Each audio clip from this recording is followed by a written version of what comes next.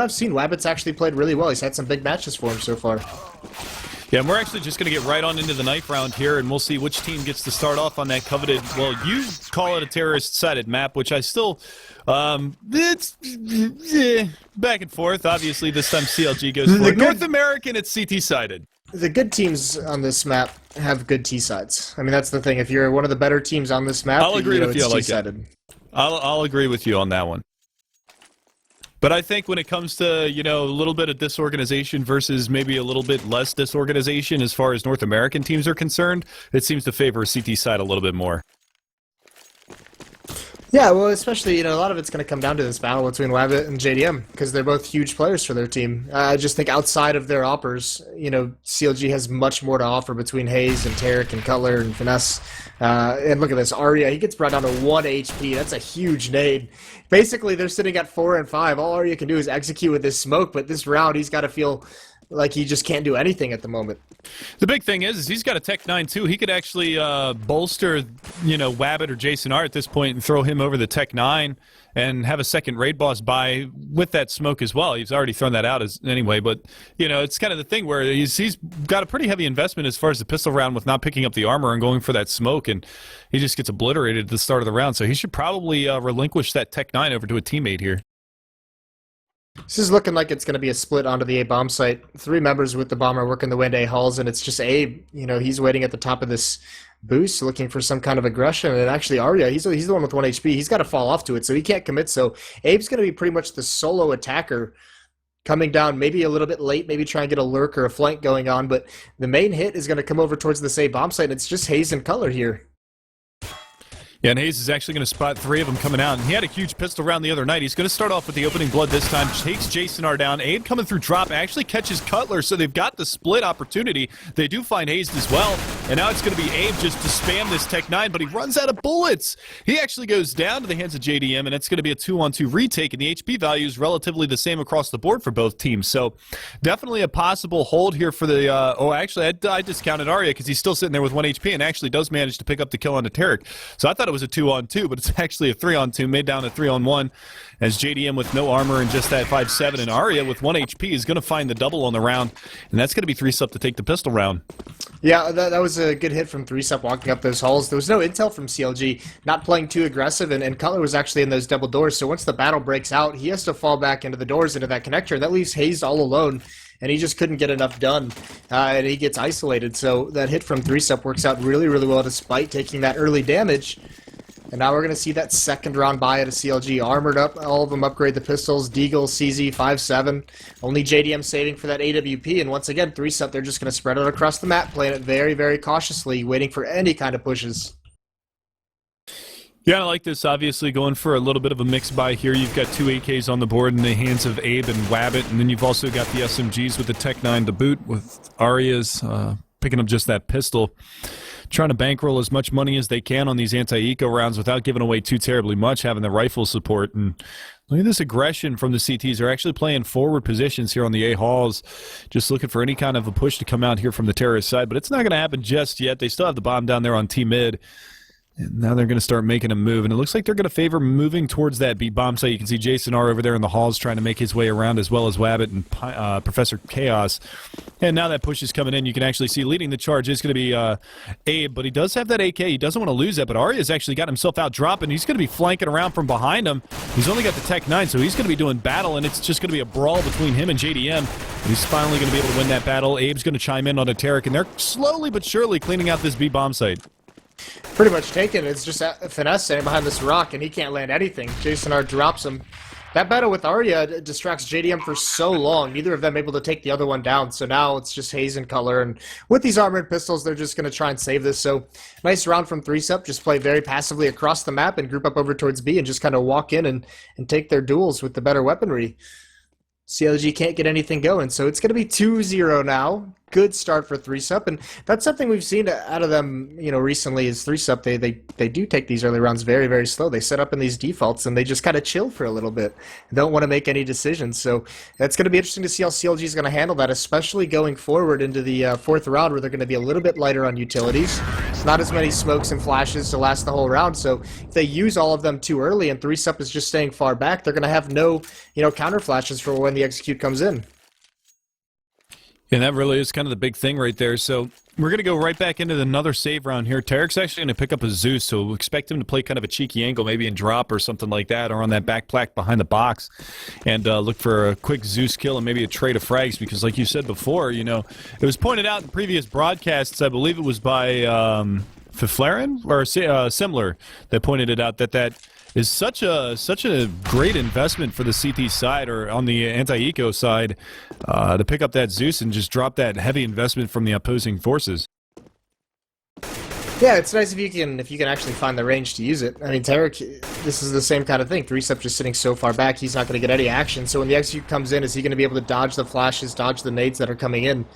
Actually, even Abe is getting a little bit close up. Tarek looks like he might want to get aggressive with that, but otherwise no action across the map. Everyone's just kind of waiting to see who's going to make the first move. You see smoke is thrown out over towards B, but Abe's just playing with it to see if anyone's going to jump through or try and get boosted up. And again, Tarek right on the back side of this. I don't know if he spotted. He did spot him. He's going to push on through. Doesn't get the taser kill, though. Abe is going to be privy to that, and he takes him down. Abe's going to find a second one as well, looking for a third. He's going to get that one as well. So nice job from Abe, just capitalizing on that push. He might actually find a fourth here, and he does just that. So big round from Abe. That's a couple of not very productive eco rounds from CLG. They only get one kill across two of them, so nicely done from 3-Sup. And now comes the test.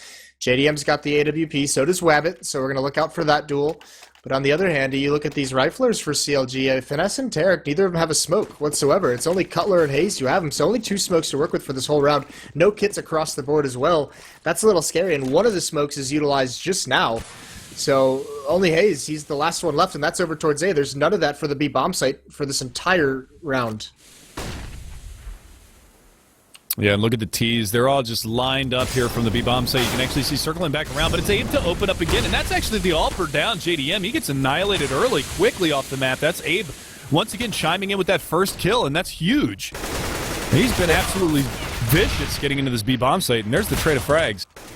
Yeah, that's massive. Tarek finds his way over towards Chicken Coop. He gets one kill. He gets a second on a Wabbit, so it started out so good with that kill from Abe. But Tarek just cleans everything up. He grabs the wide angle. Such a crucial angle to hold. That wall of smoke comes out, but no one from 3-Sup is really pressuring the bomb site. So Tarek gets into Chicken Coop for free and just thrashes him.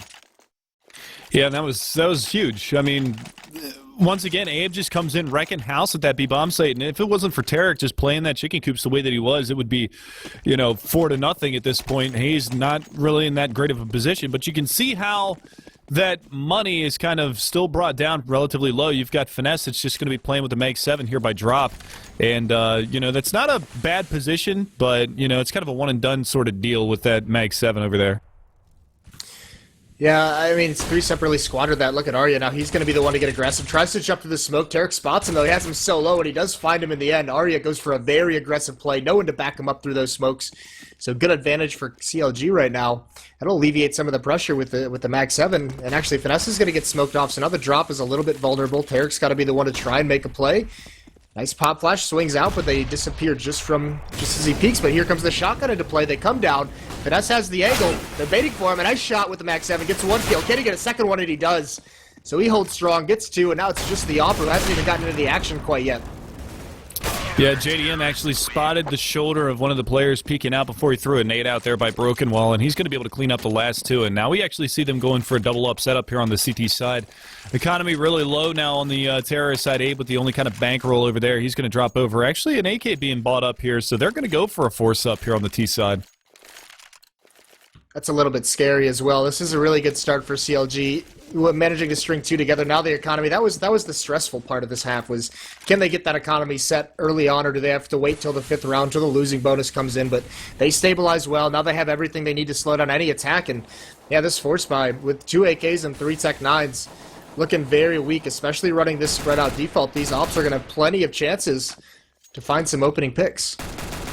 Yeah, and that's the big thing. They just don't have the ranged firepower to work with this round on 3-sup, and with them going for the double up here on the CT side, even though Tarek has only got a P250 for some reason, not really sure why he's only got a P250, but...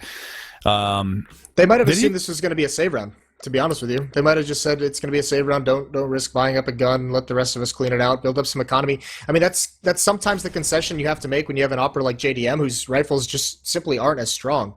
They want to have the money to keep putting that in his hand, so it might just be an economic play. You can actually see the flashbang around the corner. They still don't realize that this is a buy round just yet, and they still haven't spotted it, just based off of the fact that it's been pistols that have been doing all the work, and Tarek is actually going to be able to clean up Arya and get that AK for his troubles, but it's going to be the 2 AKs and a Tech 9 to push on out here from the broken wall. It's going to be Tarek to shut down one, looking for a second one, but he's going to get taken down, but it's going to be Cutler and JDM to simultaneously finish off the round. 3-3 is your scoreline. Counterstrike Gaming holding strong at B now. That hit out towards platform just took a little bit too long. Once players come down drop, they pulled the defense away. Tarek had to commit with that P250 in towards drop, but he had plenty of time to rotate back, get one more kill as they come out the broken wall. So 3-sup, they do that split and it just isn't coordinated enough. So they cause the distraction, but they can't take advantage of it. Now it's going to be a full save. They have some P250s at Tech 9. They have one flashbang as well, but no investment of armor, and Hayes pushing up. He's going to hear all this running, so he's going to call people back right about now, and Cutler spots them all coming through with that AWP. Hayes is going to get a golden opportunity, just mows down Arya from the backside. He's got more down there in the bottom side of mid, but it's just going to be a quick brawl towards the A-bomb site. He's going to get himself back into position. Hayes taps down another one, looking for a third. Not going to get the opportunity at him because Finesse is going to be there with 1 and 2, but Professor Chaos finishing off one. Cutler cleans up the round, and it's over in the blink of an eye. Counterstrike Gaming up 4-3 now, as they've won now 4 rounds in a row on their CT side. This double-up setup is really kind of starting to pay off. Yeah, it absolutely is. Even Cutler struggled a little bit there to hit some shots, so it actually wouldn't surprise me to see Wabbit go towards middle and try and take advantage of that. Not the primary operative CLG. Maybe goes toe-to-toe with Cutler. Instead of he avoids JDM over towards the B bomb site, sees what he can do, but they've got to come up with an answer. These past 4 rounds, they've only gotten 4 kills total, and because of that, you can see the money on the CT side is just blooming. Cutler's got 5,700, Hayes has 10,000, JDM has 8,000, so plenty of money in the bank for the defense moving forward. And this was the first round that I really got a chance to listen to the new footsteps as they were running across the cobblestone outside of the terrorist spawn, and oh, God. Cutler, though, is in a golden opportunity here to pick off Abe, and he's going to do just that. Takes him down. He was boosted up at drop. That's going to be the opening frag of the round. CLG up with a 4-5 man advantage. Yeah, good mobility, good change of position for that operator. Now Finesse, he's going to rotate off. They bring Cutler back with the AWP to watch long. So, and once again, keep making sure your snipers are active across the map. Going to put the fear of God in 3-step that they're never going to know where one of these 2 ops are. Hayes playing close up. He doesn't have much support, but no pressure being put on him quite yet in this 4-on-5, and 3 members for 3-step are in these log A halls, so Cutler's going to have a chance. Here's a nice pop flash for Hayes. He's going to peek with that. He spots one. Can't win the battle, though, but now they know. And Cutler, he's going to leg shot one. That's the offer. That's Wabbit. Now he can adjust into the bomb site for the hit. Yeah, and he's also got JDM. It's both of the offers that are over here, but Cutler is actually going to get tagged up a little bit, going down to very low HP, but it's going to be JDM to bail things out. 1 and 2. He's going to fall eventually, so it's going to come down to a 2 versus 2 here in this A-bomb site. Got to get the bomb play, and they don't realize that Tarek has actually worked his way up from behind. He's going to go take that peek, and Tarek is going to find one. Look for the second one, but he can't get it done. Last player is going to be over here by a boost, and that's going to be Finesse to clean up the round. Arya trying to take a fight there and make a play, but unfortunately he falls a little bit short. Op gets salvaged, bomb gets defused. 5-3 now for CLG. Yeah, the ops that time for CLG had plenty of chances. They missed some crucial shots, though, and that's what allows 3-step to get into the bomb site without any real execution of smokes of any sort. So that bomb plant's going to help them out. On top of that, the full losing bonus is in their way, so we're just going to see 3-step buying basically until they win a round. But this time, they're not going to have an AWP into Wabbit's hands. They can go a little bit faster. They can be a little bit more aggressive as they want because they don't have to wait for him to try and find a pick. Yeah, and that's really kind of the big thing, and it looks like they're going to be just gearing up to go straight in towards that B-bomb site, basically raw into this round. You can see they do have a pretty heavy arsenal of grenades to work with, but they're already making their way out through long B. They're going to get there before, well, those smokes finally do bloom, but they're just going to push on out behind this, and JDM, he's got a good angle. He's going to spot Arya. Ooh, just barely misses that, actually. Pardon me, that's Abe. Oh, my goodness, hits the flick shot, takes him down. They still got to worry about him back here by Chicken Coops. He's going to get mollied off. And he is going to get spammed down. Jason R on the board this round as well. Going to spot these players jumping out from Broken Wall, and that's going to be Cutler trying to find something, and he does just that. And he gets a prize with that one. It's like the bottom of the cereal box as he drops that bomb planter as well. Finesse going to chime in on the Arya. They do manage to spam. Wow, Cutler getting a second one. Actually spams Jason R through the backside of whatever Jason R can do to JDM, I'm going to do to you back kind of deal. Just spams him up through the backside of that chicken coop. They saved the op as well for JDM, but it's all Cutler, playing behind that rock. He actually baits out a couple of shots from 3-Sup member before taking that duel, so he messes with the recoil and then commits to the battle, hits that really nice shot. These B hits initially look successful for 3-Sup, but it's like they get that first kill and they don't quite know what to do from there. I mean, CLG's just playing it far back, not really trying to retake the site until the bomb's down, and they're just, destroying everyone before they even get into the site. Now, despite the losing bonus, you can see they have bought up Tech 9 and armor. It's a half buy. They're just going to try and do some economic damage because they didn't get a bomb plant there. Next round, they'll have a full buy. Cutler's under a lot of pressure. He sprays, but he can't get anyone. He barely does any damage as well, but Hayes coming in right behind him on the flank. Cue the Jaws music because he's going to get a free kill. Trying to get the second one as they run up the ramp, but they're going to turn around. He gets one more. Down to a 3-on-3. Well, there's the damage that you were talking about that Cutler wasn't able to do. There was so much damage that Hayes was able to do in that position, and now it's going to be JDM to decapitate Wabbit. Looking for some more. They've only picked up one rifle. That's going to be coming around the corner, and JDM is going to be there. So not much that they can do now, and it's going to be just left up to Jason R, who manages to find one. Can't figure out that player is boosted up on top of the site, and he's going to come around the side, but not a whole lot Jason R can do here. He's just going to get pinched on. He's got one player coming up from mid. That's going to be Tarek. He's going to be able to spot him out right now. Tap to the face, takes him down. Op gets salvaged once again. And Counterlogic Gaming, they actually dodged a little bit of a bullet that round. It's a really good force buy or a half buy from 3-Sup because they buy just enough. They get down to about 2,000. They know even if they get a plan or not with the full bonus, they'll be able to buy anything this round. On top of that 2K, but they do good damage. They get 3 kills. They force them to re-pick up the op. The issue is this late on, I mean, CLG still has plenty of money. It's getting whittled down a little bit, but they can afford to buy for 2 rounds in a row now, even if they're losing. So 3-Sup, they've got to string some together here, force CLG into a tough spot. And CLG has gone away now for the past couple rounds away from that double op setup, which they initially started out with, but didn't have too much of an impact. So they didn't like what it was producing for them, and they switched the strategy up. Yeah, but ever since that 4th round, it's been all CLG all day. 7 rounds in a row now for them on their CT side, and they're looking very, very strong. And like you said, they've kind of shied away from using that double-up setup, but it hasn't been too big of a deal for them as they've continued to string those rounds along. And this time it looks like 3-Sup's going to be favoring that A bomb site with one player lurking over there by drop. So this is going to still be a pretty tall order for those players in A, but again, it's just been Cutler and Hayes to hold this one down. And again, they're probably going to be able to hear a lot of these footsteps, these new footsteps working their way down through the danger zone. Yeah, Cutler and Hayes are doing some really nice setups with pop flash peaks. Hayes is going to clear out over towards long. He sees nothing, though. That's a little bit scary. Now he's going to get aggressive. He doesn't know there's one player to the left and one player coming up danger. Abe just assaults Hayes, drops him, and now there's plenty of map control available for 3-Sup in this A bomb, so you can see the rotation start to come in. Finesse is in a battle with someone up towards drop.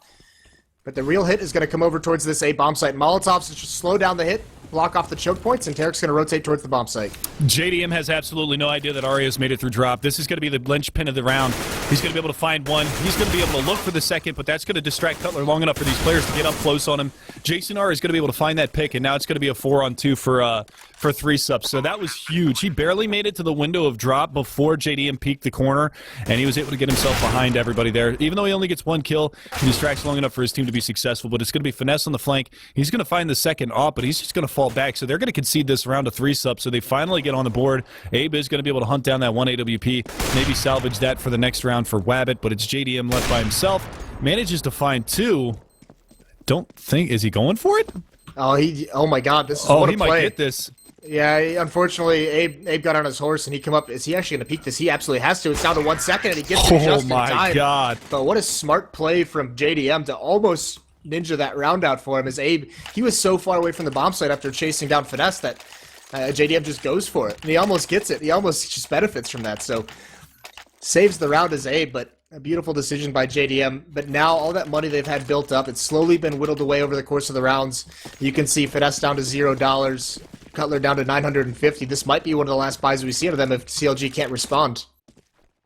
Yeah, that was absolutely insane. If he gets that defused there, oh my god. JDM actually looking for the all pick in mid, and he's going to find it. Jason R. He's just not having a good time this match. Jason R. actually spotted him peeking, and actually Hayes a little bit of a poor decision there to peek, and Wabbit's able to equalize, and now Arya gets 1 kill down drop. So opening pick goes to CLG, but it swings in the favor of 3-Sup. Now look at this, JDM's actually worked his way back around through the drop zone, through danger zone, pardon me, and he's going to be looking for Professor Chaos and just barely misses that shoulder. And we're just going to slowing things down, and it's going to be tied up now 3-on-3, as Tarek is going to be able to eliminate Arya, who was extremely low. So we had a trade of frags across the board to start this one off, 2 for 2, and now it's going to be 7-4 on the scoreboard and 3-3. Yeah, and CLG has a good read, though. All 3 members converging towards this B bomb set exactly where 3-Sup is hitting. Tarek's playing right behind the statue. Not peeking anything, waiting for his teammates. A nice pop flash from Cutler gave him the opportunity, but doesn't want to mess with it. Now he spots him swinging out wide. He's going to throw a flash high into the air. Cutler gets naded, and it's all going to be out of Tarek. He gets that first kill, and he's able to survive. No trade for 3-Sup, and that might spell the end of it, because Cutler's got a great position. And JDM's right here with the AWP. Nice shot onto Abe as he falls off broken wall. And Cutler's just going to clean things up. No joy for 3-Sup. They can make no progress onto that bomb site. Yeah, and that was just all on Tarek right there. I mean, just played that one really, really smart and patient behind the fountain. He was able to get that peek out, find that frag, and stay alive. And that was the most important thing, is because then he was just able to throw his shoulder around the corner to distract Wabbit's AWP long enough for Cutler to swing on him and take him down. So beautiful little bait and switch there in the B bomb site for Counterlogic Gaming. Actually yields them their 8th round on the board. So their CT side, they've already won the half, and they're looking really, really good, really in control of this matchup. Resets the economy again here, so they're just going to push on forward, and it's going to be Abe out past broken wall. They might be able to find Tarek. He actually cleans up 1. Finesse is going to be there for the trade, but it's going to be Abe to pick up 2. So they are on a 3v3, but JDM from Chicken Coops, he's in the backside of that site. He finds 1. Cutler with the USP chimes in with another one, and JDM finishes it off. Yeah, nice recovery. JDM gets to that chicken coop, but wasn't quite prepared for how fast that aggression comes out, but his teammates buy him enough time to settle down. Now they're back to that double op setup, 9-4. And 3-Sup, they've had some success initially hitting that B bomb set. It just seems like when they're actually required to take the site, they haven't quite been trading it very well. Even when they get that opening pick on a JDM, they don't get aggressive enough towards that statue, and they just kind of stall out. Most of their successes come towards the A bomb site, but even then they aren't closing the round out, all except for 1. This has been all CLG in the gun rounds. Yeah, they're on a 9-1 run here against 3-Sup. And see if they can continue to capitalize. You can see Abe just throwing a little bit of spam through that smoke. That nade's going to be, well, it almost actually banked on the mark, but ends up doing only 1 damage to Abe. Molly, though.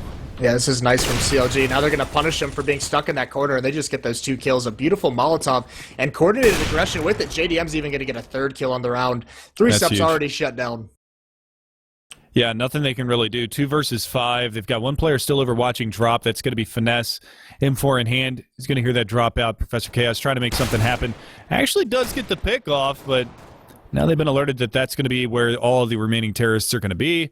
Smoke goes down in that corridor. Molotov behind it. Now Professor Chaos is going to have to get himself out of dodge as well as Wabbit, and they're both stuck here by drop zone.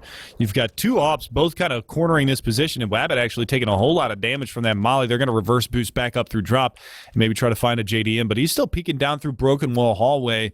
So they throw a shoulder his way. They're probably going to feel a quick op shot and a fast demise. The biggest issue is they know exactly where both of them are, so they know that either one's going to come towards A or one's going to come towards B. The other one's got to go through drop, and JDM's got perfect positioning for it. He's now up to 19-8. Going absolutely huge right now for CLG, and he's just, you know, putting more success with this AWP onto his resume. I think it's pretty clear-cut right now that he's the best performing opera in North America at the moment. Yeah. That's, you know, most people would say that that's a bold statement, but lately Skadoodle hasn't really been performing as we know he can, and JDM's kind of just been on fire lately, so it's been a beautiful thing to see, and this time he's actually going to take the up aggressive towards long haul, but it's just going to be another fast push towards B, and you can see Abe just so far out in front of his teammates. He's actually going to get out behind the smoke and just annihilates Tarek, not able to find Cutler as he spins around and finds the frag, but FNS is going to go down as well. It's Jason R to pick that frag up, and now it's going to be Cutler to try to hold on to this B bomb site all by himself, and there's so many terrorists just surrounding his position. Nade around the corner. That was a well-thrown nade, but it's a little bit off the mark. They're going for the boost up on top of a tree, and that's going to be Arya right there around the corner. Let's see who wins this battle. Cutler still down on the ground looking for it, and he misses the flick shot. Pulls out the dualies! Oh, I thought he was going to get a dually frag, but Hayes steals them both away. It's going to be down to Professor Chaos and Wabbit. Wabbit has salvaged an AWP, so we'll see what he can do this round. They're not going to expect this second player coming from drop, and there's Professor Chaos to get 1 kill. Hayes is going to get mollied back. He bailed Cutler out as much as he possibly could, but Professor Chaos is the one who's got to play this perfectly. His teammate's got 1 HP, and now he's been spotted and dropped. Hayes knows where he is, but he's got to find both of these kills. 1 on 2, he gets it through the wall. Nice spam, catches Professor Chaos just before he gets into cover, and now it's just Wabbit. He has the op, so it won't matter. And he does. He eliminates Hayes before he can get a shot off a crucial 1-on-1 to win. That gives him 5 rounds. A little bit of space to work with going into the second half, but that was all CLG. Yeah, that was a huge half from CLG.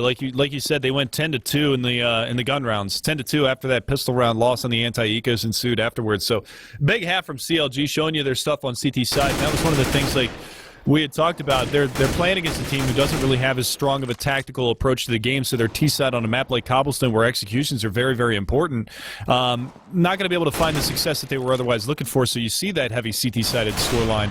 Whereas this half should pretty much be over very quickly. CLG, more of a tactical team, going to be looking to put this one to bed really fast. Yeah, their T-side is pretty solid on this map, and they've played some good teams on it and put up good scores. They beat Dignitas on it, they beat Navi on it, and they lost to Navi on it. So, I mean, they've put up rounds, 12-16 versus Navi, 16-10 versus Navi, 16-14 versus Dignitas. So they've played some really, really good teams on this map, so they should have no worries heading into their T-side. But this is also where Wabbit can shine. At any point, this guy can just explode and go nuts. Abe as well is one of those players who very good at just locking down spots on maps. So, I mean, CLG, they can't just expect this second half to be a cakewalk, but winning that pistol round, much like 3-Sep did at the first half, would just make it that much easier, much far fewer gun rounds to have to worry about, is what I'm trying to say. I got you. Jeez. I knew that you'd get there eventually, and I'm proud that you did. I got stuck on that one, the one at angle I was taking it at. I just switched things up. You were emphasizing the wrong syllable is what you were doing. Wow, really? All right, so 10-5 is the scoreline. CLG in the lead. They are in the driver's seat right now. A pistol round victory is going to absolutely crush the hopes and dreams of 3-Sep. But like you said, they do have a little bit of breathing room, so it's not going to be all said and done. They're going to go for a 4 CT stack here at the B bomb site, and it's just going to be a fast push towards B. Hayes going to meet his demise as well as JDM. Jeez. Nice pistol work from Professor Chaos, but there's the trade frag. But there's the one tap. Oh my God, Wabbit just picking him off, FNS out of midair. And that pistol round is just crushed. 3-Sep look good. Yeah, absolutely annihilated. Professor Chaos, that CZ, just clotheslines a couple guys coming out drop and just eliminates half the attack.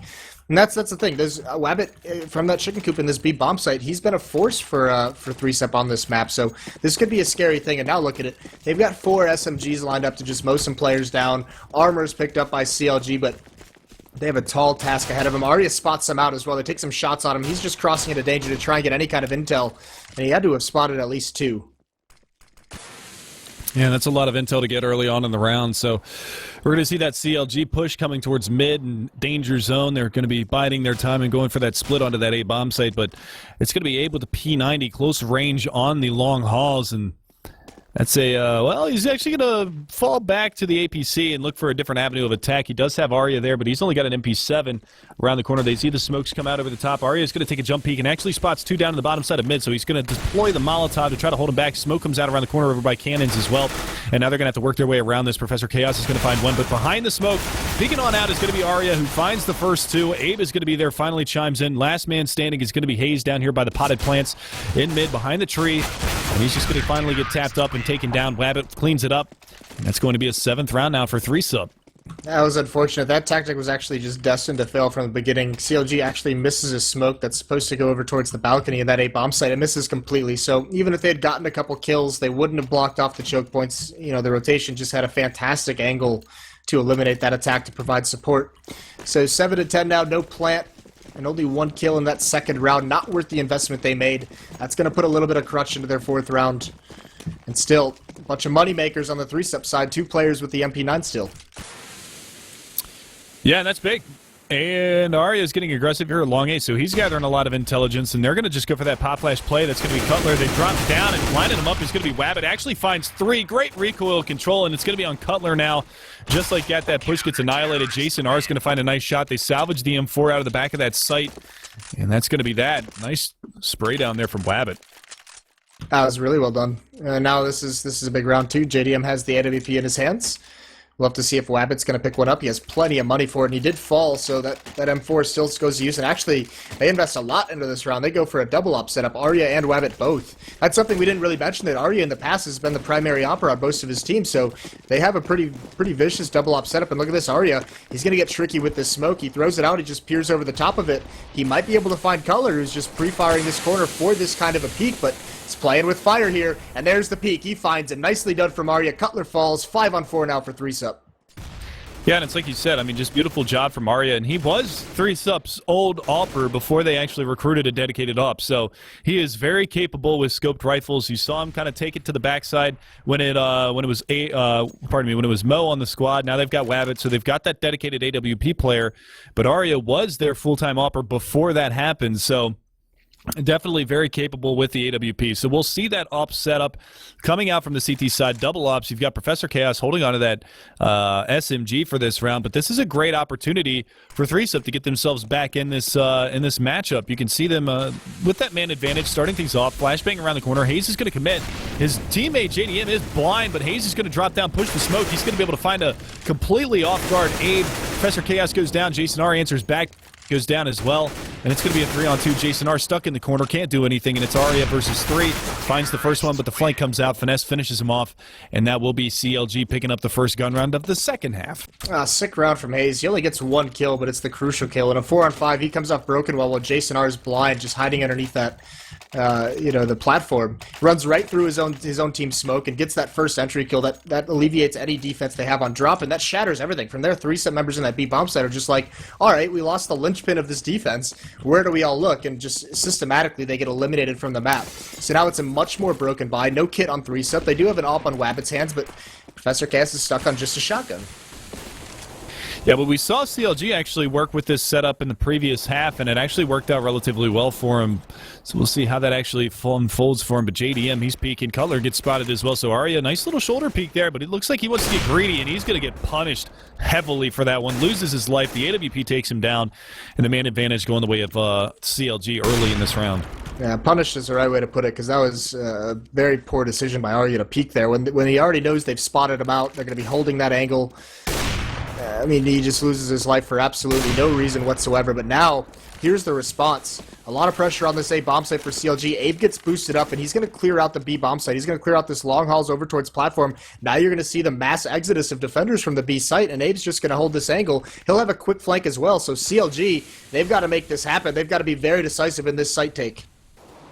Yeah, and it's going to be Wabbit to open things up. He's going to be looking for more, but the support is coming around. Jason R trying to find some shots, but all this while that they're just stalling this push out, and Abe is going to be able to sweep Finesse under the rug, and now they've got this stack in this A bomb site that's just going to be completely a massacre for the CLG squad as they try to make their way on in. It's going to be Tarek and JDM to try to finish this round off for CLG, but it's a 3-man stand here from 3sup. Time ticking away. Bomb has yet to be recovered, and Abe is in a beautiful position to go for this repeak and try to find one of these players. He's going to be able to spot out one, but Tarek coming around from the backside is going to be able to get that frag onto Professor Chaos, and now it's going to be Abe and Jason R to try to finish this off, but he gets off the bomb plant, and he's actually going to lose this round and his life. He's lucky he didn't die after the round expired. I think he did. Did he? I believe so. Yep, he's stuck at 800. Oh, so, wow, yeah. Big Tarek, mistake. Yeah, he could have definitely 100% planted that bomb. He would have been safe. He might have died immediately afterwards, but instead he takes the gamble, goes for the fight, knows they're being sucked in towards the site, and he loses that gamble.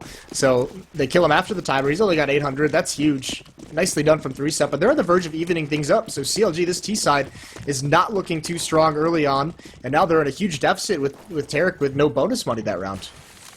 Yeah, I don't want to say that it's going to be a double save out of CLG, but with Tarek's money as low as it is, he's going to be on a very limited buy going into the next round. You might see, Cutler drop him over a rifle and go with a Tech 9 or something like that for the next round just to have that extra firepower in the hands of their fragger. But again, it's going to be an explosion over towards this B bomb site, and it's going to be pistols only. And this should just get cleaned up relatively easily, and that's going to be Professor Chaos and Abe to open things up. One did manage to get his way down through drop. Wabbit actually misses a crucial shot, but Finesse is not going to be able to adapt in time. He's going to get taken down. 10-11 is the scoreline. 3sup on the verge of tying this one back up. I think they're going to. I think this is going to be a double save. I don't think there's... even Finesse was stuck at just around $3,000 or $3,200. So, yeah, this is going to be a pistol buy. They're going to buy a lot of utility, though. They have 5 smokes with it. They have a lot of flashbangs as well, so this has got to be some kind of a B execute. Try and maybe swarm Wabbit with the AWP before he can do too much damage. Get the bomb planted, see what happens in the post plant. And all 5 members of CLG heading over towards this B bomb site. This is really the only play they have available to him. Wabbit, he makes the peek. He sees everything. And now look, Arya, he's gaining map control on the other side of the map. He's pushed out completely. He's going to have a quick flank, so CLG's got to go quickly.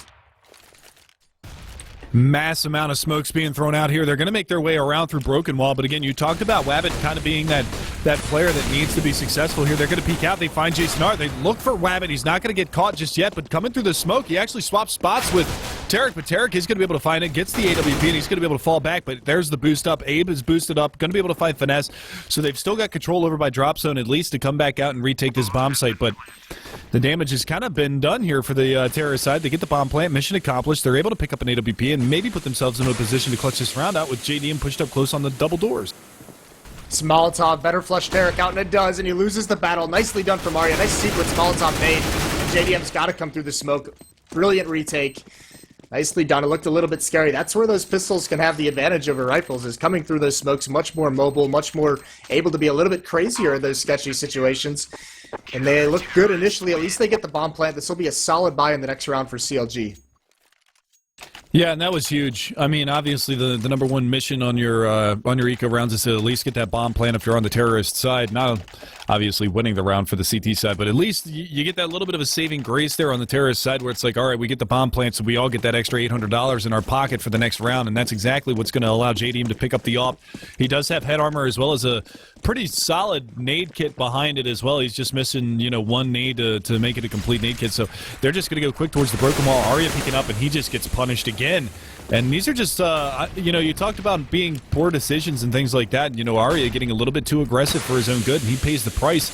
And now Jason R., he's stuck in a very familiar spot. He's been playing the same position round in and round out, and Cutler already knows.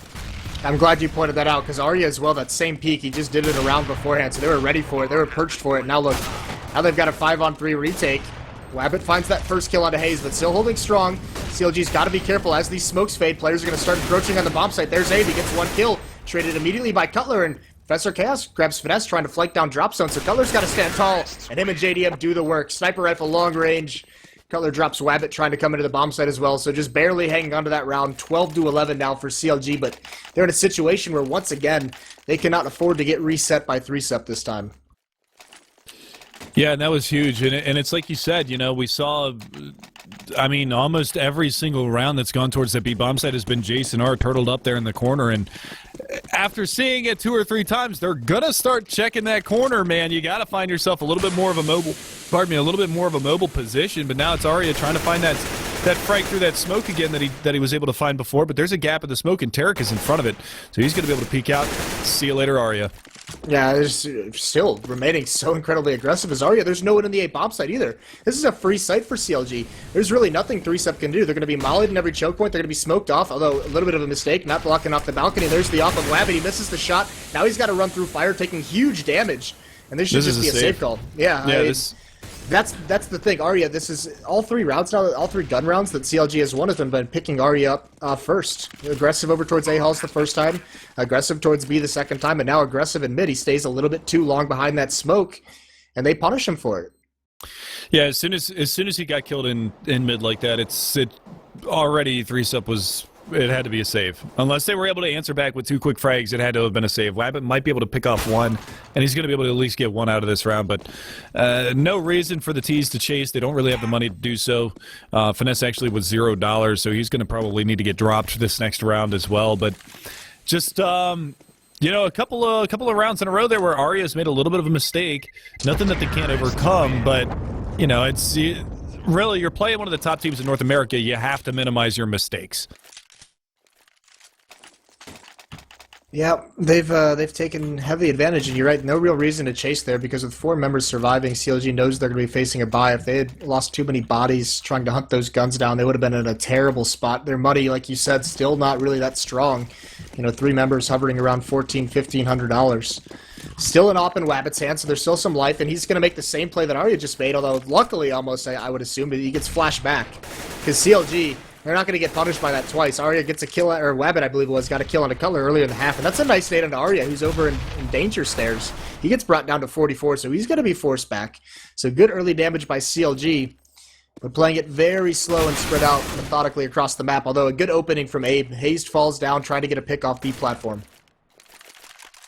And that's kind of the big thing. The bomb is still in the backside of mid right now, so there's a lot of leeway here for the terrorist side to work. But Arya, he's stuck here in danger, and he's going to smoke off one avenue, but they could just easily jump through that and overwhelm him, because he's only got a FAMAS to work with. But they've got 3 players over here towards the long haul.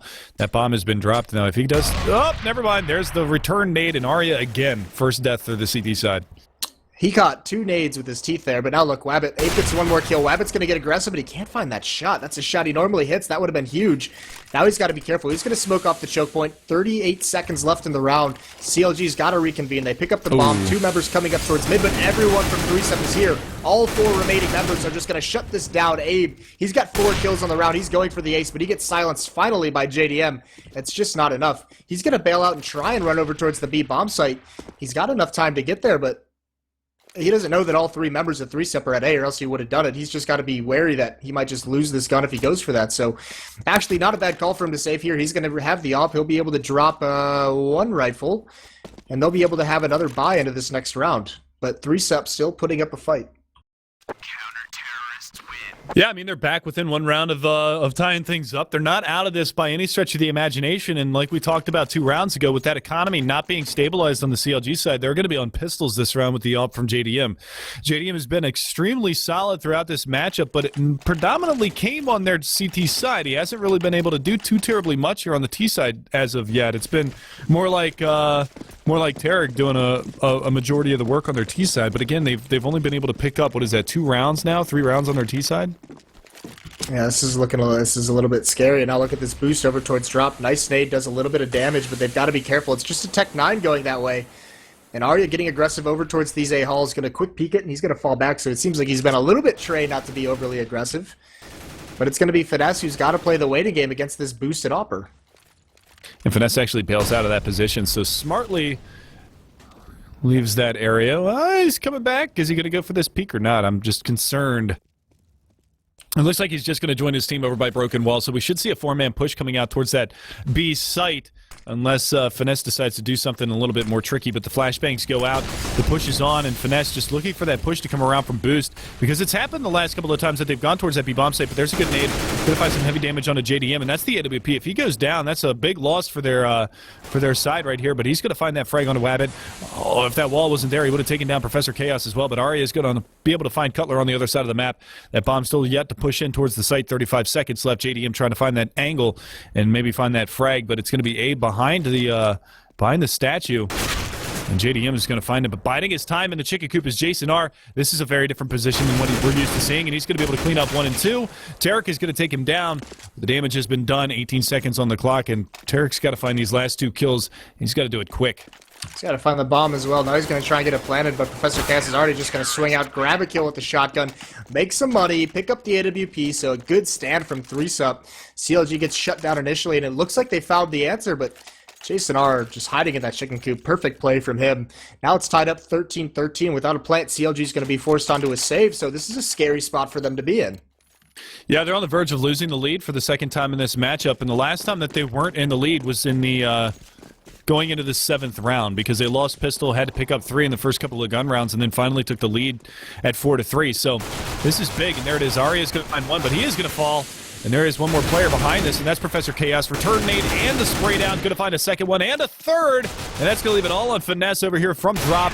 And he's going to get dropped himself by Wabbit's AWP. And there it is. 3-Sup 14, CLG 13.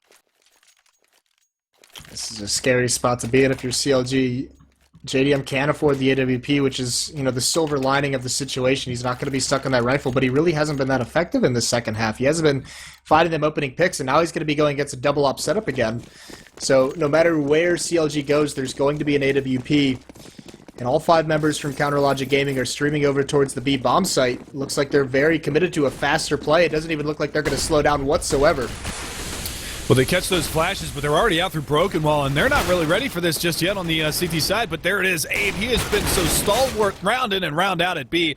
Going to find the first 2 frags, and Cutler's going to finally answer back on a Jason R, but right now it's 3 subs round to lose as they do have that man advantage here in the B bomb site. It's going to be Abe still over here holding behind the boulder. He's going to peek out, and he finds another one. Well, he finds a lot of damage cleaned up by Wabbit, and that's going to leave it on a 2 versus 4, and there it is. Abe, he is not done. He is having himself one hell of a match.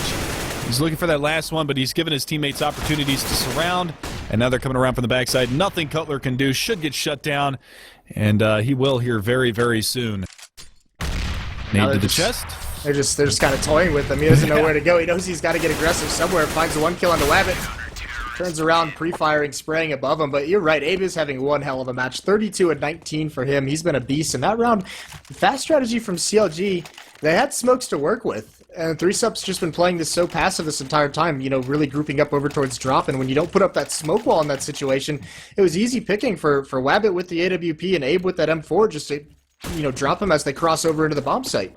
So 3Sup has had a huge defense here. Only 3 rounds for CLG on their terror side. This is very underwhelming from them. Yeah, I mean, underwhelming is kind of an understatement. This is pathetic. Their T side, we kind of talked about it a little bit, and how their T side has been relatively strong on this matchup. You saw their CT side in full effect. They were very, very strong on the CT side, but this has just been a complete lackluster performance from them on T side of Cobble. One more try, but they're missing a smoke for that wall. They finally get it down at the end, but it misses a little bit. There's a huge gap in this smoke. They can't even cross to the bomb site, and they know it. They're all scared to peek, and that's why. Wabbit with the AWP. He's going to grab one. Still one member hiding in the chicken coop, and Abe and Jason R just mowing him down. Tarek gets a couple kills, but they do fall in the end, and that's going to be the match. 16-13 for 3Sup. CLG just get stonewalled on their terror side. Yeah, that was absolutely massive. 3Sup looked very comfortable there on the CT side of Cobblestone. And again, you know, you talked about it before, about how when you play at these higher levels that this map can be more of a terrorist side. Well, we got to see a couple of exemplary CT sides tonight between 3Sup and CLG. Nice job from them, and kudos to 3Sup for stealing away a win there. And that's going to move them up in the rankings, I believe. I'm just going to refresh my page real fast. They're 10-8 on the season, so they're right in the hunt as well. They're one match behind Complexity for that 5th spot, so they're sitting comfortably in 6th. Yeah, them and Complexity have some work to do here at the end of the season, but still just knocking on the door. Conquest, Luminosity, and Complexity, they're 3, 4, and 5, all with 11 wins. 3Sup with 10. CLG still in 2nd place because they have 12 wins. Team Liquid in 1st because they have 13, but Liquid and CLG, like I said at the beginning of the broadcast, they both have double headers tonight. So there's some big matches for those two teams, and starting out with a loss can't make CLG feel very comfortable. So they're going to have to, you know, shore things up for the second match, which is going to be later on tonight. But we're going to take a quick break because our next matchup is actually going to be Liquid versus 3Sup, who also have a doubleheader. And we're just going to give them some time to, you know, take a little bit of a break, come back into the server. Hopefully they've talked things over and they're going to get back to their old selves. Hopefully, because like you said, they did not look very good this past weekend at that SIVO LAN. Yeah, and that's going to be, yep, we'll just have to see if they can recover from that, especially with the, you know, the upcoming tournaments, the ABBA Power event, and hopefully qualifying for IEM. While we're on the subject, if you guys are going to want to keep track, if you're not able to spectate all these matches tonight or tomorrow night or throughout as this playoff comes to a close, or if the playoff run comes to a close, or those events, if you're working, whatever it might be, make sure you're downloading and checking out the Score Esports app on the iOS store or the Google Play Store. That'll let you follow all these teams and all the divisions they play in. Keep track of how they're doing in their leagues, which playoffs and tournaments they're going to attend, and how they are doing. They have some really, really cool statistical analysis in that app, so make sure you check it out. And also with the iBuy Power tournament coming up this next weekend and IEM shortly after that, you guys are going to be able to have the opportunity to meet a lot of the ESEA staff members that bring you guys this beautiful service as well. So make sure that if you guys are going to that, look for some of those ESEA guys. Follow them on Twitter so that you can find out where they're going to be, so you can have a little bit of a meet and greet with some of the people that bring you this great service. Abe has come down Broken Wall, and Fugly doesn't know he's there. Now they spotted him out. Fugly falls to Abe. That's a little bit of a mistake on the part of Elige. Fugly can't be too happy, but he recovers nicely, makes up for it. But now one more crack in the defense has exposed itself. Arya comes down dropping.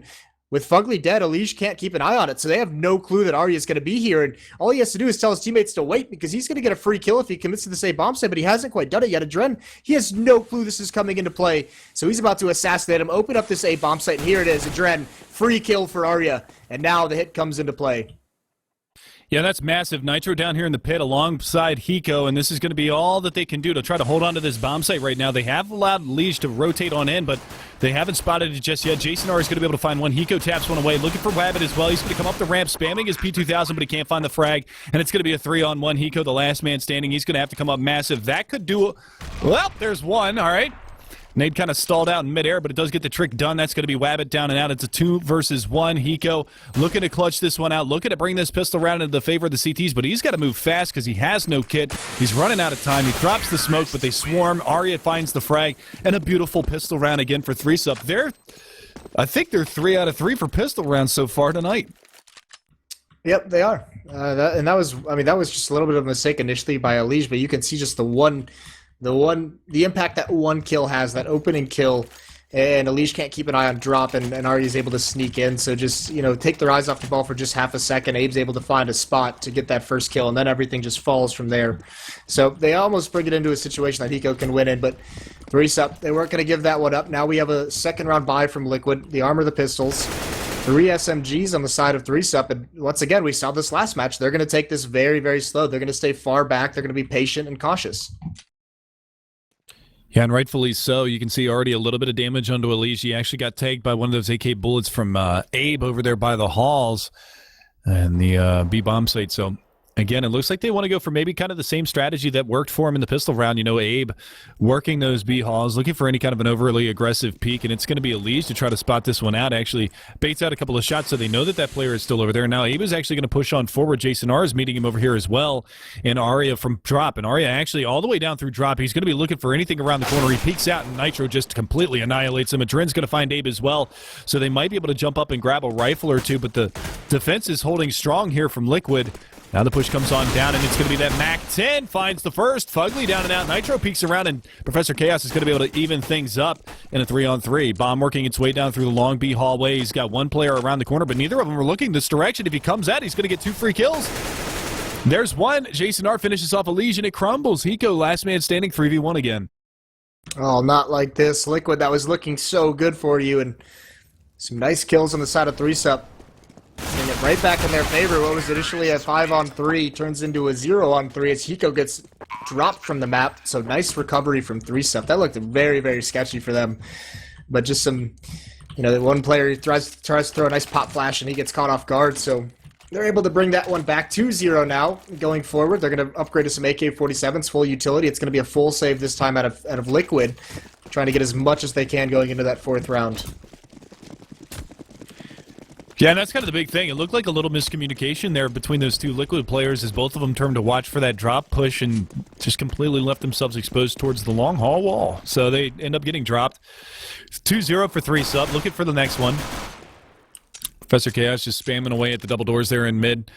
He's kind of playing this front position by himself. He does have support from 2 players back a little bit further. But again, they're on that money farm. They got to realize that it's going to be a full save this time as the head armor has been dispatched of from the Liquid side. So they are looking to put a little bit of damage out, but the silent USP is going to work, and Arya gets dropped early. Luckily for them, it was only an SMG that got dropped. Yeah, but nice teamwork from Fugly and Adren, making that peek together. Now they're going to go for a boost up, but Abe's waiting for it, so he's got to be careful, and he drops Fugly. Nice headshot at midair, just Adren at the bottom, and he cannot win this duel. Abe's going to grab that one as well. 2 kills for him. Now Elige comes over to try his luck, and Abe might still decide to be aggressive. Oh, Elige underneath of the window there. Still looking for it. Abe waiting for him to back out. And he actually does back out, but he backs out just far enough to spot the top of Abe's head and just annihilates him. But Jason R tapping away. He's going to find one. Wabbit chimes in with the second one, and it's all down to Hiko once again, 1v3, but he's in the chicken coop this time, looking for anything and everything. He's going to hear that bomb get tapped, but Jason R is privy to it. He takes him down 3-0 for 3-Sup. That's the exact play that Jason R made in the last match, like 2 or 3 times against CLG. So he's just like, no, you aren't doing that. I know exactly where to watch. My house. So, moving forward now, I mean, once again, another eco round where there's pretty good damage dealt. I mean, they get 4 kills between those 2 rounds, not too shabby. Now Wabbit has the AWP, though. And it's 5 M4s across the board for Team Liquid. They're one of the few teams, Dren cannot, but he chooses many times not to do it. And on the CT side, he does like to pull it out, but this time not able to afford it quite yet. And we'll see what kind of defense they can mount. Right now, 3-step, no one over towards the A bomb site. Where Liquid, they've switched things up too. Normally it's just Hiko here all alone, but this time they have a teammate with him, and Nitro's going to get that first kill, and that slows things down on this B hit. And then again, that's Arya just jumping out to try to pull a distraction or a rotation off of one of the other spots, but his teammates aren't able to capitalize. You can see they're still up above drop. Jason R didn't even get a chance to drop down because Arya was out so fast through the broken wall and just kind of throws his life away. Well, that's meant to be a hit if he gets that first kill. Unfortunately, Nitro just shuts him down. So now it just looks a little bit awkward as now they just stream it a little bit late. The good thing is they do have this op. So now that they can grab this wide angle on this B platform, this op, the range against it with only M4s. Oh, that nade, though, brings him down to 7, but he gets a kill onto Elige anyway. Good opening, but all the smokes have cleared, so there's a clear line of sight for everyone on Liquid, but it's not going to matter if they're hitting headshots like this. Defense is opened up, even Jason R getting a kill, and there's Wabbit with another one. It looks so good for Liquid, and they just collapse here. And that is a major meltdown from the Liquid side over there at that B-bomb site. I mean, just some nice shots. Wabbit with 7 HP, picking up 2 op frags that peek off onto Dren, drops him immediately afterwards. And then they're just getting the ability to, they're turning the heads of the CT-sided players, and they could just start peeking these off angles. You saw Jason R come out from drop, able to pick up another kill, and then that leaves Hiko all by himself over here in the A-bomb site to run away and try to hold on to this rifle for the next round. And the thing about it is they're playing solo Hiko at A, 4 players in B, and they're still losing site control. It seemed like they didn't realize the advantage they have. No one was being aggressive. And I just mentioned, this is, watching them at CEVO, you saw some of that lack of aggression in them, and that's not coming from me. That's coming from their own players, acknowledging that they just played it passive, and this time no one wanted to peek. It's like they just said, "Oh, Wabbit's got the op," and that's the thing. That's the power that angle gets you. If you have control of that wide B platform and you have an op on it, I mean, that's a scary fight to take if you're an M4, especially because they didn't know he was so low. One bullet would have done it, but everyone's just too scared because they know he's got the angle. So 3-sup, just based off the map control that AWP of Wabbit provides, win that round in an unlikely situation. Hiko's going to have to go huge this round. They are filtering towards that long A hallway right now with the bomb on the back of the number 7 player Jason R in the server. And still relatively heavy on the CT side over there towards the B bomb site, but they're actually rotating back on over. I don't know if Hiko spotted anything or heard anything, but they're actually bringing a couple of players back over towards this A bomb site. They've got one player over in drop. That's going to be Abe. Maybe try to make a little bit of noise or pull some sort of a distraction. You can see Nitro, I believe he's got a flash primed, ready to drop it for Hiko, but not really going to get an opportunity for that. They are dropping back around through the backside of that long hallway, and maybe going to take a little bit more mid-control, or actually going to rotate all the way back on around. So throwing a little bit of a distraction here is going to be Arya. Just trying to keep him over here honest at the safe bomb site, and it's working so far. As you can see, one player cheating over towards the drop zone, and Alicia's going to give it up for free. But there's 4 players from Liquid over at this A site, and none of them are being aggressive, so they have no intel. I mean, they're finally Hiko peaks, but it's a little bit too late now, because 3-sup is going to stream into this B bomb site. Unless Elige can do something absolutely magical, this round's over. I mean, Jen does have an AK-47, Elige going for the spam through the smoke, can't find the planter, and now he gets dropped by Abe. And they're coming over to, maybe try and do some damage, maybe see if they can start a retake, but actually Hiko and Jen are just going to turn around with these rifles. Good decision by them. But, that late in the round, 4 members at that A bomb site, get aggressive with those pistols. Throw them away. See if he can go get some trades. See what you can find. Either way, 3-sup gets that plant, and they're going to get a 5th round out of it. Yeah, and good job from them just reading the defense. They've got one player around the corner to try to contend with that Nitro who can't land the shots. Jason R's going to drop him, but they are going to be able to get out of this with the 2 rifles, which is a good find. So at least they're going to bolster their economy a little bit here on the CT side. They're going to start getting that money bonus kind of ramped up. Abe is not done yet. He's looking for it. He can't find the frags. And Fugly, late round 1 dig, takes down Abe. Not too shabby. Not too shabby at all, but still, look at this money that's built up on the 3-sup side. 6,800 on Wabbit, 10,000 on Jason R. These guys are sitting very, very pretty in terms of their economy. And Liquid, they're down 0 to 5, but now they have everything they could need. The only thing they might be missing is an op. But, this is a setup they're used to not having that. They have all the Molotovs, and look at this fast B play for 3-sup. Last time this got shut down with the first kill, but they managed to win it out anyways. This time it's not as aggressive. Abe's been a monster over towards this B platform, just trying to find that pick, but that Molotov slows that play down just a little bit. Yeah, but they still have the numbers advantage over here at the B bomb site. You can see there's only 3 CTs that are over here trying to hold this one down. They are rotating over Adren, but he's going to get there a little bit late, and there's the opening pick. Nitro down and out. The smoke wall is down. They're going to be able to get free reign in the backside of Fountain all the way over to Chicken Coop, and there's going to be another one. Wabbit finds the op frag on the Fugly. Abe's going to go ahead and wide peek, but he gathers the information. That's going to be Adren to be able to capitalize on that frag, and it's going to be all down to just Adren, Hiko, and Elish. They're trying to get around on this, but they do have a player that's over here in drop room. That's going to be Arya just trying to distract him. He's going to do exactly that and more. He finds the frag onto Elish. He lines him up and finds the last 2 as well. 6-0, 3-sub demolishing Liquid right now. Yeah, this B defense for Liquid is looking a little bit weak, not challenging whatsoever on that B platform. And Nitro, he tries to come around the smokes late and get into the chicken coop, but 3-sub is just playing it so patient, waiting for that exact type of pay, and they punish it. So now it's going to be another buy out of Liquid. And they get an op onto Adren, so he does pick that up. Shotgun onto Nitro, though, and this is actually a pretty decent buy. And they have the full losing bonus behind this, so this op is going to have a huge impact, because without it, they haven't had an answer quite yet. No, they haven't. I mean, they've gotten a couple of picks on these entries towards the B bomb site, but again, it's just getting shut down wholeheartedly over and over again. This time they're going to boost Adren up to the backside of the platform, which is a position that they've been yielding most of the time from their CT side, and it's been getting exploited here. 3-sub has been doing a phenomenal job just working those B halls and getting those picks. They even lose the opening battle, but they're able to break it back, use the angle game in the range to their advantage, with Wabbit having the op over top of anybody else, and they capitalized round in and round out. 6-0 for 3-sub. Now slowing things down, and they still find the first kill. Him. Yeah, we said that op had to have a huge impact, and it gets 0.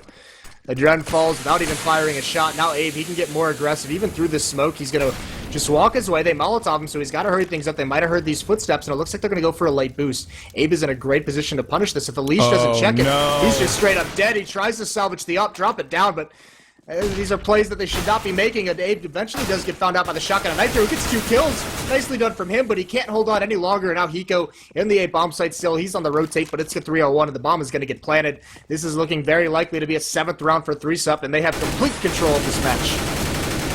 Yeah, Hiko was almost able to drop the bomb carrier there, but it would have still had plenty of time for 3-sub to get that plant. Hiko pushing out. He's going for this in a 3v1.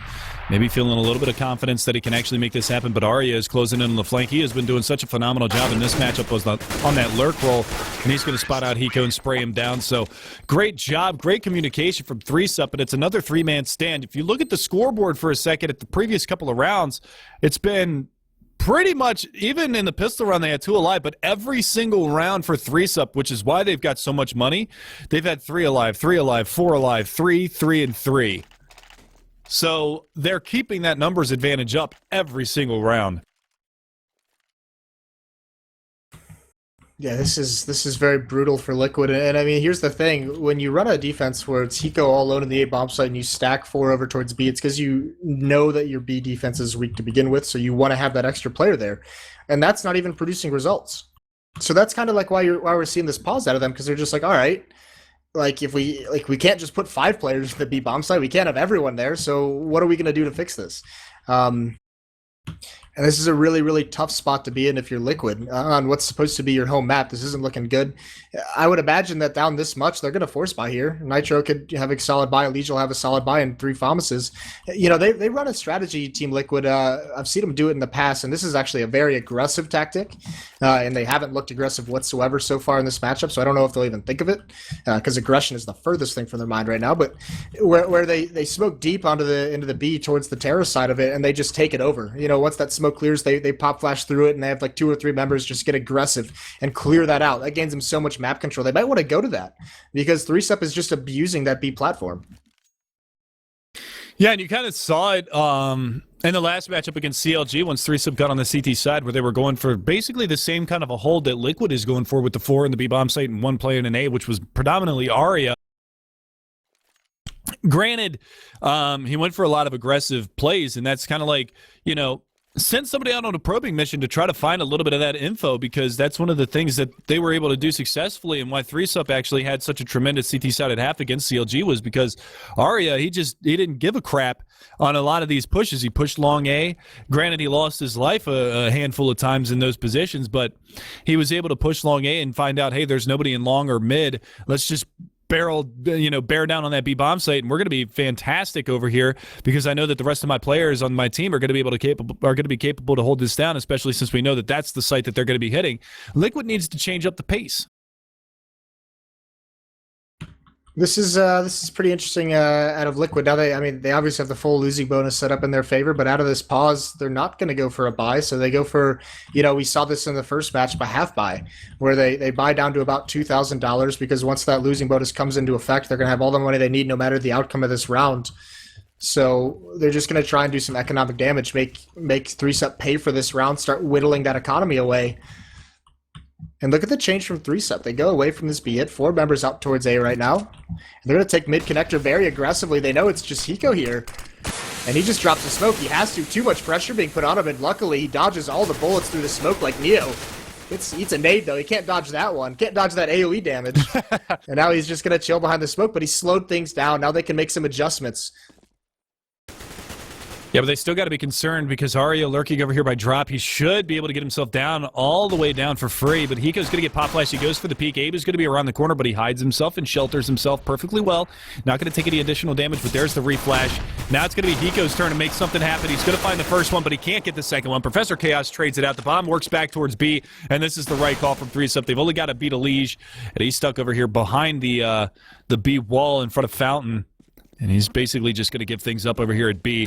Not much that he could do, but he is going to flank out Aria. Aria's going to spin around, can't get it done in time. So they're able to at least salvage a rifle out of this, and they're going to go for the reverse boost up top. Looks like Alicia's going to go for this little bit of a cheeky flank, but that bomb being planted and no kits. He's got to make this one happen very quickly, and they smoke it off anyway. Nice play from 3SUP. Yeah, Fugly has a good position entrenched over near the bomb site. Very, very close up along the wall. He gets Molotov'd out, though. Now they're going to try and boost up towards the tree. Wabbit's got that AWP, but he unscopes. Able to hide some cover, but now here comes the retake. Professor Cass gets that first kill. Jason R shuts him down as well. This is all 3SUP once the smoke clears, once the hit comes in for Liquid. And another round, 8 rounds, but that half buy did their job. Gave them a chance to win. They had a little bit of an opportunity there, but they also get 3 kills, so they start forcing more rebuys, but still, this money is just so strong. This bank that's built up for 3SUP doesn't even look like they put a dent in it. Hey, 3SUP, Wabbit's still got 12,000. Jason R's got 11,000. Professor Cass has 7,000. Like, they don't even care that they lose those members. No, and that's the big thing. Statistically speaking, since pistol round, that last round was the closest round. Oh, what the hell was that nade? Was the closest round that Liquid has gotten to winning a round. They got it down to 2 people alive, as opposed to 3. That Aria nade at the beginning of the round was hilarious. I don't know if you saw that. I did not, but Alicia's going to drop Abe, and now Hiko aggressive over towards the halls. They're boosted up over the top of the smoke, so he's pretty fortunate. If he peeks too much, there it is. Not expecting that clever boost from 3SUP, they find Hiko, so they equalize things. Alicia gets the opening kill onto Abe, but it gets responded immediately, so down to a 4-on-4. Dren's rotated over here to be a little bit aggressive out towards long, but minute left on the clock. 3SUP slows things down, waiting for any more kind of pushes, waiting for the rotations to maybe, fall back towards that B bomb site, just making Liquid second-guess themselves. And this is a very passive setup until Nitro gets here. He's going to call for a pop flash from a Dren, more than likely, or they're just going to double up, set up a nice crossfire. And that's kind of the big thing right now is that aggression is coming towards the A bomb site. They actually molly Nitro out. That's beautifully done, but he gets away. And that's massive that he's able to stay alive. Adren is going to be here close underneath of the balcony as well to try to fend this off, but he's going to get caught. Jason R, nice shot, takes him down. Now it's just Nitro on the backside of this bomb site. Fugly rotating over, but they're kind of spread out here. They don't have much of a crossfire to work on. He's going to let one go by. They've got site control now. Nitro's going to be able to find first blood, but he's going to get traded. Professor Chaos drops him. 15 seconds on the clock. And there it is. Jason R peeks out. Rabbit goes down, but Jason R has himself a round. 2 alive. Very low on HP, but they get it done. 9-0. 3SUP is just... They've stumped Liquid. The Molotov used from 3SUP that round was great. I think they Molotov Nitro out of position twice. He had to have felt very frustrated. First over towards forced those A halls and then one time in the bomb site. But him and Adren had a little bit of a miscommunication. When he gets Molotov out of position, he falls all the way back towards the bomb site, but Adren stays. He stays near that spammable wall and just kind of dies. If one player falls back there, you got to have both of them fall back. You got to have them working together. And now the switch up, Wabbit's got the AWP, and he's taking that for any kind of aggression over towards these long A-hells. It's Hiko, though. Hiko doesn't like peeking this. He doesn't really like being aggressive out towards these A-hells, especially with an M4, so I don't think Wabbit's going to find anything, but could have caught him off guard. Yeah, absolutely could have. You actually see Arya taking a tremendous amount of damage right now, but take a quick look at the scoreboard, Moses. A little bit of a different story from the last match that we saw. Abe was doing a lot of work for 3-Sub. This time it's Jason R. 15-1. Yeah, he's a beast, but here's the thing. There's only so many kills to go around. I mean, Liquid, on the other hand, they have 19 kills total. So Yeah. Jason R is almost beating them, single-handedly. So I mean, it's not like Abe's had a lot of opportunities to rack up that kill counter. Now Wabbit, he's going to go pick out towards long B. There's a nice pop flash. Elish swings with it. There's Nitro, grabs the kill onto Wabbit. That's the kind of aggression we like to see from Liquid, but the trade goes in their favor. Although there's so much damage dealt to 3-Sub, this is a round that Liquid has to win. They have such a massive advantage, and look at this quick flank coming in from Hiko and Adren. They were pushed up in A-halls. Now they're taking an opportunity to just keep flanking, and they're going to come behind him at any second, as long as Elish can just delay him a little bit longer. And that's going to be very, very dangerous. They both went towards drop side. Hiko drops down now. He's going to be looking for something, but that smoke is just going to cordon him off just a little bit too long. Elish is going to be able to find Arya, takes him down, but the bomb does get planted. Professor Chaos answers back. Elish down and out, and there's the flank, but Professor Chaos hits a nasty shot. Abe takes down Fugly. It's all on a trend. What is happening right now? Nothing is going right for 3-Sub. Or, pardon me, Liquid. Everything's going right for 3-Sub. Yeah, I mean, the big issue here is they have no HP. So Adren, he can win this round, but he's got to go quickly. No kit. He gets that first one, but he thinks the second one's up on B platform. So actually, this is brilliant by Jason R. Staying silent. Look at the movement. Oh, he can't land the shots. He misses the shots, but Adren, I don't know if there's time for this defuse. Yeah, no kit, 10-second defuse. I don't think he's got it whatsoever, and he knows it now, and now he's got to run. So he gets the 2 kills, but brutally, just a dagger in the heart where they have the most hope, when things are looking so good for him. 3-Sub, they just shank him right in the back. That was such a ridiculous round, just across the board everywhere, but luckily, even though Jason R whiffed on that last little bit of a spray down, he was able to delay long enough to keep Adren off the bomb. I don't know, even if he would have gotten that kill earlier, or, if Jason R just died 2 seconds earlier, if that bomb got stuck, if he even had time by that point, but kind of funny to see that. Adren doing a good job getting the 3K at the end of the round, but again, Liquid, they're reeling right now, 10-0. 10-0. Now, they've got a very strong T side on this map, and you talked about how weak their CT side is, and they're really showing how weak that CT side is right now. Yeah, this is a team that, with how they performed in North America before the major, the fight they put up with teams at the major that we were hailing as kind of the next big North American come-up team. And this is a match that's bringing them right back down to earth very, very harshly at 10-5 or at 10-0. So my money's on Conquest now. So, I mean, Hiko's only got a 5-7 to work with. Fugly's got this P90. I mean, there's no kits once again. There's no smokes left. There's only a nade and 4 flashbangs to use. This is a scary round, and 3-Sub's doing the smart play. They're just playing it safe, being very, very slow, and look at this. One member's going to start. This is Hiko with this 5-7. He's going to push. He's going to gather all the information. Rotation's starting to come in towards this B bomb site, but it might not matter. Alicia's got to come up huge in this position with the M4. He's going to spot the toes of Abe. He sprays on through. He's not going to connect on any extra damage. The flashbangs come out. They're going to get in his face. He does have armor, but not head armor, and Professor Chaos is going to finally be able to take him down. Wabbit fell as well, but it's going to be a 3-on-4. Make that down to a 1 versus 4, and finally Liquid is on the board. First one's the hardest. Oh, man, is it ever. What a struggle bus they've been on, but they finally got one in the bag, and it's going to be really, can they string it together? Because a reset now would be so painful. Yeah, I really would. And we talked about a couple of rounds ago, the Molotov used by 3-Sub was spectacular at that A bomb site. One Molotov onto where Leisure was playing, and they pretty much neutralized that, 2 kills. They flush him out of his spot at least. They might even get the kill, but yeah, this is the danger now. Liquid cannot afford to get reset this late in the half. That would pretty much ensure, at least a 13-2 at the worst for 3-Sub. So Liquid, they've got to stabilize here. Hiko's still aggressive. Adren's finally coming to meet up with them. He's got the AWP, and they're just going to fall back. So choosing not to remain pushed up in those A-halls, but Adren, this is a good spot for him to just find 1 kill and fall back. See if he does that. He does exactly do that. And he actually finds the bomb as well, so that's going to be a great opening pick there, but they've got to be careful because they're starting to rotate a little bit. Nitro's still holding by drop, and that's going to be where Abe is right now, just trying to make a little bit of a lurk play, try to make something happen here for the terrorist side of 3-Sub, but that opening pick, again, goes the way of Liquid. But how many times have we seen them get that opening pick and not be able to capitalize on it? That's really the scariest statistic out of this entire matchup, is the fact that Liquid, predominantly, most of the time, they've gotten that opening pick. They just haven't been able to capitalize. And there it is. Abe lurking through drop finds that frag on the Nitro. Yeah, Nitro even heard the drop, so he knew it was coming. Now Ape can do even more damage. Elige close up. Elige is going to be the one to win that duel, though, and look at this aggression. Fugly and Hiko, they've got to go with some big kills here. There's the P90, sprays down the first one. Can't get any more. Jason R still on a tear, but Adren silences him, and now it's just Wabbit in a 1-on-2. Jumping over the barrier, Adren's just going to drop him as Elige comes through the smoke anyway, so it was going to be a kill no matter what. So Liquid don't get their economy reset. They do get their second round, but there's still money on the 3-sub side to buy here.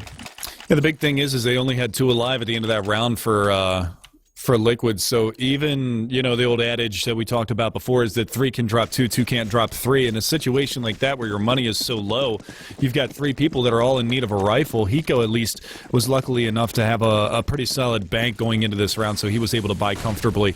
But the rest of his teammates they had to drop a rifle or 2. So still not good on the money here for Liquid, and they are on the verge of being reset if Abe can do something magically, but he's just going to get roasted, pushed out, and Adren's going to find that frag, so finally Liquid's starting to step up. Yeah, well, this is funny now, because I said a little bit ago that they couldn't have 5 members over towards the B bomb site. Now they basically do. Hiko was here as soon as they saw the first person. And this is the difference. All through this half, they've been money-starved. This time, it was Aber. Arya tries to make that play to come out towards B platform around the smoke, get a pick, and he eats a nade, and he's walking through fire for his trouble. So, I mean, now this defense, I mean, it looks strong. It's just a shame they weren't able to, well, I mean, it's only been 3 rounds. Let's say it looks strong, but, I mean, these nades are allowing them so much more freedom and so many more options available to slow things down. It's just a shame they couldn't get those earlier on because 3-sub was just abusing them.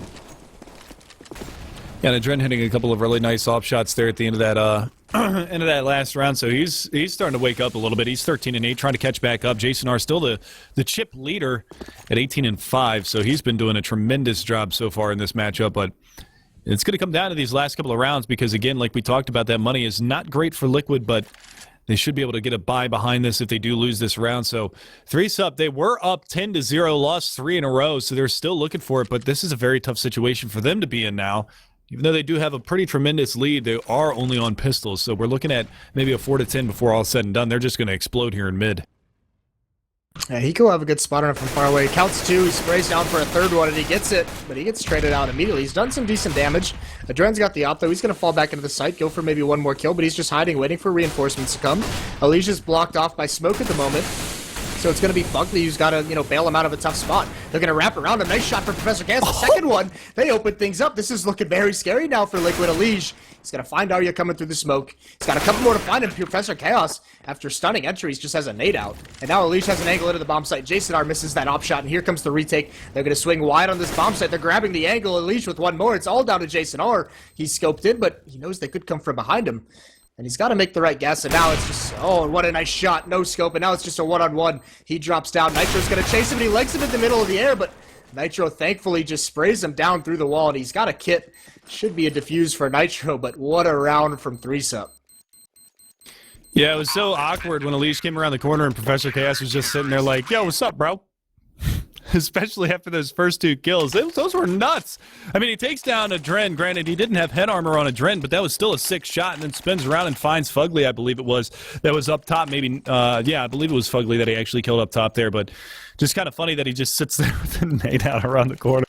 Yeah, that was a little curious. I mean, if he has his gun out there, gets that, I mean, that shuts down the retake pretty much, Yeah, he at least does damage, which allows teammates to clean it up, so maybe trying to get a little bit too fancy, so excited about picking up some equipment, getting away from that Tech 9, and here's Arya spraying down Elige, but he can't connect the spray. Elige at 19, but he gets that kill. But look at the damage done to Adren and Elige, and look at this aggression up mid from 3-sub. This is a tactic we haven't seen out of them yet. Yeah, this is a great read from them right now. As you can see, they've rotated Fugly over. He's going to get flushed out. He's got to jump down out of the heaven side, and now they're going to make this push on out. And if they're able to catch out Adren, Elige's over here as well. So if they can open up with these 2 big kills, that would be absolutely massive. And Elige behind this, he's going to get caught out. Adren's going to be able to find 1, but now they've got Fugly behind the APC. They can wrap on him. They push the smoke. They finally spam through and find him. Hiko goes down as well. It's going to be on Adren to find some really sick op shots here. He finds the first one. Nitro on the big flank coming around from the backside. He's going to be able to spot him out and actually double scopes in for extra reassurance. 10-5 is going to be the halftime scoreline as Liquid mount a little bit of a comeback. That's they salvaged the half, but it's still a big uphill battle for him. Yeah, remember too, 3-sub against CLG, I mean, they only got 5 rounds on their T side, and they shut everything down on CT, so they've got to be feeling very, very good going into the second half. The question is, we mentioned a couple times that Liquid's T side is the stronger half. Their CT side is very, very weak at times. Is it good enough to overcome that, especially with the slow start they had in terms of even individual performance? I mean, no one did anything for the first, 9 or so rounds of that half for Liquid. So, I mean, they've got to maintain, good form individually, but they've also got to be on top of everything. Right, you are. So we're going to get into the second half of this matchup here. 5 rounds the difference, 3-sup. They've been flawless on pistol rounds so far tonight, and a pistol round victory here would put them into a great position to close this matchup out. Obviously, Liquid trying to avoid that moving forward, and we'll see if they get the opportunity here very, very shortly, as we should be going live any second now, guys. Next matchup, though, is going to be Cloud9 versus Conquest. Dust 2. Oh, that'll be interesting. I'm looking forward to that one. Yeah, that'll be good. Let's not get ahead of ourselves, though. Not at all. Let's not move too far ahead. We still got, Liquid trying to make this comeback. And, I mean, this is, you mentioned it last half, 3-sup, they're 3 for 3 on pistol rounds tonight. They've had some pretty sick pistol rounds. Yeah, right you are. And if they can continue to be flawless here, like I said before, they're going to put themselves into a great position to capitalize on this half. And you can see it's going to be a quick push towards the B-bomb site. One lurking out, and Arya is gathering that information. Here's that aggressive play that I was talking about in the first half. He's just going to push on out here. He might be able to actually catch Hiko down here at the bottom side of mid. Ooh, Hiko actually gets around the corner. Does he spot him? No, he actually lets him run right by. So Arya's going to be on a very fast flank here. Hiko doesn't even realize it. It doesn't even matter. They're just cleaning up this really. bomb site. Yeah, it doesn't matter whatsoever. Arya, now he's giving his position up. Everyone knows exactly where it is, and they're just going to stay aggressive. And nice strategy from Team Liquid. They just, they don't slow things down. They don't play it passive. They just say, yeah, we got beat up. We got a bloody lip in the first half, but we're going to bring it right back at you here. And that is a clean pistol round from Team Liquid. Now, the big thing is just don't drop the ball. Here's the thing you got to worry about too. 3-sup, Wabbit's at the bottom of the scoreboard after that terrorist half, and he was a similar position in the match against CLG, and then he made a comeback. I mean, he pretty much, outside of Abe, he was I think second on the scoreboard because he was just dominant with the AWP over towards that B bomb site. That's what Liquid's got to be scared about is that 4th round when Wabbit gets this AWP. Absolutely agree on that one. You can see they're going for that money farm again. They've got 3 SMGs, but it's going to be Elise with the AK to open things up. They didn't really spot anything, so it was a bit of a gamble here, but look at this push now. Arya is going to come around the corner, and he's going to get mowed down. Fugly going to look for some more money farm right now. He's actually going to fall, though. Professor Chaos with the 9 million sensitivity going to come around the corner and find that frag. 7 bullets and a dream, and now the dream is dead. Hiko finds the headshot, takes him down. 7 rounds now in a row for Liquid. I like what 3-sup is doing in these eco rounds, though. They're not even buying armor. They're just saying, all right, we have a massive lead. We're 10-5. Like, let's just make sure this 4th round we're going to have everything we could want. We're going to have Molotovs. We're going to have smokes. We're going to have M4s with head armor. We can do anything we want in that 4th round because this lead, we can afford to not go for one of those eco round wins. So, pretty cool. But the big thing is it's going to allow Liquid to build up the bank a little bit with these MAC-10s and SMGs and MP7s. I mean, they're going to get all that bonus money involved.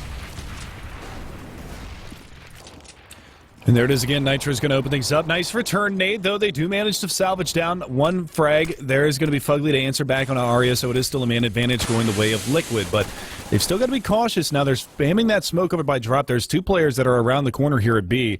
They've got to be careful because there is a pretty heavy stack from the CTs. They still remain all stalwart in this B bomb site. And now it's going to be Wabbit. He's just going to push on through. Whoops. Lee's going to find that headshot as well as Fugly on a Professor Chaos. It's all down to Jason R. So working his way back around from the A bomb site looking for anything that he possibly can. 1 tap Rooney onto Elige might actually be nice. That'd be a great find if he can manage to find his way over into the drop zone, but looks like he's just going to bide his time and wait for any kind of a push to come around. And actually Elige is over there in the B halls. Fugly finishes it off. He gets 3 on the round, and that's a crap load of money as well. You can see he's at 83.50 moving into the 4th round. Yeah, see, that's the gamble of when you don't invest in armor, those SMGs just tear you apart. So I mean, that's a lot of money that's built up on the Liquid side. You can see though, I mean, this is the other thing. Professor Chaos has a shotgun, but outside of that, there's 3 Molotovs in play, 2 kits. There's the AWP on Wabbit. So I mean, they have everything they could want in this round. And this time, Wabbit's going to take this out towards middle with Arya.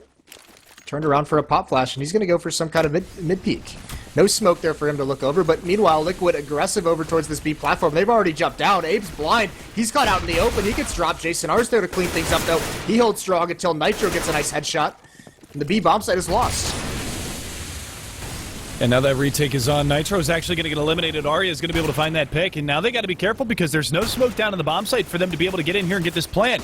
So they're kind of just stuck now on Liquid's side. It's going to come down to these aim battles, and it's Professor Chaos with the Mag 7. We saw how clutch he was with it in the first matchup tonight against CLG. Well, he's going to find another frag on the Fugly, and because of that lack of smoke over in the bomb site, they weren't able to get the plant, so now they're turtled up. Now Team Liquid is the ones that are reeling.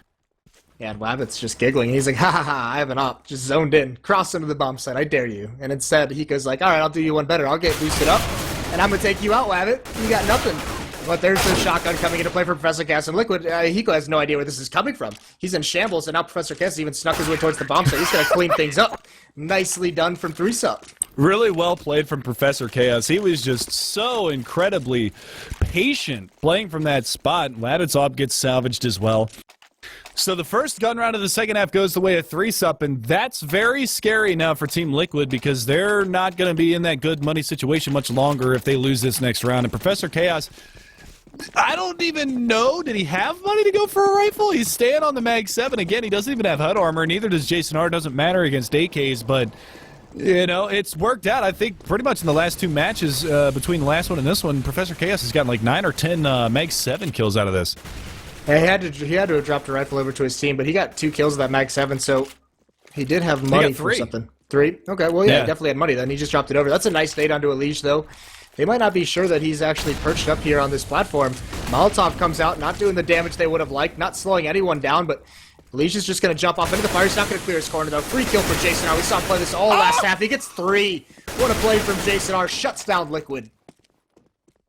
I guess CLG didn't give Liquid any hints as to how Jason R plays the B bomb site because that's that same spot that he got snuffed out so many times in the past. This time he gets the triple from it, still alive, 33 health. He's got Hiko above him. Hiko's going to clear this out, not going to give him the opportunity for more. And Wabbit actually gets caught out too, but it's Arya on the big flank, and now Hiko, he's got to clear this one out. Arya's going to take the battle with him, but the bomb is dropped.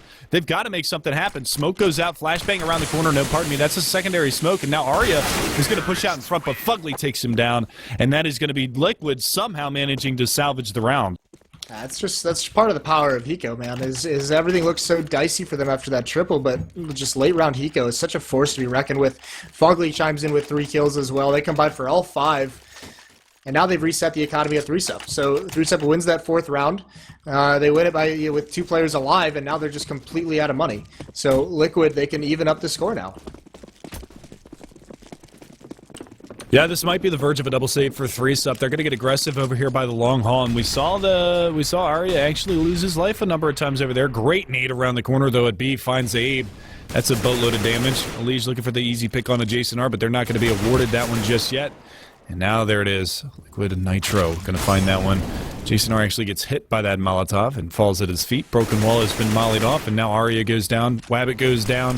It's down to Jason R. Now he is down, and it's all up to Professor Chaos, who manages to take down Nitro, but that's all that they're going to get out of the round. So it's going to be 11-10. Liquid right on the cusp of tying it.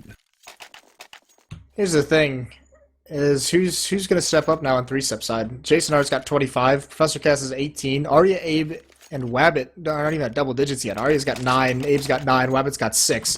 One of those 3, they're going to have to come up big in the second half. They're going to have to match the effort put in by their teammates, or else Liquid, I mean, they're about to even up the score. They might just run away with it. And look at this, all mid, all 5 mid, and there's just going to be a mow down for Hiko. 4 kills, long range, and Adren takes the 5th. Look at him.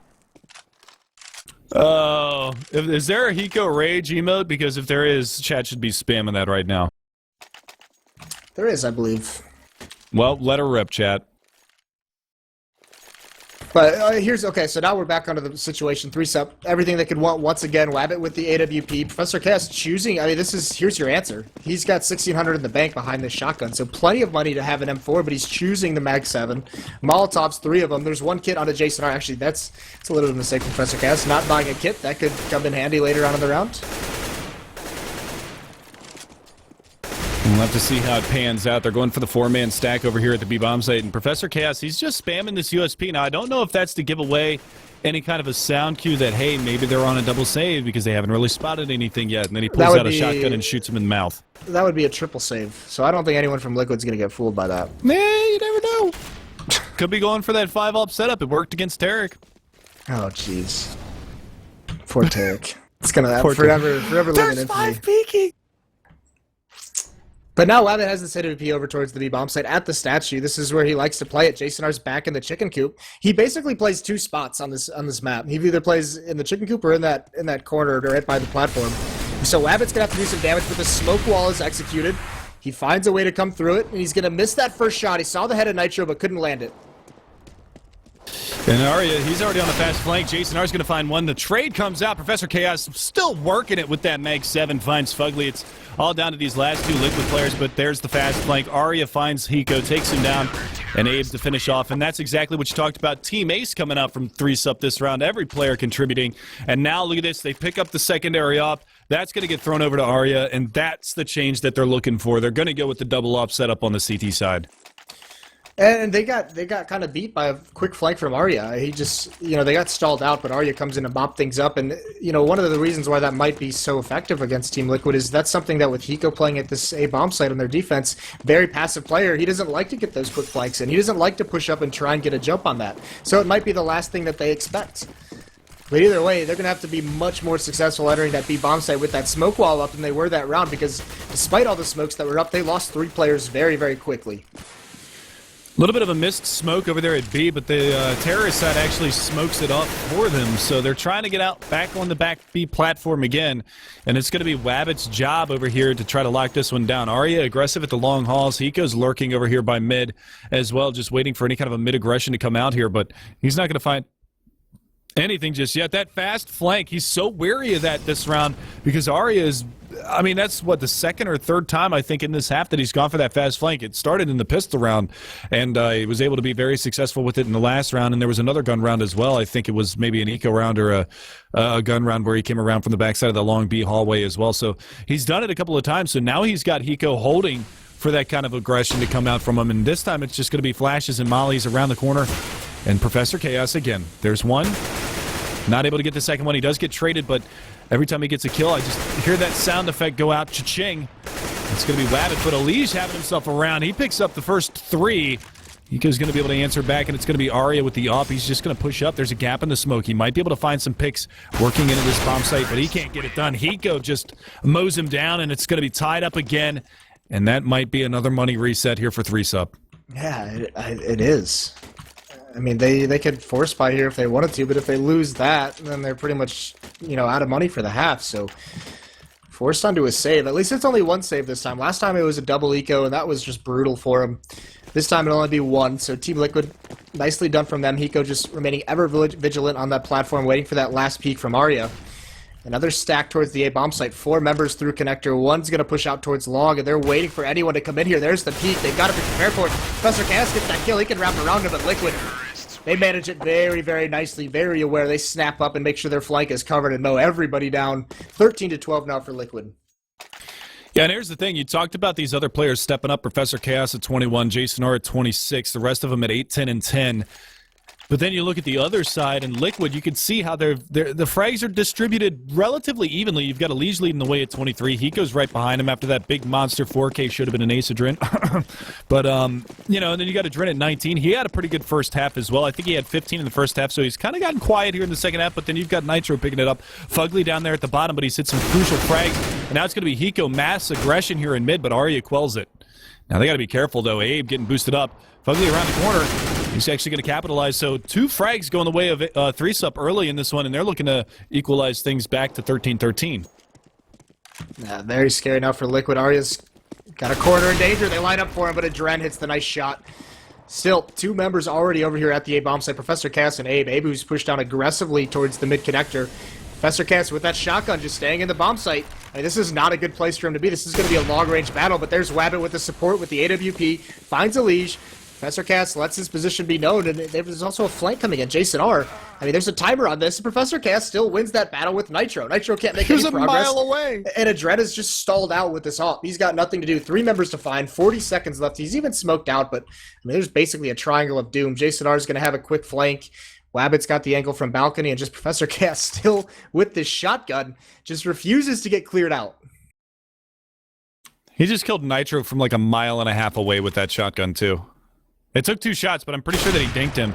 Nice no-scope there from Madrendo's going to be able to find that opening pick, but he's getting flanked out. Jason R coming around the corner, and it should be bleep bloop, dead. And there it is, 13-13. Salvages the opposite, rolls right his way. So they're going to put that right back into the hands of Aria. And that money is good on the Terror side. They should have no problem buying out for the next couple of rounds, but if 3-Sup wins this one, they start to build that confidence, start to get that money back. That's the biggest part that they've struggled with here, which is why Liquid has gotten themselves back into this, is it's just been trades of rounds do not favor the CT side whatsoever. And part of the reason why their economy is a little bit weak, they keep investing in this double op setup. Wabbit, is he going to get beat to Chicken Coop? I don't even think they spotted him. Now he's going to swing out wide, gets that first kill onto Adren. Liquid with the B rush is getting shut down right now by Wabbit. Misses the 3rd shot. But Nitro's got to do something. He's got position. Wabbit's getting spammed out. He finds a 3rd kill. Nicely done from him. But Nitro's there. First takes out Wabbit. Then a nice entry onto Abe. Clears out that B bomb site, but they don't have the bomb. They can't get it planted quite yet. And Arya, there's the flank. That flank again. Just, they're not suspecting it. And Arya, again, just wreaking havoc with it. Bomb does get planted, but Nitro's in a 1-on-2. Well, the big thing is he continuously gambles with this, and it ends up working out in his favor almost every single time. And now Professor Chaos with this Mag 7, it doesn't even matter. He's able to distract long enough for Arya to push up the B hallway. Arya's going to get that final frag. They're going to salvage the op, so they don't actually have to invest in the double up setup again. And with as much money as they're getting, Professor Chaos, he's only got $50 moving forward as well as Abe, so the rifles are going to be limited, but they've got their lead back, so they've got a little bit of breathing room right now. Just a little bit, because with that plant, Liquid can still buy this round. They have to if they want to prevent 3-Sup from getting to match point.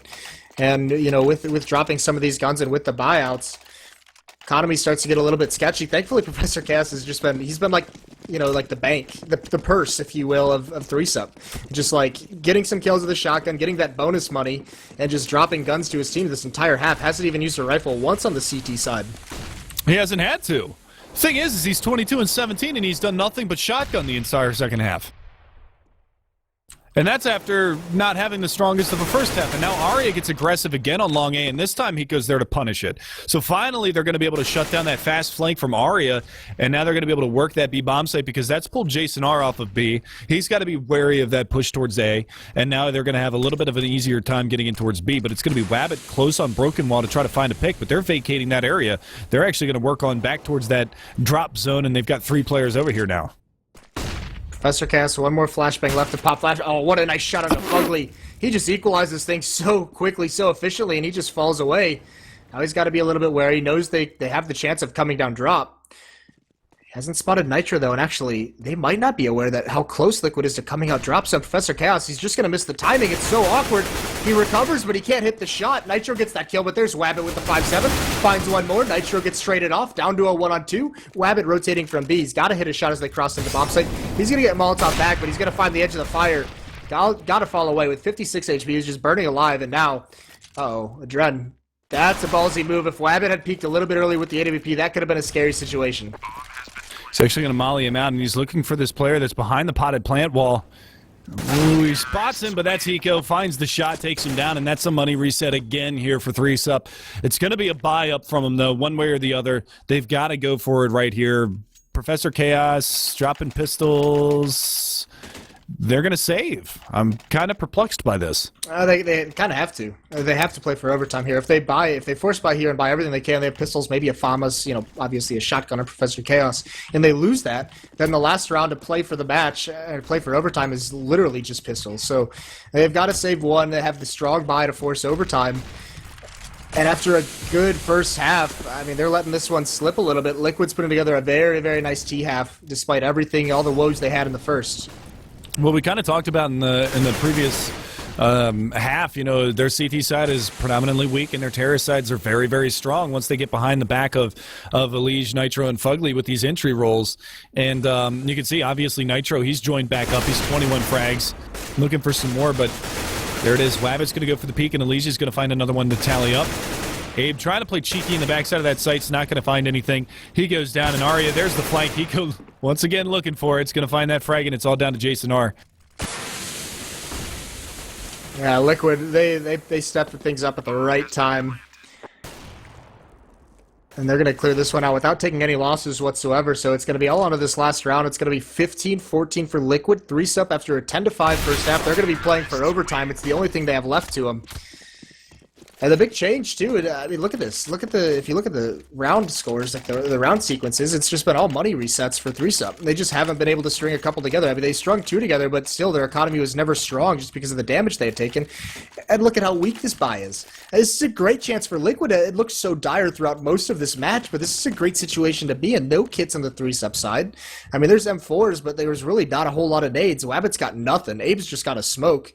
And still a shotgun for Professor Chaos. Yeah, but that's kind of the big thing, though. That's kind of been the difference maker, is that shotgun that's been doing so much work.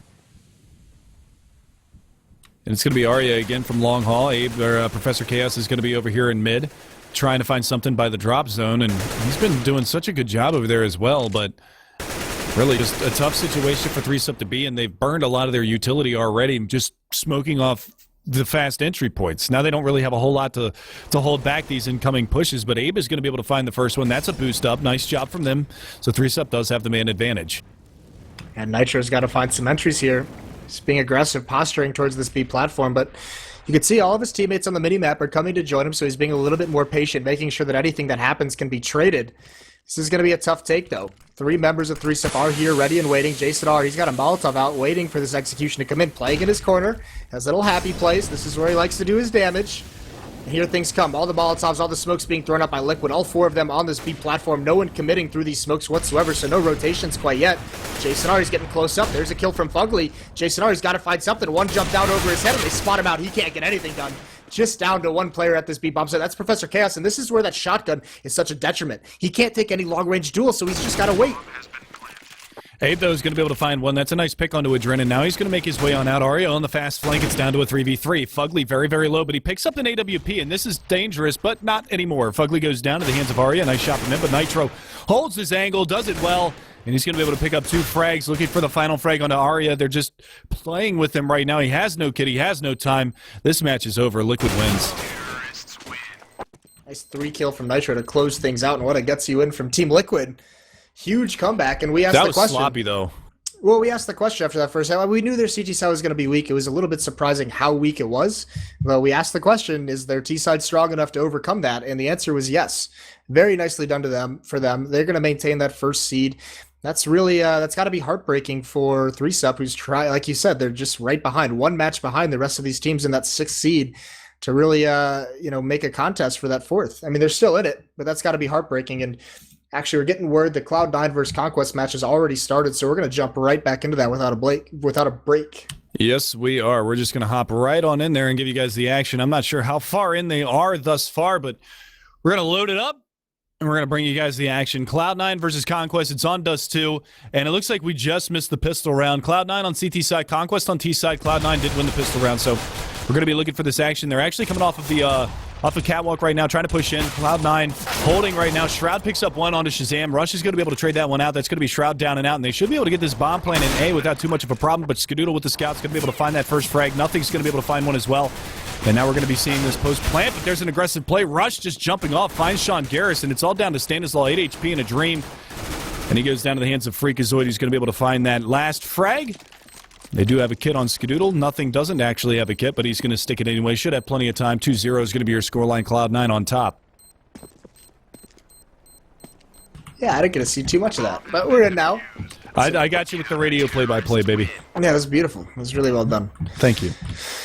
But it does look like Conquest, they must have gotten 2 plants in the pistol round and in the second round, because they didn't buy anything in that second round, and now they're going to have, they're almost sitting around like $4,000 to $5,000. So they got 2 plants so far in these opening 2 rounds, and they have a really, really strong buy. There's no AWP on Shazam is the one thing you could say they're missing, but plenty of smokes, plenty of nades, and all 5 with AK-47s and head armor. Yeah, this is big. The nade stacking long. Naf actually whips his nade too, so that's a little bit of a backfire. He's going to have to fall off. And they went with 3 players at long A just to start out the round to quell that early aggression. And you can see they stuck to some SMGs. Shroud is going to be on that MP9, maybe not suspecting that they're going to go for this early buy. But with 2 bomb plants, and I'm looking at the chart right now, and yeah, it was absolutely 2 bomb plants, both diffuses here from the CT side, win those 2 rounds. So They're going for that mid to B. They're going to be pushing on in. It's going to be Sean Garris to find one. Skadoodle, pardon me, nothing. Somebody. Nothing is going to be able to find one to answer back, and Freakazoid playing aggressive behind that smoke and B tunnels. He can't get anything done. Shazam just walks out and just rails him, so it's going to be a 2-on-3 retake situation now for the CT side of Cloud9. Shroud and Skadoodle trying to make something happen. M4 and AK in hand, and Shroud, we know how lethal he can be with this AK. We'll see if he can lay it down right now. They have the utility to work with. There's a nice pop flash. One more comes out. They're going to go for this. There's one close up to the doors, though, and Stanislaw Naff. Nice setup. They eliminate both of them before they even get through the choke points. One thing that we can take note of, and this is actually pretty promising because I've been, critical of Cloud9's CT side on this map. It's been very stagnant. They actually made a switch. Normally it's Freakazoid who's playing the rotation from that A bomb site over towards mid. That round, at least, it was nothing. Freakazoid has switched over into the B bomb site with Sean Garris, and nothing was going towards A and coming back towards CT spawn on mid.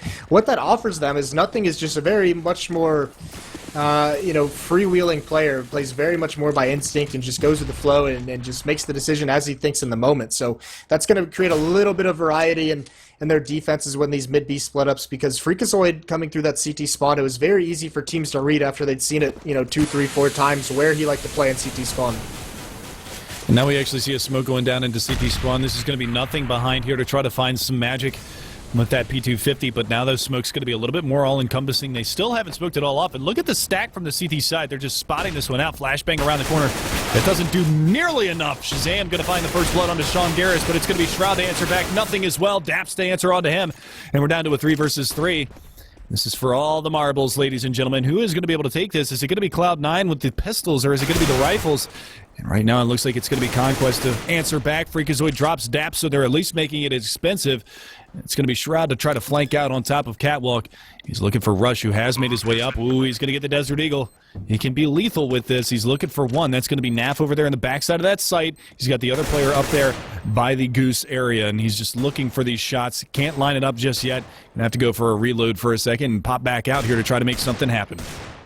No reason to not keep taking these fights, though. I mean, they've got to evacuate the site at some point, so they're going to expose themselves. There's Rush, though. Shroud focused on the bomb site, and Rush from Goose just swings out, gets a nice kill. So that's going to be the second round now for Conquest. 2-2 tied up, and ooh, this is an interesting situation to be in, because Cloud9, Sean and Shroud are at, 35, 3,400. That's not going to be a strong buy for them, but everyone else had plenty of money. Skadoodle's going to have the AWP. Actually, they go for a double op setup, so they scrounge up the cash. And this is the change. Sean is glass cannon, but Skadoodle with that op is going to take it out towards long. Sean is going to be over towards mid and B. Yeah, and that's kind of the big thing right now. As you can see, Sean Garris just peeking there towards that mid corridor, trying to find something. But the big thing about it right now is that Freakazoid, like you said, they've switched up the positions, and Freakazoid's playing over here in the B-bomb site. And this is a pleasant, I want to say it's a pleasant change. I don't know how it's going to work, but it's good to see that they're actually adapting to their problems that they've had on their CT side of Dust 2. And this could be one of the ways that they get themselves back into this, because obviously Skadoodle, he does a great job anchoring down that A-bomb site. He's going to be looking to do it again this round with all of that cat aggression that's coming his way. Nothing playing over here from CT spawn. Shroud in a familiar spot at long A. He's only got an MP7, but he's got no pressure coming his way just yet. Stanislaw is out there to try to harass him and harangue him a little bit over there, but the smoke's on the cat, and with Freakazoid playing with Sean Garris in the B-bomb site, it's a nice little change, I think. Look at this, though. Conquest faking the mid-B split. They're going to go right at Skadoodle with this AWP. Coming up ramp, they're at the bricks. It's going to be Daps lining up some smokes and flashes. Shroud gets the first kill with an MP7 over towards long. He's going to exchange that for an AK-47. Here comes the hit. Skadoodle hasn't seen anything yet, but finally he finds Shazam. Nice kill. A second one as well. Being very mobile on this A-ramp. It's just Rush left. That flashbang, though, blinds Skadoodle. And Rush hasn't even been hit yet. He's got 2 kills. He's in a 1-2. He's at least going to get the bomb planted. It's going to be Freakazoid and Sean. Sean with that ult coming in from Catwalk. No armor, though. I mean, the aim punch could be a real thing, as he could be able to spot this head. He misses the shot. Rush can't get the kill, though. Now Freakazoid juggling aggression. He's going to come up towards long. He spots Rush. Spraying at the head. He can't connect with it, though. Rush playing very, very passively inside the bomb site. He can't do anything. He can't connect these shots. Finally, he gets it. Freakazoid's on a pistol. Rush might just make this happen, and he is. He sprays down Freakazoid, and no one from Cloud9 can hit a shot there in the end, and Rush gets 4 kills on the round. Massive round from Rush. Absolutely massive. He played that great, isolating the 1v1s over and over again in that bomb site. Freakazoid and Sean Garris, they were both trying to peek at the same time, but Rush was playing so dodgy that they couldn't get a 2v1 on him to trade the damage. He was just, that was a great play from Rush. Yeah, that was... A miscue from C9, but I think it was a good play from Rush. It was, for sure. He did it really well. He actually is coming off a really, really nice CSGO tournament as well. He played very good all weekend.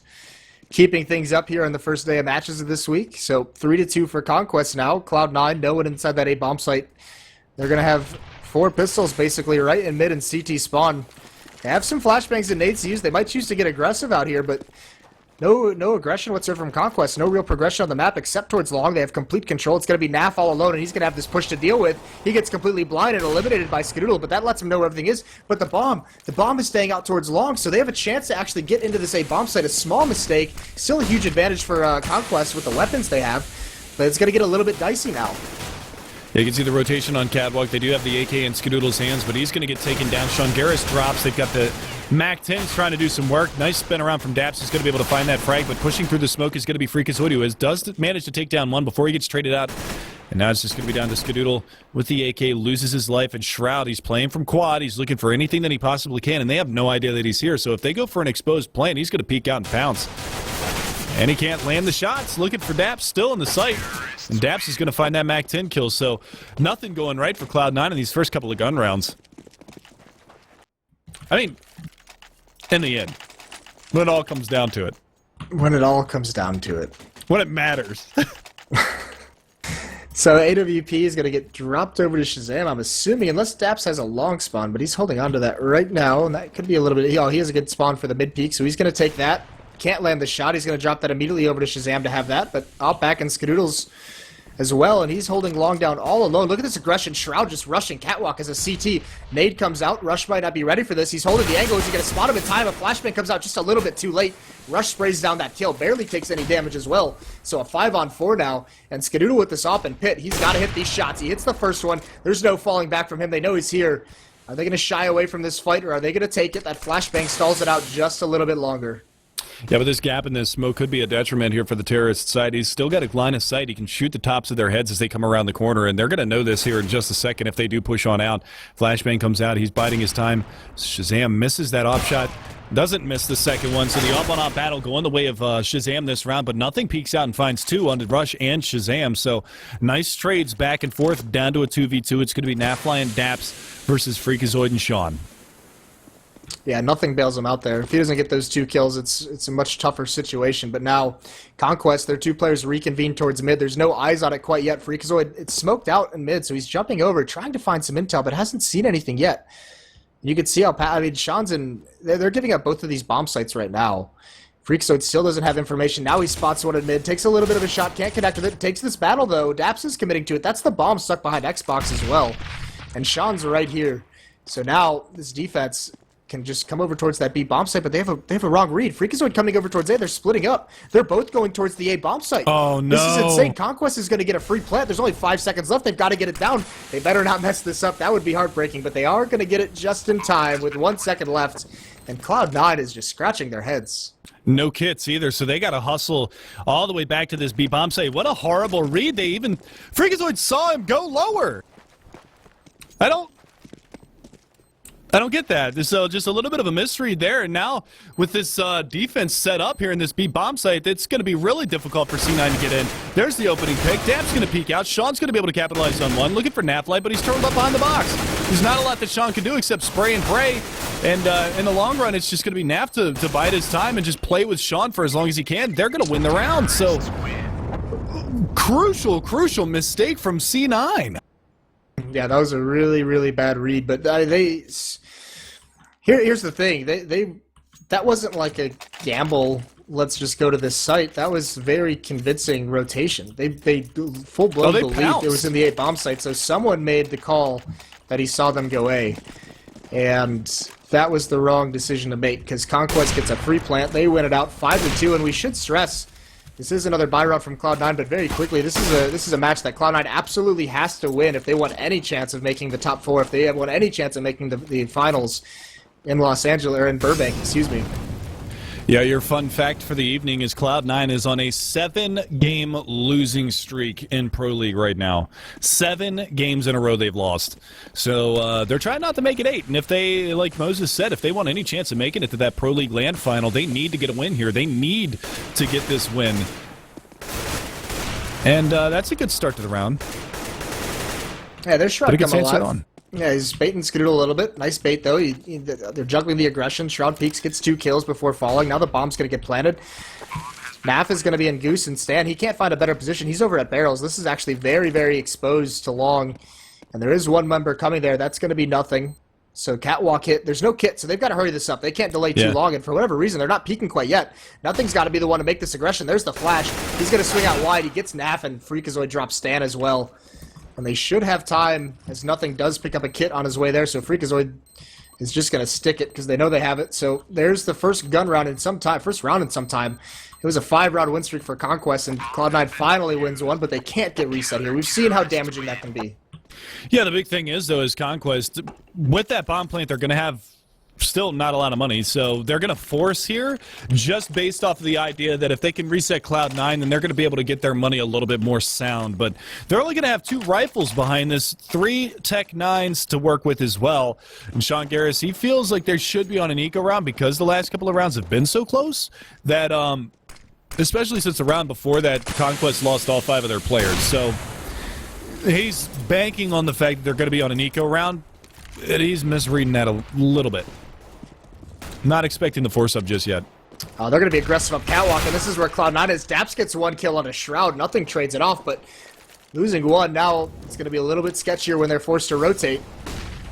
Nothing still manning Catwalk, but they're coming out mid. Skadoodle's completely smoked off with this AWP. He's got to be careful. There's one Tech 9 close to him. Freakazoid gets that first kill, holds him back a little bit longer. Now Sean coming out with the P90, grabs 1 more, but he gets traded. So they're going to get into the B bomb site. Skadoodle hasn't found anything peering over the top of the smoke. No aggression from him whatsoever. There's nothing finally coming in, but the bomb's down. Another 2-on-2 retake into this B bomb site.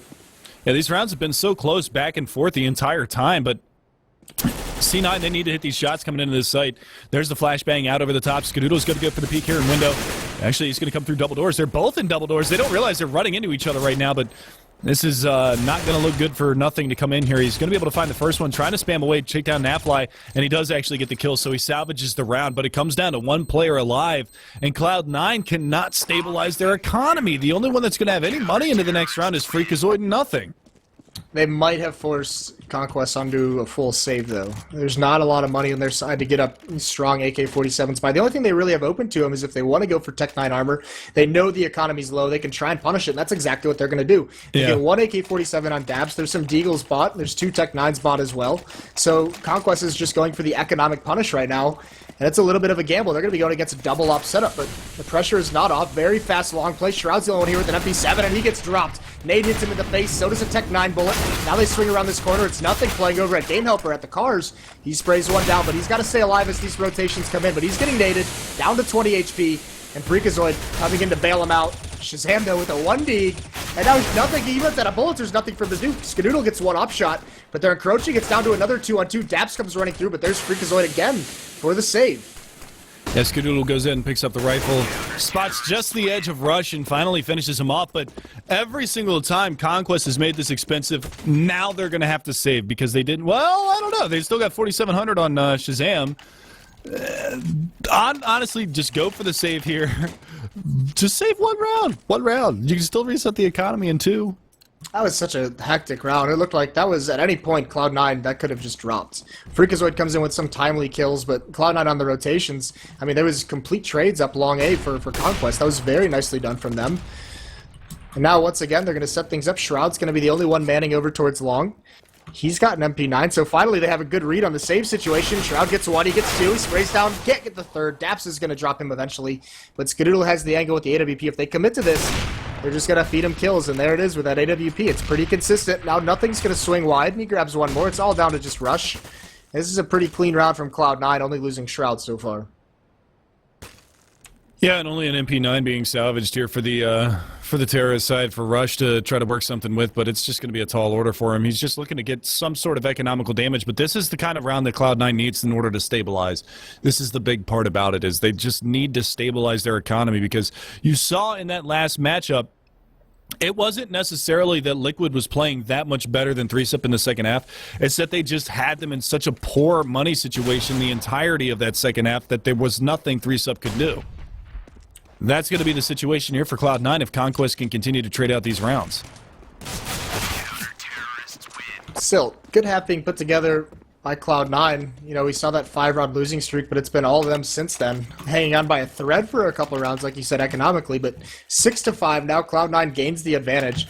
The op's out for Shazam. Still double op set up for Sean and Skadoodle.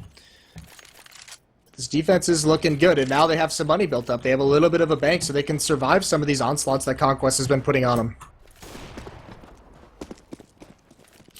And again, like you said, they've got the double up setup here on the CT side. It's going to be Sean and Skadoodle again. The nades around the corner catches 50 damage off of Freakazoid, so that's a nice find early on in the round. A little bit of blind damage.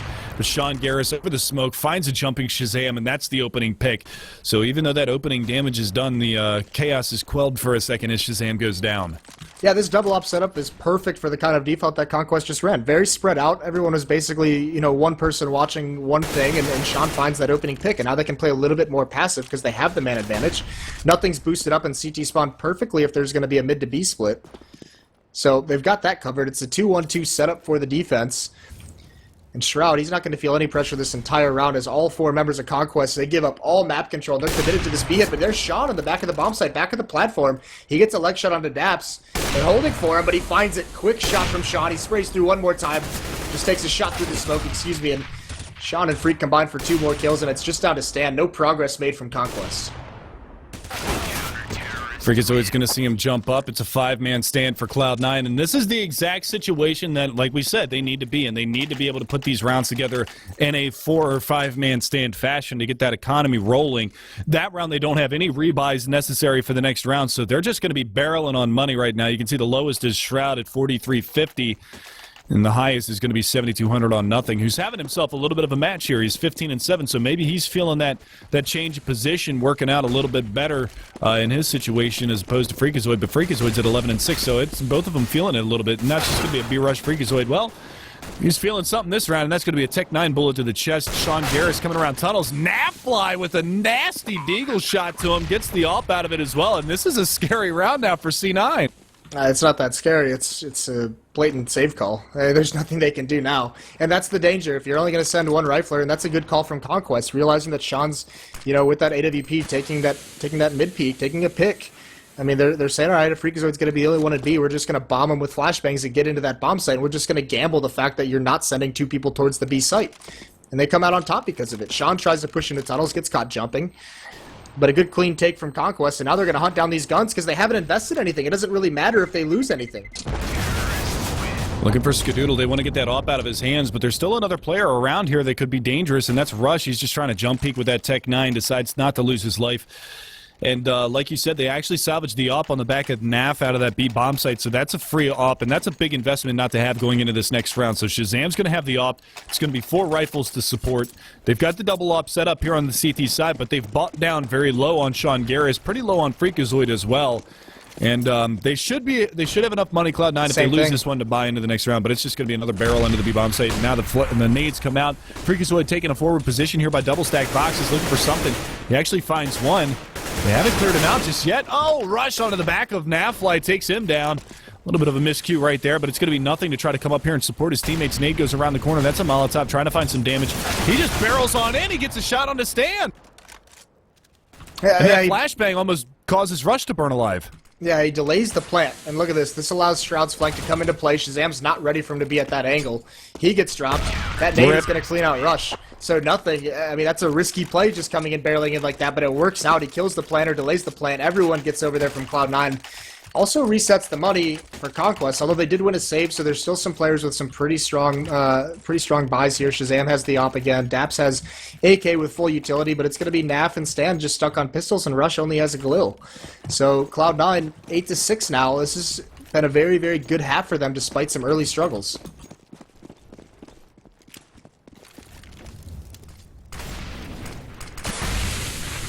So again, at least this time they're going to fake for that fast push towards that B-bomb site. This time they're going to barrel down through lower, and they're just going to run on out mid. And this is going to be Daps to try to find something, but it's Skadoodle from the A-bomb site, pick it down through CT. He's going to find that opening pick. Freakazoid's going to be able to drop Napfly as well with a nice headshot from that A1. And now it's going to be Stanislaw to come around towards Catwalk, leading with the bomb on his back. He's got to be careful. They're flanking around from long A, and Shroud just pounces, takes down Shazam. letting him go for a little bit more of a pug strategy there. He's going to be able to find that nice pick there. So we do see that man advantage swing heavily in the favor of the CT side. Nothing's going to be able to shut down one more and finish off Stanislaw as well. So that's going to be a 9-6 half. Nice recovery from Cloud9 after going down 5-2 at one point. That was a little bit sketchy, but they manage it well. Come back to 9-6. Good half from nothing. I think he ended with 18 or 19 kills in the half. Shroud towards the end there was like, all right, I'm bored. You guys aren't coming along anymore. I'm just going to start pushing. And he starts wrecking house later in that half with some of those flanks. So it's going to be all up to Conquest now. They've got to have a better half economically because you nailed it a couple times. It's just they were just so beaten up in terms of money. They got reset a couple times late in that half. Once Cloud9 stopped that initial onslaught of 5 rounds, Conquest didn't really have too many options available to him. It's going to come down to this pistol round, though. Are the Conquest squad going to be able to get themselves back into this one, or is Cloud9 going to walk away with this? This was a nice recovery on the half for Cloud9. They're looking to extend that lead a little bit further, maybe to a 12-6 scoreline when all is said and done. But Conquest, they have an opportunity to even things up, but it's just going to be a fast push into B, and this is definitely going to be a retake on B scenario here for the CT side, as Shazam was the only one spotting it. The smokes go out, the cross is on, the bomb is going to get planted, so it's just going to be a 5-on-5 brawl on this retake. And it's Skadoodle to try to make something happen. He goes down, nothing answers back, but he falls as well. And they've also got Sean very, very low at 5 HP, but pushing out is going to be Freakazoid, bails him out. Shroud takes one down as well, so it's down to a 3 versus 2, still favoring the terrorist side. Freakazoid going for the peek here from window, but it's going to be Nafly to find one. Freakazoid going to be in a 1 versus 1 with Nafly. No kit on the back of Naf, but he's going to push on out. Looking for the pick on a Freakazoid, flushes him back into the bomb site. He's going for the prowl, but Freakazoid playing this one smart. Nothing Naf can do. Freak's so smart in this situation. He did pick up a kit, though. Oh, no, he doesn't have it. I don't. Where did he get that kit from? When he dropped into site? Yeah, it was in the window. There's a dead body in the window, and Freakazoid, he takes that fight because he's like, all right, you don't have a kit. It doesn't even matter at this point. Like, I'm just going to take it. But if that happens 1 second earlier, that might be a win for Conquest. But either way, Cloud9 makes a really, really cool decision.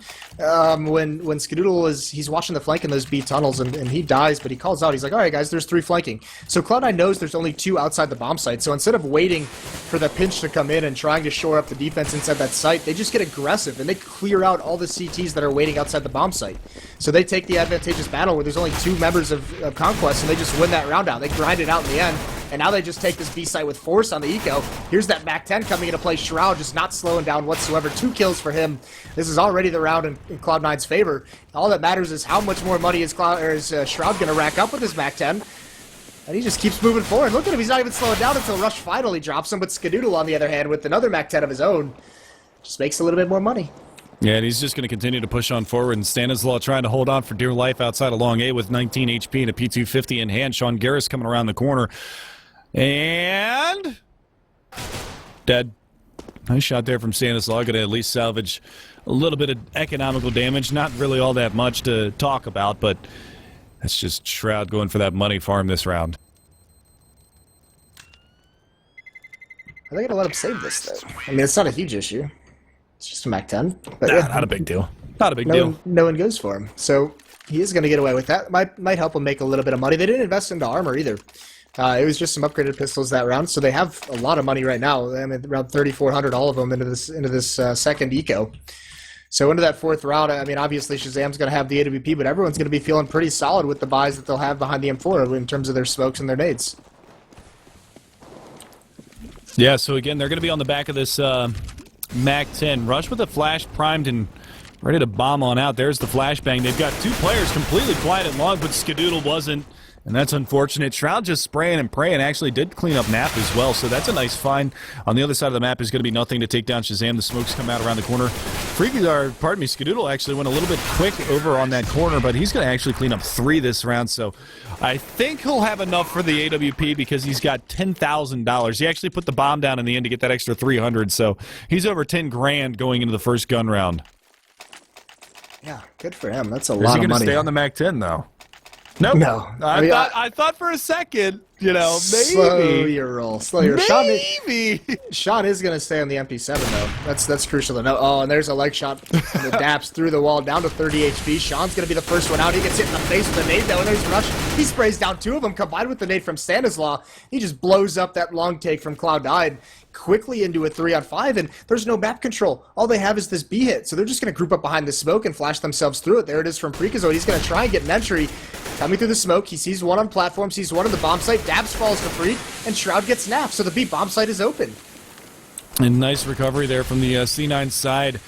Able to infiltrate that B bomb site, still looking for more. They've got one player playing way back here in the tunnels. That's going to be Skadoodle looking for any kind of aggression there in the B halls, but a little bit lackluster on that B hold. I mean, they had both players armed and dangerous, ready to rock and roll over there in that backside of that site, and neither of them were able to come up with a kill. Now the flashbangs go out. Shroud completely blinded, just holds down mouse one, finds that pick, and now it's a 3-on-2. Skadoodle going to come under fire. Shazam's able to find one. Skadoodle goes down. The last man standing is Shroud, just working this smoke. And he gets the 4K. Big round from Shroud. Big round from Freakazoid. And that's what he's there for. I mean, when everything gets shut down on the other side of the map, Cloud9, you can see they don't wait around.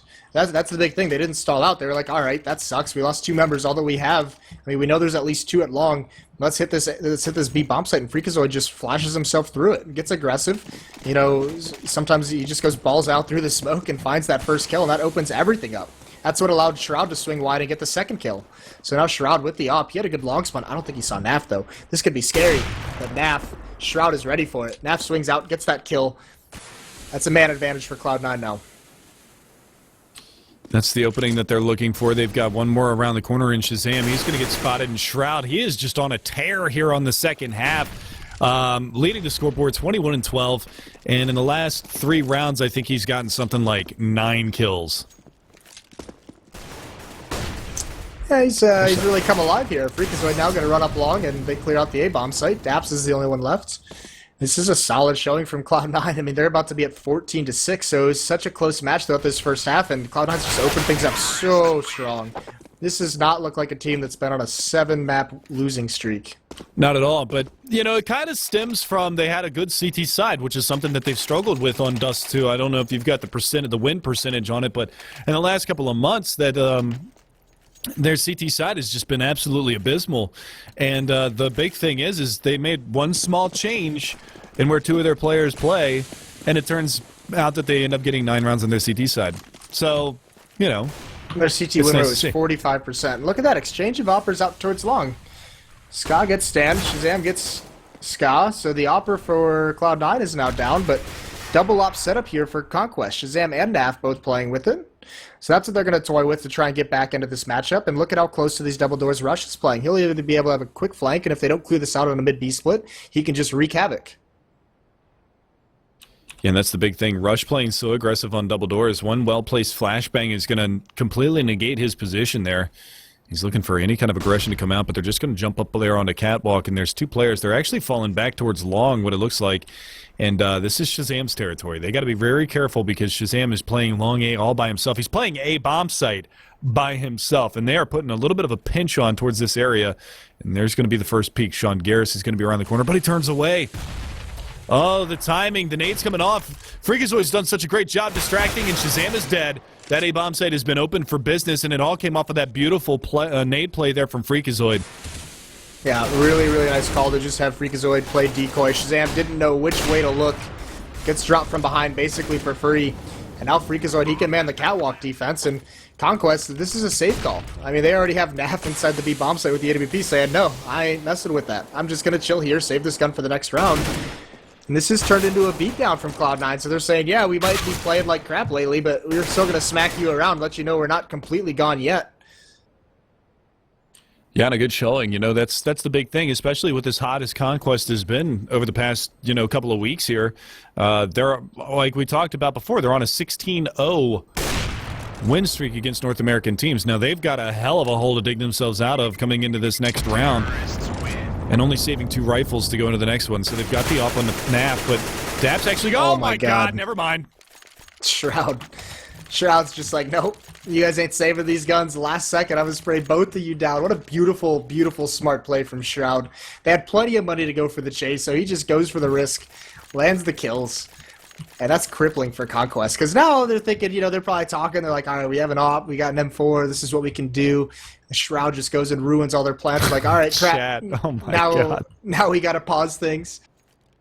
So we're going to take this man. pause. It's going to be a P90 out of NAF, 2 Famas on Shazam and Stam. They really don't have a lot to work with here. So Cloud9 been a dominant terrorist half for them, and they're in great position. Already on match point. They've got 9 straight.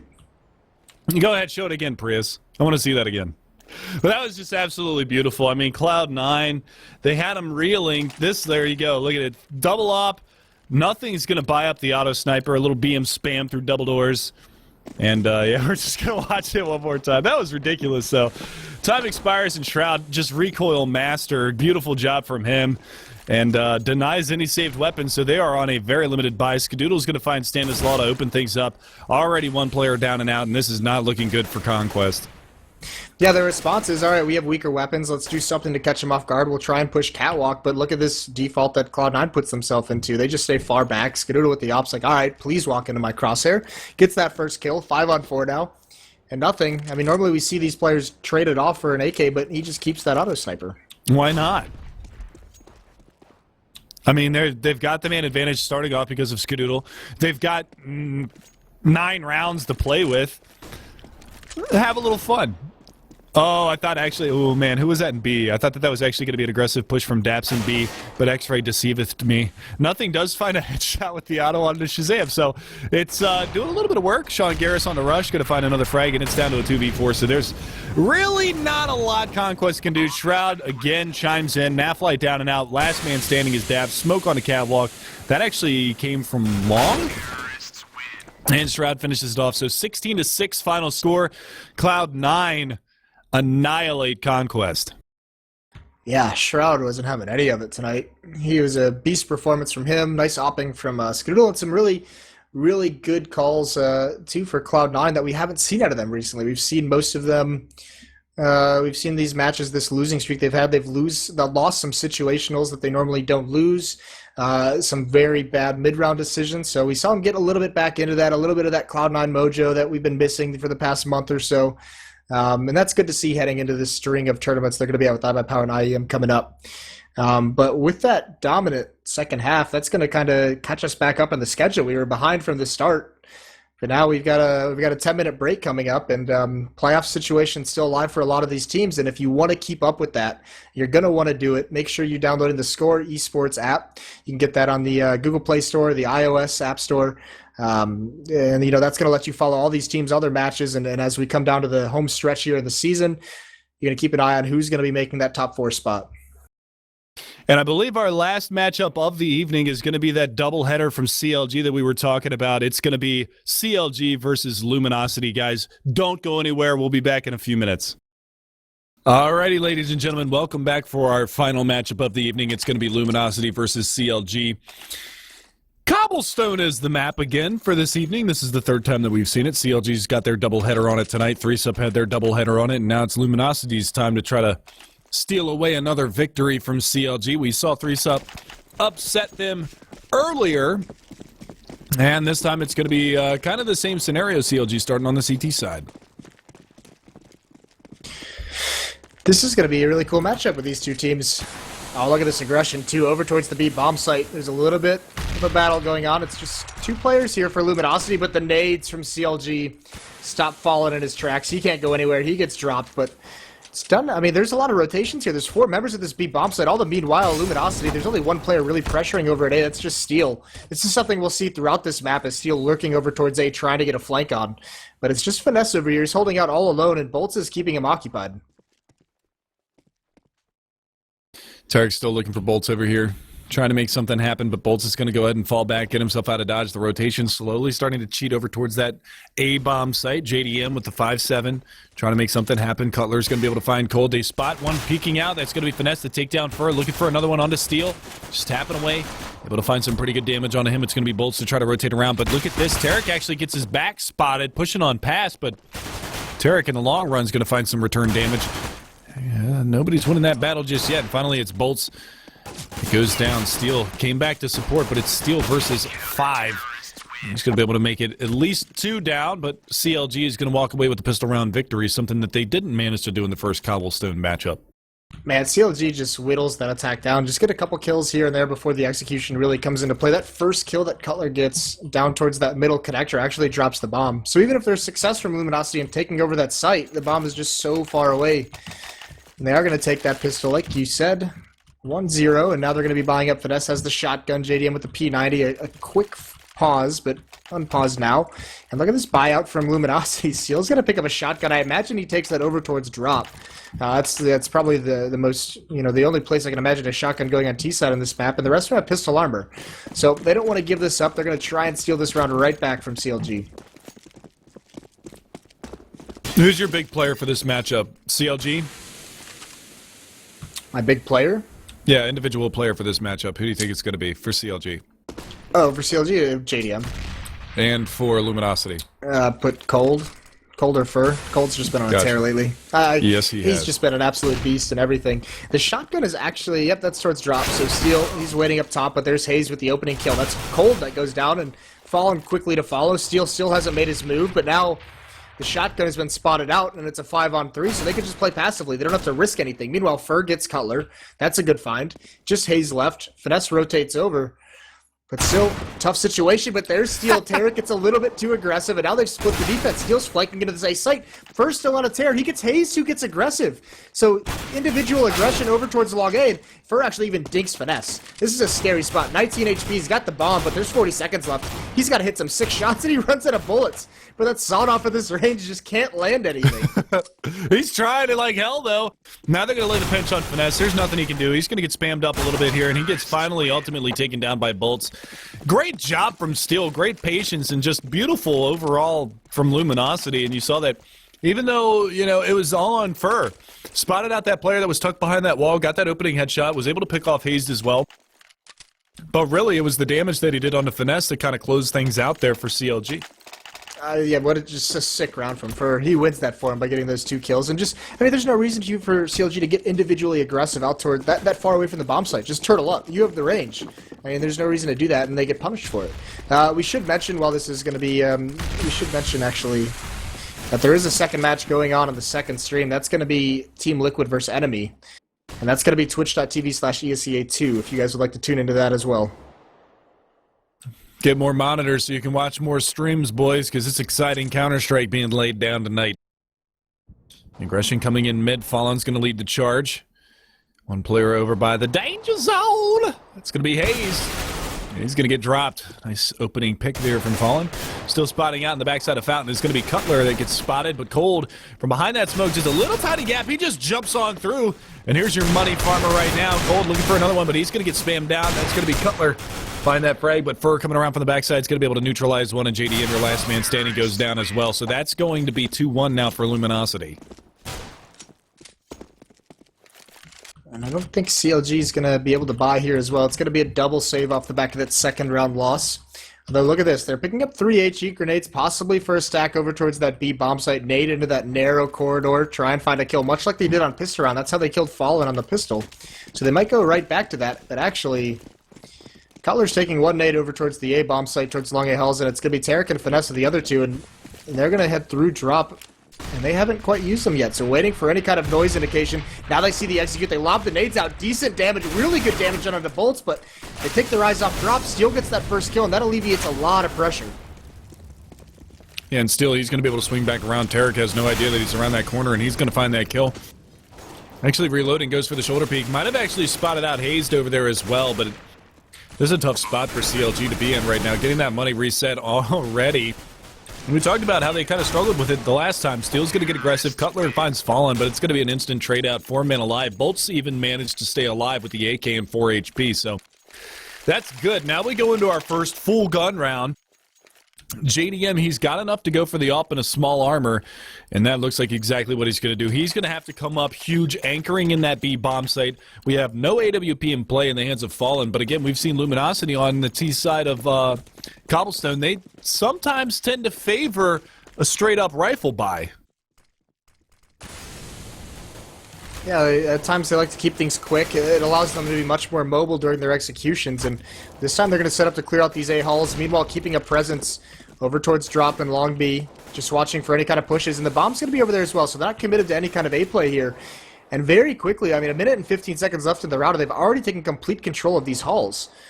And Steel with this P90 is going to come down danger. He could clear some things out, but they're set up pretty nicely now that they know they've pushed any players, any defense back towards A. They know they've got great map control. Yeah, and Hayes was actually aggressive down there towards the bottom side of middle, but he's going to have to fall back. Tarek eats a nade, and he gets mollied out, so he's going to be on 40 HP at the backside of that platform. He's actually forced to resign from that position, so he's got to change things up greatly now. Still looking at it. 5-on-5 situation. Bomb still over at B. Hayes is going to open up. He finds one, but he gets traded. Steel's going to be able to drop him. That's going to force that rotation. They're flooding out of that B bomb site. Look at this. They've pulled everybody. They've only gotten one kill, and they've gotten every single person to drop off that B bomb site. This is a massive play from Luminosity. They're going to barrel up mid and just take it right in towards the B bomb site. They're going to get behind him. Tarek. Oh, boy. See you later. What a strat from Luminosity. It worked like a charm. They couldn't have planned that any better. Yeah, how does this happen? CLG full rotate, and they actually, I mean, Steel comes right up through the doors into that and over towards B. So he somehow slips by the defense, and that's just, I mean, they're already calling for a save. No kits on their side, so I mean, a little bit of a miscue from CLG somehow on that rotation. They take their eyes off those double doors, and Steel just wreaks havoc. I mean, Fur comes down drop, and he had a great position to stop the rotates back anyways. He was going to be a detriment to clear out, but doesn't even get to him. So nice play from Luminosity, very, very clever and tricky. And CLG, I mean, they get caught with their pants down. Yeah, Finesse finds Fur, but that's only going to be just a FAMAS down. But Fallen coming around from the backside of Terrorist Spawn actually does clear out Finesse. So they are going to be able to get away with an AK and an AWP, but they aren't going to have much to buy up around that. Maybe go for some upgraded pistols, but that was a beautiful round from Luminosity. Like I said, you couldn't have planned that any better. I mean, they got him hook, line, and sinker on that rotation. That was a beautiful thing. Yeah, that was really nice to watch. Really nice to watch. Now Finesse on the mag 7. He plays over towards drop, but he's going to be the first one to come out. He smokes the cross. Actually, if this was a B play, CLG would be screwed. They have no defense over here. JDM's going to be with an up. He's caught in the open. He's got to fall back. There's no smokes out, but Luminosity already pressuring the site, and JDM gets blind right before he takes the shot. There's the shotgun coming into play, but still, they've lost control of the site. Plant's going to go down inside the smoke. That's fallen. They're not able to spam or take that shot, so the bomb does get planted, and now it's going to be a retake, and JDM just burns alive. So many Molotovs everywhere, walking on fire, and look at these trades coming in. 2-on-3 now. LG still holding the site. Terror can't connect with the shots. Fallen gets one more, down to a 2-on-2, and now a 1-on-2. Bolt so... He's got this great positioning behind this box, and the CLG members are so incredibly low. If he plays this right, there's no kits on either of them. He can find this. Tarek caps the bomb, but Bolts is still toying with them, gets that kill, and now Cutler's committed to this. But does he have enough time for the defuse? And he doesn't. He's got to just run. He has no kit whatsoever, so that's going to be a win for LG again. And he's going to die with the bomb. So no saved rifle either for the CLG side. That's a beautiful job there again from Luminosity. Bolt's just doing a great job locking it down, holding it strong, and winning that 2v1 in the long run. And nothing is going right for CLG right now. Their B defense, like you said, they got caught so far out of position. JDM, they hadn't even crossed into sight yet, and they were already barreling out through the long B hallways. They already had a player down through drop. Now, granted, Fur died immediately to Finesse's Mag 7, but that just causes them to be more wary of another player coming around from that area, so they've got to focus, maybe a second rifle on there, and by the time that they realized what was happening, full site control was already taken by LG. Yeah, I mean, they were just so late. That had to have been just some miscommunication on how they were going to drop weapons, but you could just see on the minimap, they were in no position to stop any kind of fast B play. And now Hayes is going to push up mid, but Luminosity's been walking forever. They're already at A hulls, so once again, a situation where Hayes pushes up and all of Luminosity slips by him. Meanwhile, not like it's a big deal because Fur's got 2 kills. He's opening things up very nicely. Hayes might have a nice position here to cut off the fallback of Fur, but it's going to be a round for Luminosity inside this A site. Yeah, I mean, they just snuck that bomb right on in. Went right around that defense, and Hayes, he's watching for the flank to come out. I don't think that now they do realize that it's not over there at that B-bomb site, so they're going to get aggressive here. Finesse is going to push up behind this as well as Cutler, but not a lot that they can do at this point. The bomb is planted, ticking away. Looking to get some rifles out of the hands of these terrorists side, but it's a 4-on-2. So we're going to see a 6-1 scoreline. Luminosity doing a great job early on in this matchup. They lose the pistol round. They come right back in and rattle 6 rounds off in a row. All right, I was wondering where Bolts' AK-47 went. Cutler salvages it. Meanwhile, Finesse gets a kill. He has a second AK-47 as well, so this is a good find from CLG. They've got 2 rifles, and, I mean, Fur can't go chasing. He's got 15 HP, so they're going to bring these into the next round. I mean, they have plenty of money to buy anything they would have wanted anyways, but not having to spend that money is pretty huge. So, especially when you consider JDM's always going to want that AWP, and if this is a tactical pause from CLG, this is pretty early on, but maybe feeling like they need to calm down. I mean, they need to figure something out. They're down 1-6 right now. They can't really let this slip out of their grasp too much, so this is a pretty, I mean, I still think it's early, but I can't argue with the decision to do it. I guess the other big thing to note, too, about Luminosity is the fact that they have had themselves some serious success on land lately. You know, obviously playing over there at the major, the BO1 Kings, as they were so dubbed by Thorin, and then also their recent success that they had, I believe it was at the CEVO LAN. Who, Luminosity? Yeah. Oh, no, they didn't have success at the CEVO LAN. Oh, well. It's okay. I mean, yeah, I mean, they're kind of shedding with Cold being the player that he is, like the player that he's turned out to be, like just the amount of kills that he's putting up on the board, the impact he's having on matches. I mean, they're on the verge of no longer being, you know, kings of the BO1. They're going to start just being kings of BO3 as well. I mean, they're looking very good in a lot of facets of the game. And him emerging has opened up. I mean, we've seen Bolts step up his gameplay as well. You know, the kills that Cold is getting is allowing Bolts to have a lot of freedom, create a lot of space for him to be effective players. So, I mean, this is all good stuff for Luminosity right now. Well, we see the change that CLG made. The double op setup? Double op setup. So Tarek is going to be having one as well as JDM. Maybe Tarek going to play over there by the Chicken Coops, JDM behind statue, and they're just going to try to mow him down as they come around through the Long B hallway. But that's not where the source of their problems have been. I mean, predominantly, it's been towards the A-bomb site.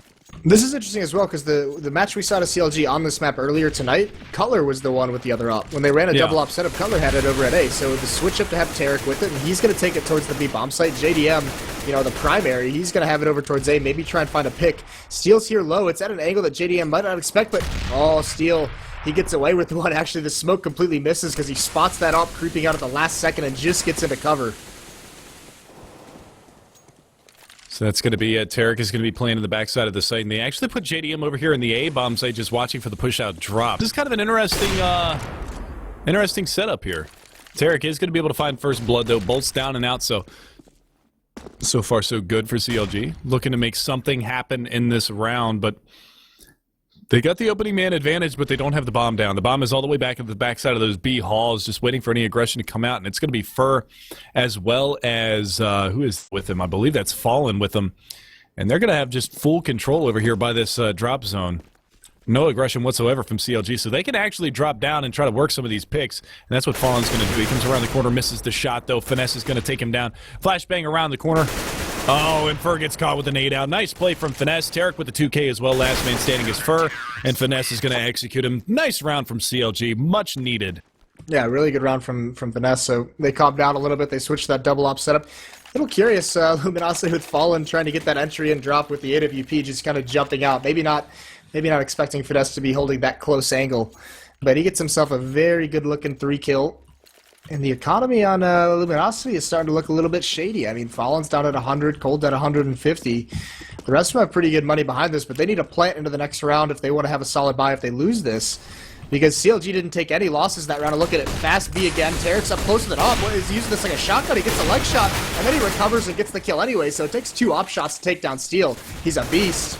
But now the bomb side, they can start swinging onto it. Cutler gets 1 kill, so they've been whittled down, and now the entire defense of CLG is here.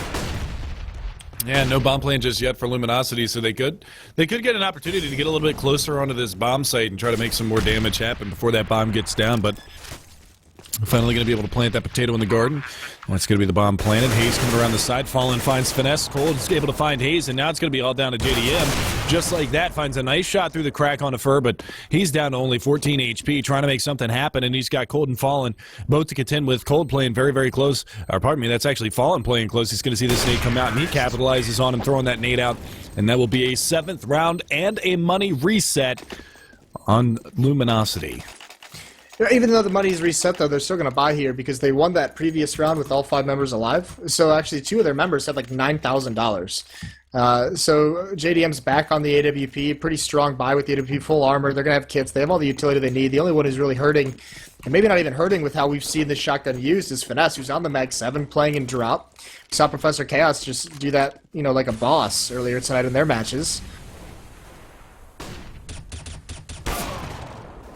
Fallen, though, he's going to open up onto Cutler. Aggressive down mid. That was a very quick push down through the mid corridor, able to find that opening pick, and there's no reply from Hayes, who's playing around the backside of that door. And a little bit of a risky play there from Cutler, just very exposed up in the top side of that A bomb site. So he goes down. Now they're going to be looking for Fallen, or pardon me, they're going to be looking for Hayes around the corner. He's got a pop flash ready. He drops it out.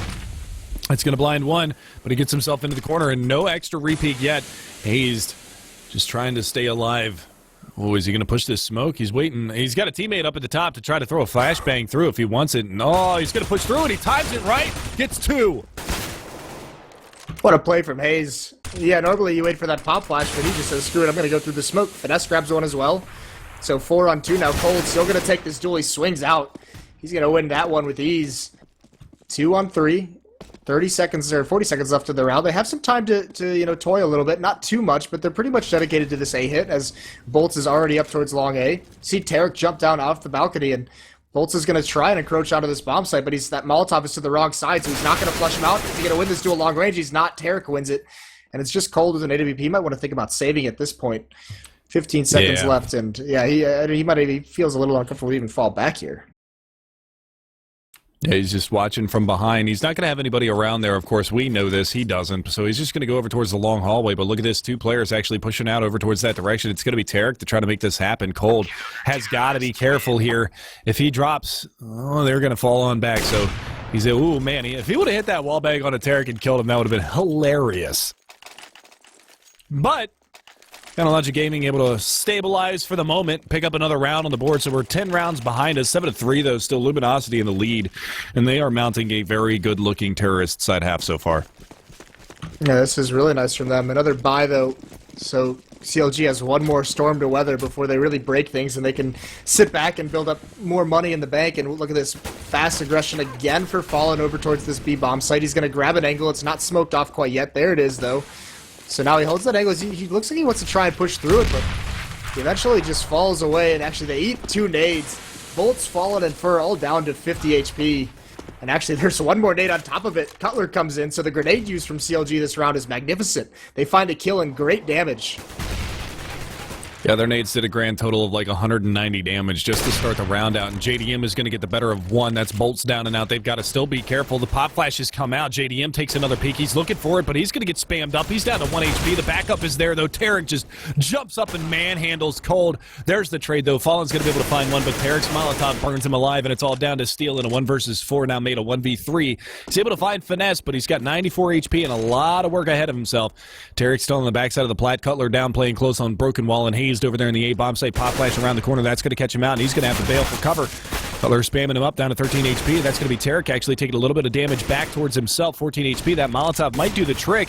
As another flashbang comes out. Cutler finally finishing it off, and finally CLG able to string together 2 rounds. Yeah, and they forced a save now on Luminosity. Maybe some upgraded pistols, maybe some smokes for an execute towards that B bomb site. At least try and get the plant. Actually, they're just going full out. They're buying everything they can, knowing that they're going to be broken economically. So they're going to buy one more while this losing bonus builds up. Go for some damage, try and get that plant. And actually, with the double up setup, it's possible. We've seen the ability for Tech9s to swarm into this B bomb site, but both ops are actually over towards A right now. There's no defense in that B bomb site once again. Everyone's playing out towards drop. This is a perfect setup for Luminosity in this round. Nade's going to do a little bit of damage. It's only Tarek inside the bomb site. The smokes are being deployed, though, and the rotations are going to get stuck behind him. Yeah, Steel's already out in front of this smoke. He might be able to swing on Tarek, and that's exactly what's going to happen. Fallen actually ends up getting the kill onto him, but they get the M4 out of his hands. So the trades come out, and it actually favors the LG side. Pop flash around the corner. That's going to be Finesse close with the Mag 7. Steel's going to rethink his strategy here. He's not going to push on through. He throws a pop flash again and catches him reloading, but there's a third frag for Finesse. What a great job for him, and it's going to be just Fallen left alive. He's going to get cleaned up by Hayes coming on the big flank, and that's going to be a 5th round now for CLG, 3 in a row. But a successful eco round there for Luminosity. All right, Finesse going surgical with that shotgun. 3 kills for him, and he bails them out. I mean, if he doesn't get those kills, they lose. And maybe a little bit of a mistake. Luminosity gets very aggressive through those smokes one by one, going at that shotgun at close to medium range. And he punishes them for it. So it looked good initially for LG, but they fall to the retake in the end, and this time, now they're going to be on that save. They do buy up a little bit, armor on Cold and Fur, some upgraded pistols, and utility on Fallen, so still going into this round with a game plan to at least try and do some damage. And we'll have to see. There it is. Nice shot. Close range. JDM. Going to find that opening pick. Molotov come out around the corner. That's going to be FNS up top, or pardon me, FNS on the bottom, Fur up top. And Fur not going to be able to find anything. Going to bide his time and fall back a little while longer here. And just Pop Flash goes out. He's going to be trying to drop on down. And he actually gets down, but he doesn't realize that behind him is Finesse. They do manage to take it down, but Finesse is just wreaking havoc with this. Professor Chaos did it pretty damn well against them earlier on, especially when he played against when he played against Liquid. But nice shot there from Bolts taking down Tarek. And look at this. Steel is actually on this big flank. Hayes is coming back towards double door, so he's probably going to be able to spot this one out. Peeks on out and takes him down, no problem. But big-time shotgun frags from Finesse. Now he's got an up, and he's able to take down Bolts. So nice job, Finesse. I believe he's actually top fragging. He is at 16 and 6, and pretty much all of those kills are shotgun kills. Yeah, a couple very good rounds in a row for him. So, doing very, very well. 5 AK setup for Luminosity. They don't have the money for the AWP on Fallen, or they did, but they chose to go, with the full utility setup as well. But they've been largely shut down ever since this switch to a double op setup has occurred. I mean, it hasn't had a huge impact, but that's where things have started. Now, instead of Tarek with the second op, it's going to be Cutler. So they go right back to that. The real issue is going to be Hayes, who's pushed up in A Halls all alone. He's got no support. He's got 3 members of LG coming after him. And he's going to swing out into the open at the wrong moment. He does get 1 kill, immediately traded, though. They're looking for a second player, but they're not going to find him there. But look what this does to the rotation. Spreads the defense a little bit thin. No eyes on drop at the moment for CLG. JDM's got to ban that with his AWP. This could be a tough spot. He just goes away, sees the smokes and flashes coming down. He calls Finesse over, but now their defense towards B platform is very weak. So they're in a tough spot over here at this B bomb site. Yeah, now they're going to go ahead and send Fallen on down through drop. Hopefully this time he doesn't jump peek into Finesse's crosshair like he did with the AWP a few rounds back. But he's actually going to get through the window, and he's on the big flank right now. He catches out Tarek and takes him down, and now that A bomb site defense is all on Cutler, and he goes down playing a very close angle with that AWP, one-and-done spot. He falls. Finesse on the rotation, try to get in front of this smoke. He's going to go towards the grate. He's going to meet up with one. That's going to be Fur, and actually loses that battle. Fur does, but it's going to be Fallen now around the corner. Molotov comes out. Fallen aggressively pushing through and throws his life away to the AWP of JDM. Oh boy, but Finesse is cooking alive in there, and he's going to get flushed out. Steel takes him down. This should be a round for LG unless JDM can do something absolutely spectacular, and he's not even going to get the chance. Steel takes him down 8-6 now for Luminosity. It's both of the ops for CLG there took very close angles. You saw JDM get close up in a drop, and he was like, no, I'm not doing this. Finesse comes over, take his position, but Cutler over towards long. I mean, that's a very good tactic for LG. I mentioned the rotations and how it thinned out the defense, and Luminosity makes a perfect call. They say, drop is going to be where the defense is the weakest in this situation, so we're going to pinch that A bomb site because we can get over towards A very, very easily. And Finesse gets blinded and smoked off completely, can't spot it out, gets him a free kill. So good mid-round decision-making from LG. And again, 8-6 is the scoreline. Finesse is going to be on that Mag 7, and I guess he kind of realized what kind of fragging power it has in the drop zone based off of the way that Professor Chaos played with it, because he's emulating that to a T so far in this with a pretty stellar performance from the drop zone with that shotgun. So again, CLG just trying to make it work. Nades come around the corner. Hayes is going to eat a little bit of damage from that. He throws the pop flash out. He doesn't really know which way or where to look. He's going to be turtled up here. He actually finds the first one. He's got to get himself out of dodge, and he does just that. But look at this. Fur right around the corner, lines them up and takes them both down. A bomb site is open for business. The floodgates have opened up, and they're just going to press on in. But Finesse. Yeah, this calling from LG is wonderful. I mean, Fallen spots where smoke comes from Hayes. He knows he's in danger, so you see a couple nades immediately go to those stairs, and then Fur gets aggressive. And now Fallen has the angle, but JDM wins the battle anyways. And he gets a third one jumping down. It goes Rambo style. 3 wonderful kills from JDN to salvage the round with Luminosity. Despite the good calls of the mid round, they lose it out into the end of some stellar play. Yeah, that was a beast mode play from JDM. Beautiful job. Just absolutely annihilates that defense over there. So 8-7 is the halftime score. The chat's going crazy for that, rightfully so. Beautiful job from JDM, just jumping out the window, getting that final no-scope. What a nuts play from him. But 8-7, Luminosity in the lead, and Counterlogic Gaming had a absolutely horrible terrorist side against 3sup earlier. Yeah, that's the scary part, right? I mean, they only got, I think, 3 rounds total. They I did, say. yeah, 3 rounds total on T-side. Yeah, it was very rough going for them. It looked they couldn't find success anywhere. And it was a 10-5 CT side half for them too. This time they only get 7 rounds on CT side. Right. So hopefully they made some adjustments in the time they got off between these matches, because they're gonna have to put up a monstrous effort, and it's all gonna start with that pistol round, which they did not win last time around. No, they did not. So.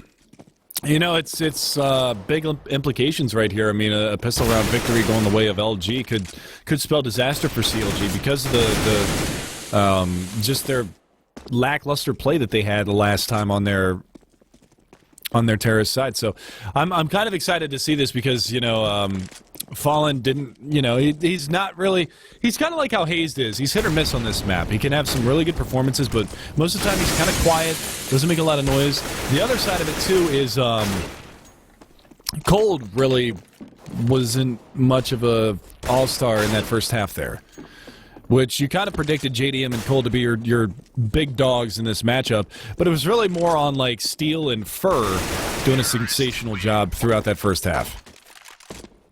Yeah, that's kind of the beauty of this LG lineup right now is, you know, for a long time Fur was on the cusp of that, you know, star status of his team. Just he was the one for LG, even back, you know, in their previous teams where he was just he was the one getting all the frags, going beast mode for him, helping him to win these matches. And now that they bring Cold in, you know, Fur's not having a great game, he doesn't have to anymore. He can just have a really good game, and Cold can have a really good game, and they can kind of alternate which one of them is going to go beast mode, which is really, really nice to have when on these teams, and it's helped Steel and Bolts a lot. I mean, it just opens things up for them. When you have one more fragger, I mean, Bolts and Steel, they're not the ones you expect to just go into a bomb site and grab kills, but when you have, you know, the other 2 stars fighting those kills, Fallen getting those picks, Steel and Bolts can kind of pick and choose their battles. So it helps everyone. Yeah, so now we're going to go live into the second half, guys. Luminosity now on the CT side, Fur, Cold, Fallen, Bolts, and Steel. Not really much of an introduction needed for any of these players in the server. CLG's Hazed, JDM, Finesse, Tarek, and Cutler on this terrorist side. 8-7 half, Luminosity in the lead by 1. Pistol round coming at you guys, and big implications on this pistol round. Very, very slow pace from CLG.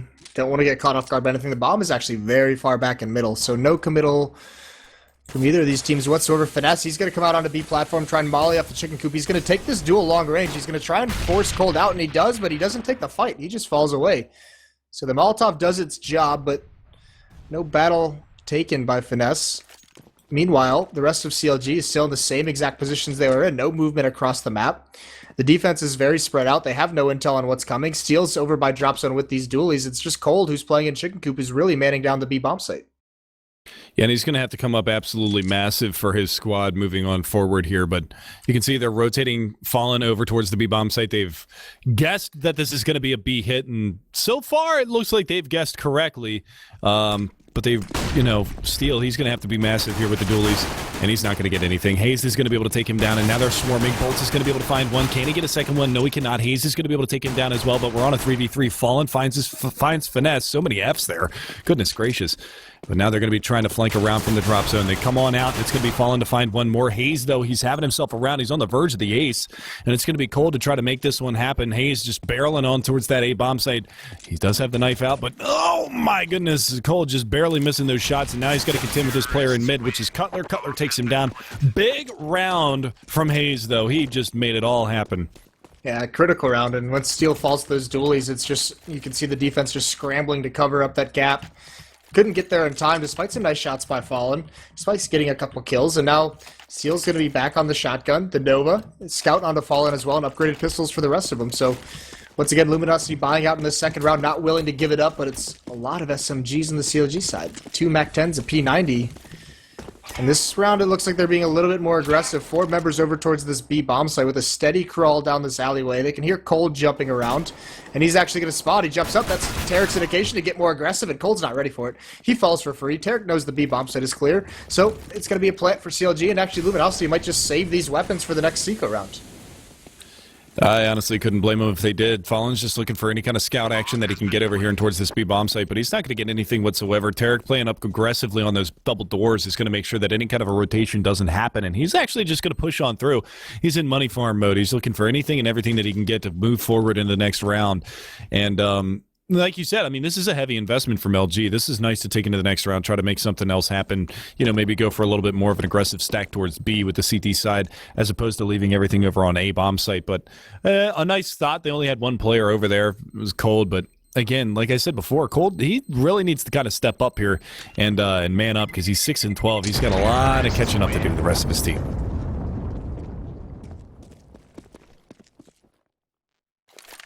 Yeah, that's going to be the question. It's interesting that they had a full-blown A stack with that shotgun. We've seen it manned over towards drop pretty much this entire evening. And look at this. They save all the guns, so they just turn this into a full buy. This is a very interesting decision by Luminosity. So, I mean, they've got 4 kits, they've got smokes, they've got Molotovs. So, very big investment very early on in this half. Beautiful replay there from Prius, too. I don't know if you caught that, but he actually got, I believe it was FNS knifing a chicken at the beginning of the round. Beautiful stuff, Prius. Beautiful stuff. That's why we pay him the big bucks. That's exactly why he gets the big bucks. So, again, we're going to see this. This is a full-blooded buy round here that LG has going on. So, we're going to see Cold. He's aggressive here on the backside. He's just holding on. Where is he actually playing? He's right on the cusp of that broken wall. So, that's going to be a very forward position for him with that CZ. Now he's going to have to get himself out of dodge, and that's exactly what he's going to do now. He's going to be playing in a very common spot, so expect to see a nade or two, or a dank and a nade.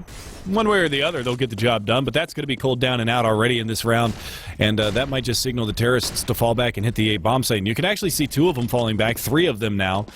So that's exactly what they're going to do. They're just going to retreat as they gallop on away. Get it? Because the new sound sounds like hooves. Nicely done. I thought it was good. Nicely done. But this is CLG. This call is, I mean, we saw Luminosity just juke CLG, you know, out of their minds in the first half, and now CLG is doing it to Luminosity. Full rotation over towards this B bomb site. It's going to be a plant in A, and Luminosity, once again, they might just save. I mean, they don't really have anything they can do in this round. They only have 1 flashbang and a nade to try and retake this, along with very, very weak guns. So, I mean, this is, there's got to be a battle in here at some point. And actually, there's JDM, long range. He deals a lot of damage to Fur. Fur can't get away. Steel gets a kill with the shotgun. So now they're starting to deal death, and CLG's hunting him down. Fallen misses that shot completely blind. He does get away somehow. Tarek's very, very low. So the battle's commencing. Tarek gets one with the MAC-10. There's Fallen with a nice shot with the scout. Brings the crosshair down. One coming out of the double doors. Fallen's going to take that shot as well, but not a whole lot of kills going either of these teams' way. It's just a battle to see who can survive, and Fallen with another shot. That's huge. He eventually does fall, but some damage is dealt, especially at the end. Steel with another shotgun, bolts with the deagle. All of CLG is cleaned out, but, I mean, the buying habits of Luminosity in the beginning of this half have just thrown this entire start to the half in disarray. Like, what is happening? Look at these buys, another full investment. 2 shotguns on the LG side, you know, 1 CZ, and M4 Famas. Meanwhile, the terrorists are sitting pretty with an AWP and 4 AKs.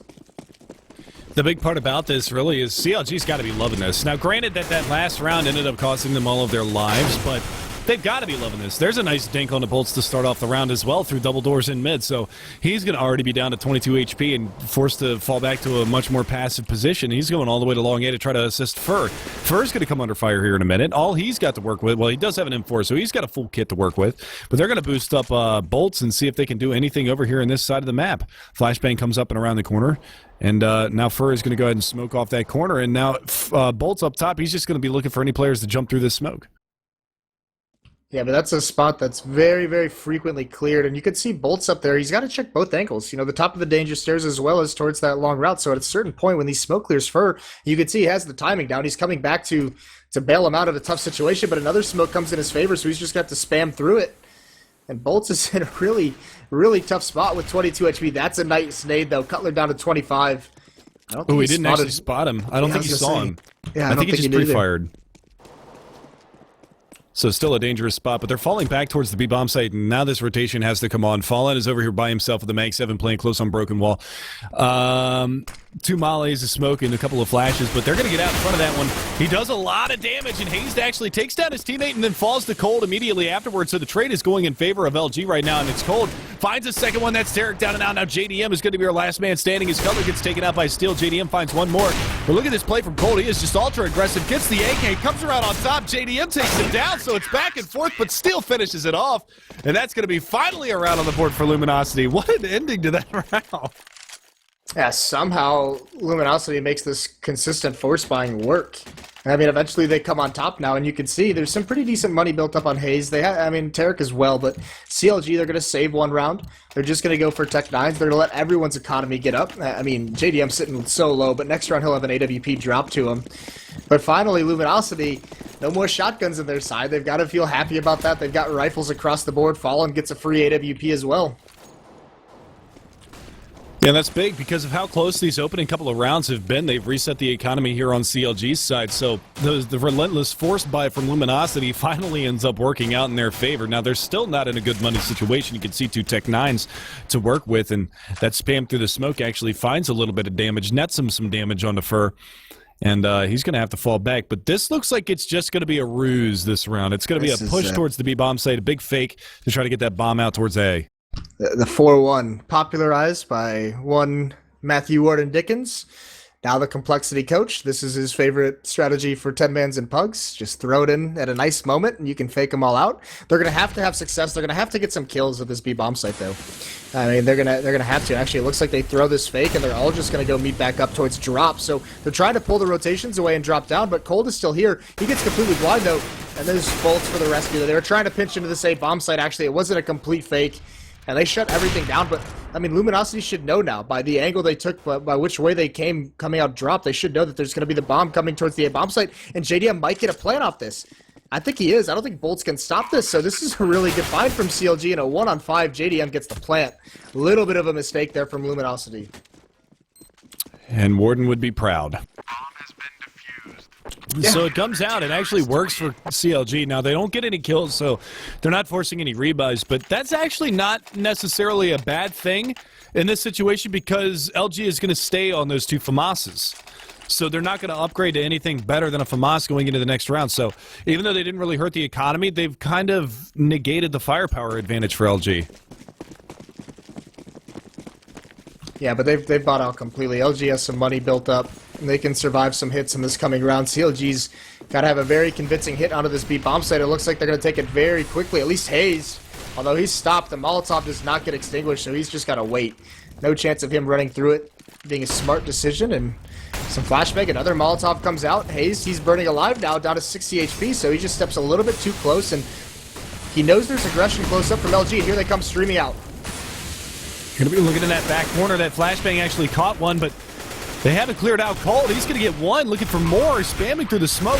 He's going to be able to find a second one, looking for a third, but JDM is going to just decapitate him with that up-close range. Fallen trades out the up, so the up-on-up battle goes the back way towards the LG side, but Tarek pushing the smoke is going to be able to find one. Does some damage onto Steel. It's down to Finesse versus Steel. 75 HP versus 58, and Steel looks like he knows exactly where he is. Ooh, he spotted the gun barrel. Finesse takes the peek, and Steel wins it. So that was just a little bit of a risky play there for CLG. Comes down to the 1v1, but that's going to be Luminosity coming out on top. Yeah, really nice recovery, and it's Fallen. He only gets 1 kill, but he comes through the smoke, like, just so aggressive.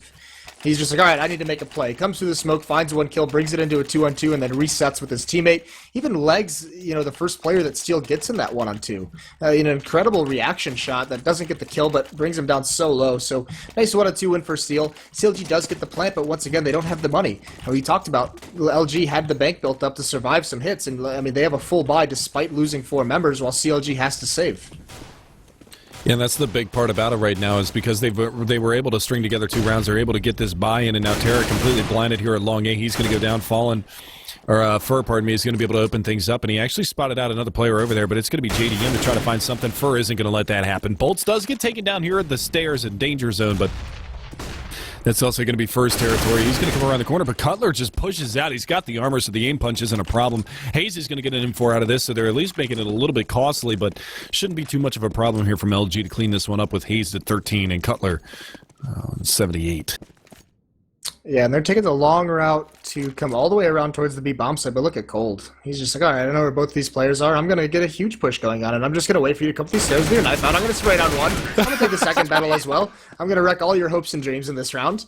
Just ruthless. So they got to be 12-10 going, now. what the hell? Why is he there? That's just such an awkward place for somebody to just pop around the corner and, hey, here's Cold. Good play from him, though, man. Just taking the initiative right there. They knew that the push was coming towards the A bomb site. They knew where both of the last players were, so he just gets aggressive and pushes right out into him.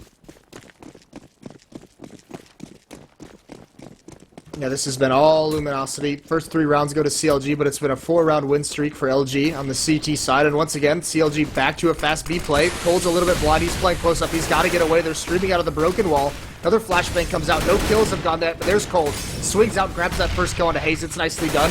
Cutler's up top. He's eating fire as well, but no one from CLG has really worked their way to the bomb site. Tarek finally gets in there with the cover of smoke to at least get the plant, but still 5 members alive in a 5-on-3.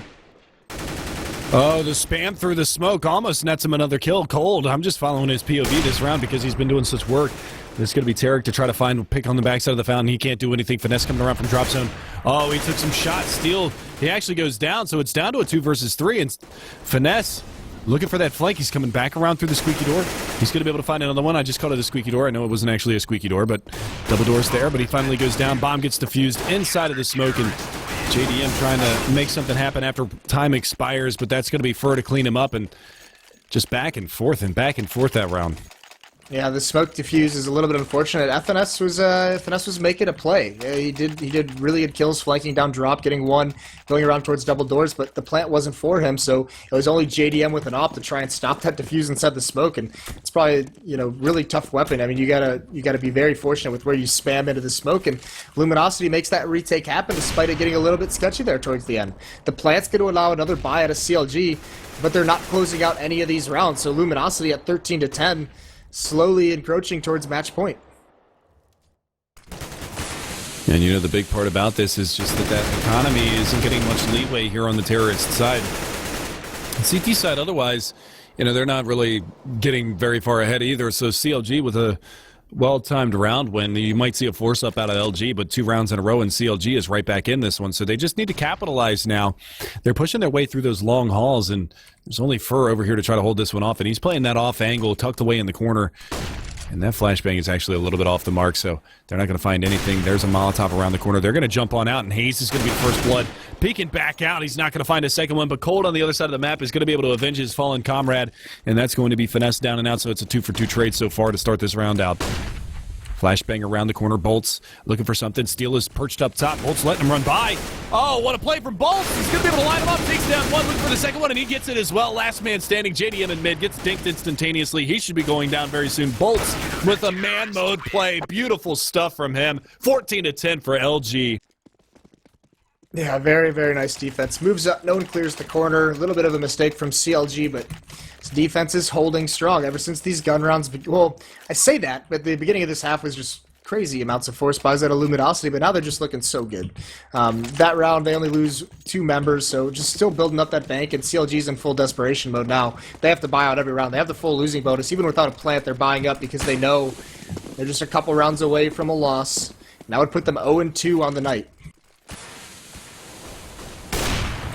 Yeah, but that would be beautiful for LG. They need to get this win in order to get themselves, in a little bit more of a solid position for this land final. And you can see a trade of frags going 2-for-1 in favor of LG right now. Fur and Fallen going to be able to find a couple over here towards B. Finesse is going to be able to answer back. At least drops Cold, but again, it's just really slow start for him. And, I talked about Cold needing to step up. He was like 6-13 or 6-12 at the half. He's 15-17 now, so he has been an absolute monster at the B bomb site, locking things down for LG. So just a great job from him overall, adapting and overcoming. And now that last man standing is going to be Finesse. He's over here in drop. And Bolt's actually spotted him and intelligently gets himself out of there. Ooh, throws some spam at him, gets him down to 15. And this should be a 15-10 scoreline, and it is. Fur finishes it off. 3 kills on the round for Fur. And again, that's just going to be match point right now. And CLG looking kind of weak on Cobblestone right now. At least their T side for sure. I mean, their CT side of this matchup didn't go too well. Went all right earlier in the evening, but yeah, their T side they seem they can't really get anything going. This is looking like it's going to be just based off their success another half where they only get 3 rounds. This one off the back of a pistol. So they're going to have to work on this. 6 P rounds tonight. Yep, they're going to have to work on this a little bit, but Fur pushed up out towards long. He's all alone. He throws out the smoke. Cutler runs right through it. Beats Fur to the punch, though. Wins that battle despite having a Galil. And this is all CLG is just coming up to this A-bomb site. 3 in the A-halls, 2 towards connector. And Cutler eats a grenade. And there's Fallen with the op on a finesse. It's a little bit disjointed. The nade forced the halls attack back. And that allowed Fallen to have the opportunity to just get that pick. Now there's 2 members in the bomb site. Bolts grabs 2 more. For his troubles, he might take a 3rd as well. Steel goes down, but there's Bolts pistol whipping Tarek long range. Not able to get the kill, but there it is finally, and it's just out of JDM in a one-on-one, but Cold has this sick flight going on. So, nice half from Luminosity. CLG not able to get anything going throughout that entire terrorist half. And as this match ends, I will let you guys know, if you want to switch over real quick, it's 15-12 in the favor of Team Liquid. That's on twitch.tv/ESEA2. They're playing against NME.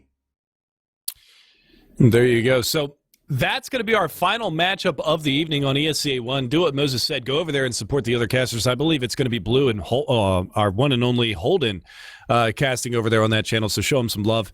And that's going to be it for this evening. Join us tomorrow night. We've got some more great matchups for you to throw your way. Again, we're going to have 2 streams up tomorrow night and I believe Thursday night as well, because we've got so many matches to bring you guys before the season is out.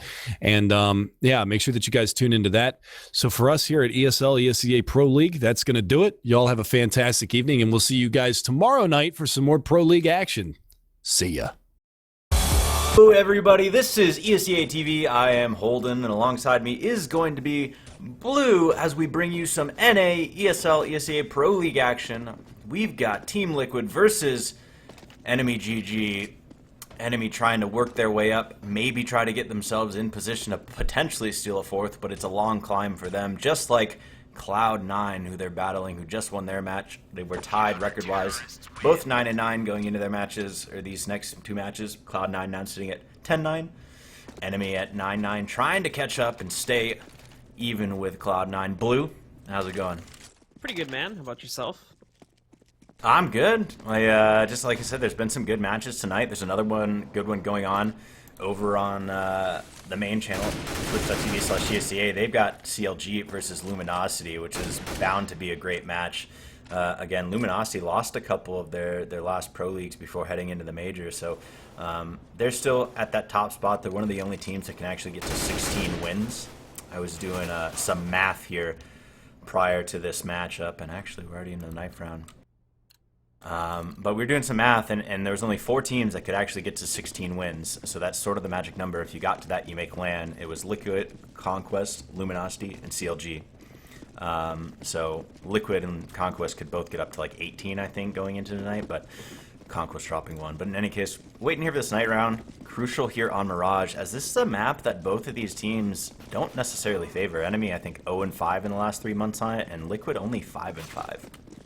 Yeah, I mean, it's obviously just in general for North American teams, this is a pretty tough map when you look at it. There's a lot of, like I said, I talk a lot about team cohesion, and this is one of those maps where it really has to come out, especially on the CT side.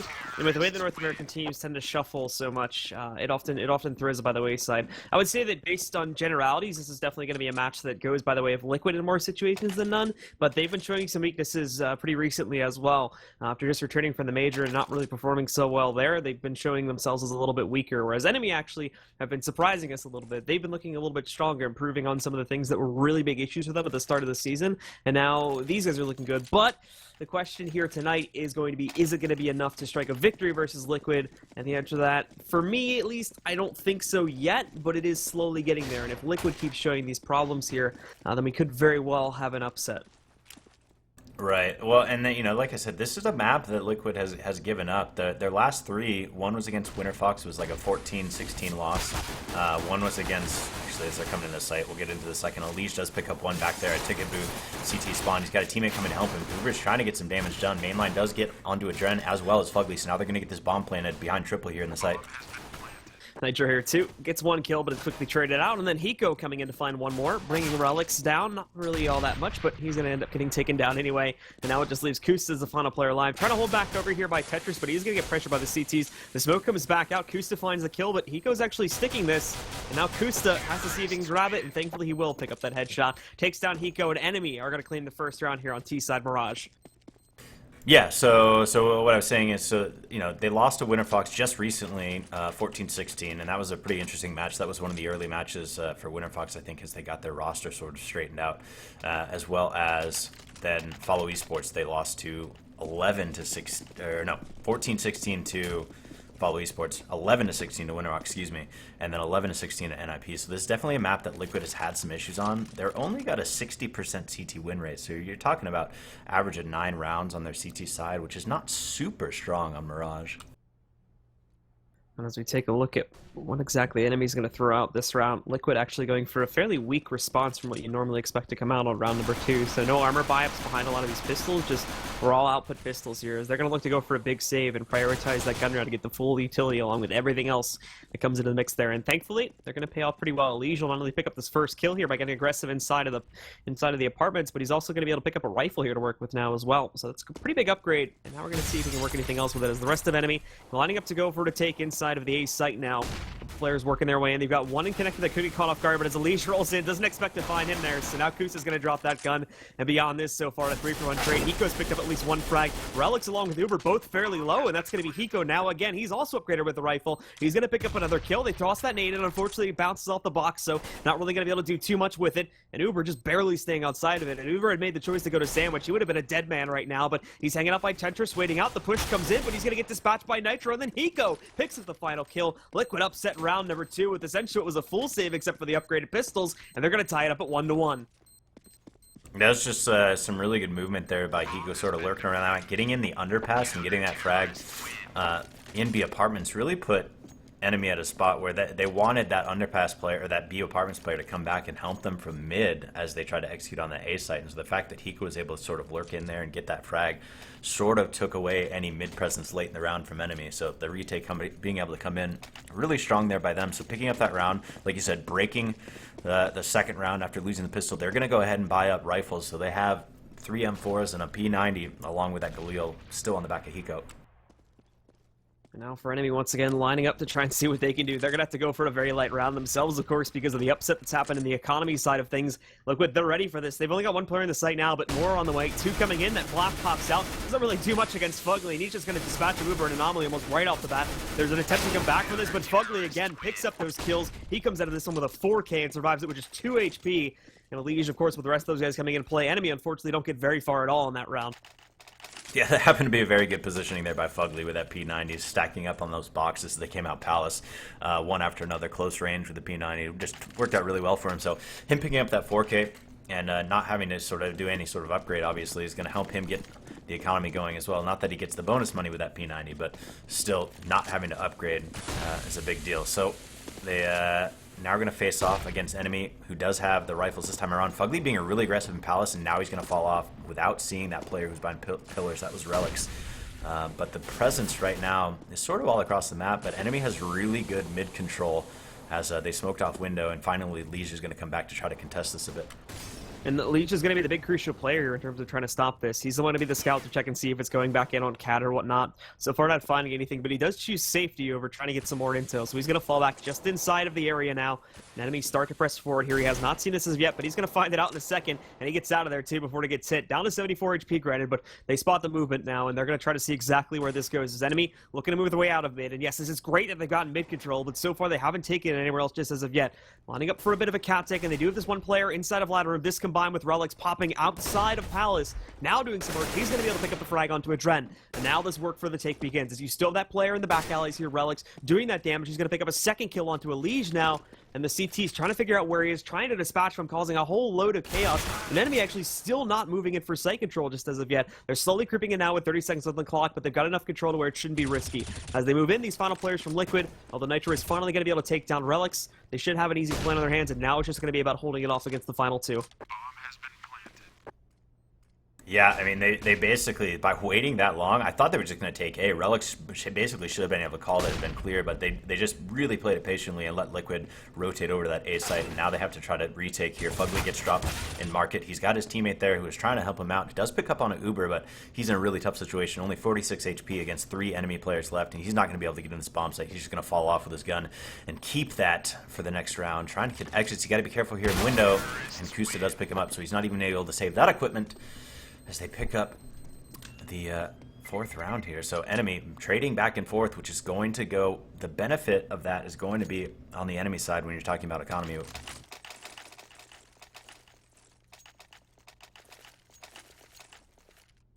You there? Yep, Oh. Did I cut off again? Yeah, you lagged on a little bit, so I wasn't sure if you stopped talking or disconnected on me. So. Oh, I stopped talking. But looking at that last round again, obviously the big key was just Relics there too. It was a pretty good plan from Enemy, albeit a little bit risky, depending on the players from Liquid rotating off to try to regroup. As again, Relics just causes all this chaos with this late entry inside of Palace. Liquid aren't really sure what to make of this, because even you could see with their positions, even they were thinking it was going to go to the A site. So they hold back for so long, and unfortunately they just kind of run into Relics. He picks up so many frags for free, and that just opens up the B site for them to take. Like I said, they bring the timer down very low, so if they had not rotated off and the take hadn't have been successful, it could have been a pretty tough round, but thankfully it does work out for themselves. And a good plan like that is going to allow them to strike back and now get up to 2 points here. So for Liquid, this is going to be one of their last big rounds that they can really go for, but they're trying to get a little bit more aggressive and look for this intel before it happens. Relic's trying to line up that same play, but meanwhile back over here in Connector too, there was an attempt to try to get mainline in through there. Alicia's going to be able to take him back down, and unfortunately so far from Enemy, they're making very, very slow progress, but Liquid are waiting for them around most corners. Yeah, Uber was actually able to get into connector here after the first player dropped, but they're not going to go that direction. They're actually going to try to work towards B here. They still have dropped the bomb in actually outside the apartments, and now finally you're actually going to have to see that Relic's going to fall back to try to get it, and now the contacts have been made by Hiko onto Anomaly. Uber's here as well, so now are they still going to try to push this bomb that way with the time remaining? Yes, they have to. They're going to run into both Hiko and Nitro. As Relics does pick up one, Uber gets another, and now he's going to have to keep running, but the rotation's on. He's by himself with this bomb next to impossible as the 3 CTs have already rotated over. And Fugly's just going to be able to close it out. And that was a great example of Liquid kind of figuring out what went on in the last round and now counter-stratting it here. They could try to get aggressive this time. They prevent that kind of a setup from even happening, considering that Enemy was sitting just offside of the site in a lot of locations. And then finally now they just execute upon it. They keep them from going anywhere, and Enemy tries to take it down on the timer to that low once again. But when the attempt to fake it comes in, there's not really a whole lot of resistance from Liquid. They're ready for this kind of play. They're waiting for these guys. So Enemy aren't even allowed to get in the site, and the timer, even if they had been successful, probably would have been too low to make a plan happen. Yeah, the good news here from Liquid is that with all the rebuys that enemies had to do because of the low player counts at the end of some of these rounds, they are going to have to be on an eco here. So assuming they pick up this one, they're going to build their economy up and get control of it back, whereas it was getting dangerous with the trades that happen. Leash has to be careful here. He is going to actually peek that onto Relic, so he does pick up that one. Now he's pushing through, getting a lot of intel here in the T-spawn, but the bomb is planting in A.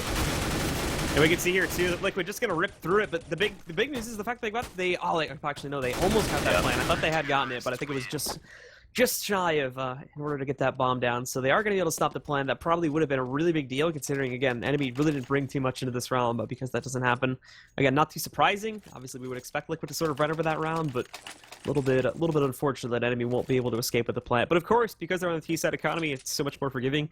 They're going to be able to go right into another buy. It'll be a little bit limited here, a little bit forced up when you look at the Tech 9 in play from Relics and along with the Galil back over here on main line, but they still have a decent amount of utility, and of course, the Tech 9 is not a gun that can be underscored here. Still do quite a bit of work with that. So the smoke setups come back in, and they're working their way for the most part into the back of the apartments right now. A couple more coming out for mid control. So again, going to line up for this very, very fast take going over here on a Cat, and it's already going to start here as well. A lot of pressure now going to go on to Hiko. He's the only player here to defend this. They move in. Hiko does get this flash off, but now the smoke's come into the site itself as well. Hiko going to toss that molly back into the apartments, lining up the spray, but can't find any of it there as Uber just shuts him down. He did buy enough time in order to get Adren here, but still, now the hold is going to be very limited for the CTs. The bomb already goes down. Adren will get traded after he takes out one of these players. Uber will be the one to find that kill. And as they work their way in, the CT's trying to look for something, but they can't find any of it. Uber again holding strong back over there outside of the arches. He picks up a kill into Nitro. Alicia too is going to have a tough time trying to locate Uber. Thankfully, he does manage to take him down. There's some assistance there coming out from Anomaly, but still, it's a 2-on-3. They don't know anything about what's left in that site, and I think Liquid are just going to make the save call here. Yep, keep those guns, keep the equipment that they have on the back of it. I mean, you got a couple of nades, you got the armor on the back of those two players, obviously with those rifles, so no reason to sort of get that loss. They're going to post up there on those B apartments, but all of enemy exits through CT spawn, so they're not going to find each other here at the end of the round. But like you said, so a good take there by enemy. They're going to build up. They're going to go ahead and buy full equipment this time around. They, like you said, now they're going to get that AK on the back of Relics, have one as Uber, so that while last round they did have that one player with the Tech 9, this time around they'll be on a full buy as the Liquid team obviously low on cash on about 3 of their players, so they just got to be careful here. Enemy coming over to the A site. They're going to go throw these smokes, and it's going to be a very quick smoke take. As I said that, nope, he pulls back as they got a little bit of aggression. That flash coming in here towards A ramp, so going to slow it down a bit. And they take it nice and slow, as you've already said here. Liquid, though, because of the fact that they've gotten used to this sort of direct take here, they're going to put a player in position to stop this, and that'll be Fugly, but unfortunately not going to be able to pick up that initial frag. What he does find, though, is all the intel where this is coming from, so Liquid are going to be able to call for the rotation now. They start to move in. Well, he's just going to be able to find the trade kill, but at a heavy cost to his own health pool. He's now down, sitting at 3 HP. He's going to relocate himself back over here towards Connector, but with the smoke spawn out that enemy themselves, I believe, for the most part, have set up, it's actually going to be very limited on the progress they're making, and now they sort of run into a trap. There's a Dren finding another op shot. Anomaly will be able to take down a Liege as he's playing around with things back over here in middle. But for the main part now, the bomb plant is going to be able to come back in. They spot it. They won't be able to stop him from accomplishing this. And Uber going to have to try to hide over here behind the triple stack. As the rest of the team as well, trying to hold off a mid push right now, but almost everything is coming back in through ticket box. And I think Uber now has been able to spot this. He's going to pick off another player here. Now holds the wall, so they've got to pop back out and find this. None of the other T's are here, but they are working on a flank. Relics is coming in. Nobody watching from CT right now, so Relics going to be having a completely wide open shot. Pico finding that one kill, but then Relics quickly shutting things back down. And enemy managed that brilliantly to once again tie things up at 4 points. Yeah, doing a really good job, even though it looked a little scary. They get that bomb plant and then push aggressively through, like you said, Relics coming around on that flank, and they actually position themselves on the angles perfectly. All those CTs, Liquid player CTs coming from that CT spawn, just going to be really tough with the positioning the enemy had gotten all the way pushed up towards jungle there. So good job at them getting that round. And now, like I said, we're going to sort of see a bit of an eco here from the Liquid side, but you are going to see Fugly with that op. So interesting there to see that along with a Mag 7 on Hiko. So a little bit of a force buy here. Kusta once again trying to find that shot over here, as there was a player from Liquid that came up and spotted all of this, so there's going to be a lot more resistance coming in now from Liquid, as again, they're very, very limited on their guns. They've got a couple big ones to play with, which is that op on that M4 sitting in here, but beyond this now, these guys are not really going to have a whole bunch. There's going to be some risky plays made. An attempt from Nitro to push through the smoke, but it gets denied by Kusta. Elige having some better luck, but Kusta again finding a second shot. He'll be able to pick off a Dren. Taking things into a 4-on-3. Not a lot of map progress being made, but now coming back up on top here. Relics will attempt to throw things back off on the A site. Won't really be able to do so, but before he goes down, he did toss that nade out and finds another one, and there's Kusta finding one kill. He closes out the round with 3 mag shots back to back to back. That's going to end it, and he gets a free op at the end of it. Oh, enemy's going to be upset about that one. They had full control of that. There's no reason that should have happened, but that's the reason that Hiko picked that Mag 7 on the catwalk. Go ahead and hold that corner coming around. Kusa had done a solid job with his op there in mid, and he ends up picking that. Oh, Hiko. Like I said, he's a solid player with that. He plays, similar positioning here on Hut when Nuke was in the rotation with that Mag 7. So, really great play by him. Picks it up, and now Liquid 5-4 in the lead again. So enemy, unfortunately, with their economy tossed into the very imbalanced situation, granted Liquid still sitting on the sort of same boat here, as they've got some very awkward guns tossed into play. Still have that mag back over here. It's now going to be on Nitro. Fugly is well rolling with a P90, but he's got aggressive with it. He sees this coming, and here's Nitro's turn to play with that mag 7. Only going to find one kill, though. As Uber connects a nice headshot to find the trade, but Hiko here, too, working with his own rifle. He, too, only going to be able to pick up one as Uber trades him out very quickly. So that leaves it into a 3-on-3. Enemy do get control of the site, but they've got to be careful because Fugly, again, coming up on the flank with these guys, and they could get caught off guard by this, but enemy holding nice and strong for the time being, not really moving around all that much, keeping themselves very stable to their positions, but they're going to have to move in a second. Relics, though, catching one of these guys, and also Fugly, all that flank work done for nothing, and it brings it all just down onto a Dren at this point as the initial pushes fail miserably from Liquid. Dren has to try and save this off, and he's got to let enemy tie things up once again, but no, Dren's going to be overpeaked in that window for far too long, and Relics takes him down as well, so no saves at all for Liquid going into the 11th round. Yeah, I mean, Adren there, like you said, needed to try to save that off. He just pushed up all the way in window, no cover at all, so anyone that peeked over that way was going to see him. But really key there, main line pushed up on catwalk, did hear the flank coming in from Fugly, so he was able to get that call. And so while that could have done a lot of damage to them, the fact that he was, like I said, on that catwalk, did hear Fugly, who got a little antsy and decided to run. really the key there. Uber coming into that bomb site, though, picks up one now. They're going to try to do this quick A take. They got a few players to deal with, but they've already dropped 2 of them. To make that 3. Yeah, Liquid are already basically done here. All they can look to do is maybe pick up a couple kills. If they recover from this, it would be absolutely incredible. But there's going to be Hiko. He does catch one of these guys off guard, but a quick reaction from mainline there picks up not only one of the last players, but Uber back over there by Ticket Box, finding the final player on the Nitro as well. So as we see before, Liquid, with those guns in their hands, not really much that they could have done. It looks like they're going to have to double save this potentially too. It depends on how they want to play the economy at this point in the game. But now with NME sort of getting a lead on T side. I mean, we saw them force earlier, and we've seen the shotgun come from... I thought maybe we just see them force again. They are so far behind that you have to wonder, okay, this is at a point where they need to force up to win anyways. But we mentioned early on, the trades they're not advantageous to the CT side at all, and that's where you see they have to be on a sort of double eco here. But we're going to see that shotgun, obviously, on Hiko again. He's going to sort of play... Oh, he misses that nade. Almost nades himself. But he will be playing the B apartments where he can jump shot there if they try to push him that way. So now from NME again, should have a fairly simple round on their hands. Hiko going to try to bait these guys out by making it look like he's just got that pistol to work with, and then once they get closer, he can pull out the big gun and try to get some work done with this one. He actually has connected some damage over on Akusta to bring him down to 54, but the rest of NME not making a single noise right now, so as not to verify what Hiko's doing. And unfortunately, as that smoke fades very quick on the trawl, is going to be Kusta. Takes him right out of the picture, but Nitro comes in to pick up the shotgun. This hasn't been revealed just as of yet either, so Nitro could do some work with this. And there you go. There's one kill. Jumps up a little bit too early, though, so Anomaly is going to have a long-range kill in order to take him back out. NME just taking it nice and slow because they don't know what else to expect here because it has been kept sort of in mystery for a lot of this. But as they start to press forward, Relics finding one, wrapping the corner, picks up the final kill. Gen did manage to take out at least one of these guys over here onto Anomaly, but that's all they're going to be able to find. And again, over here on the T side, you could easily eat up those 2 deaths with the money that they have sitting in their pockets now. But now from Liquid, with the save coming in, they're going to be able to buy here too. So this will be one of their final chances, really, to strike back before NME hold a very, very strong lead coming out of the first half. Yeah, this is a really strong T side from NME, who so far this season, their strength has mostly been their CT side. Their defensive side has been really, really strong. And the fact that they're coming in here against Liquid, now granted, again, Liquid not a strong CT side Mirage team, not a strong Mirage team in general, but going ahead and giving up 7 rounds already to NME, just good plays by them. Their executes have been pretty solid getting in. They've done a lot of quick stuff to get into these sites, get the smokes down, and then at that point they won a lot of the battles as the retakes have happened. So if they can keep that up, they're in a really good spot. But right now, another A take coming in. And these guys will work their way in here right now. Fairly limited defense from Liquid, but it's the standard setup, and they're going to rotate more in here pretty quickly. So Fugly and Sandwich won't be a part of the action until this take actually begins. They do spot him there, so Uber actually with very low HP, sitting down about 17. He's going to be able to find that headshot kill on a Fugly. Fugly left with no time to react to this. And now the members of Liquid, they come back in, but this has all been a ruse because the actual play, it's not even happening here. Thankfully, Nitro, he's realized this now. He's going to be able to spot this early, and he holds them back for a little bit, but this Molly's going to force him out. Gets the pop flash to counter. So Bayline kills Nitro with the Molly, but then he also dies when he falls off because he's too low on HP. And then Elise just comes in and finishes off the final player. What the hell just happened? Yep. That happened. I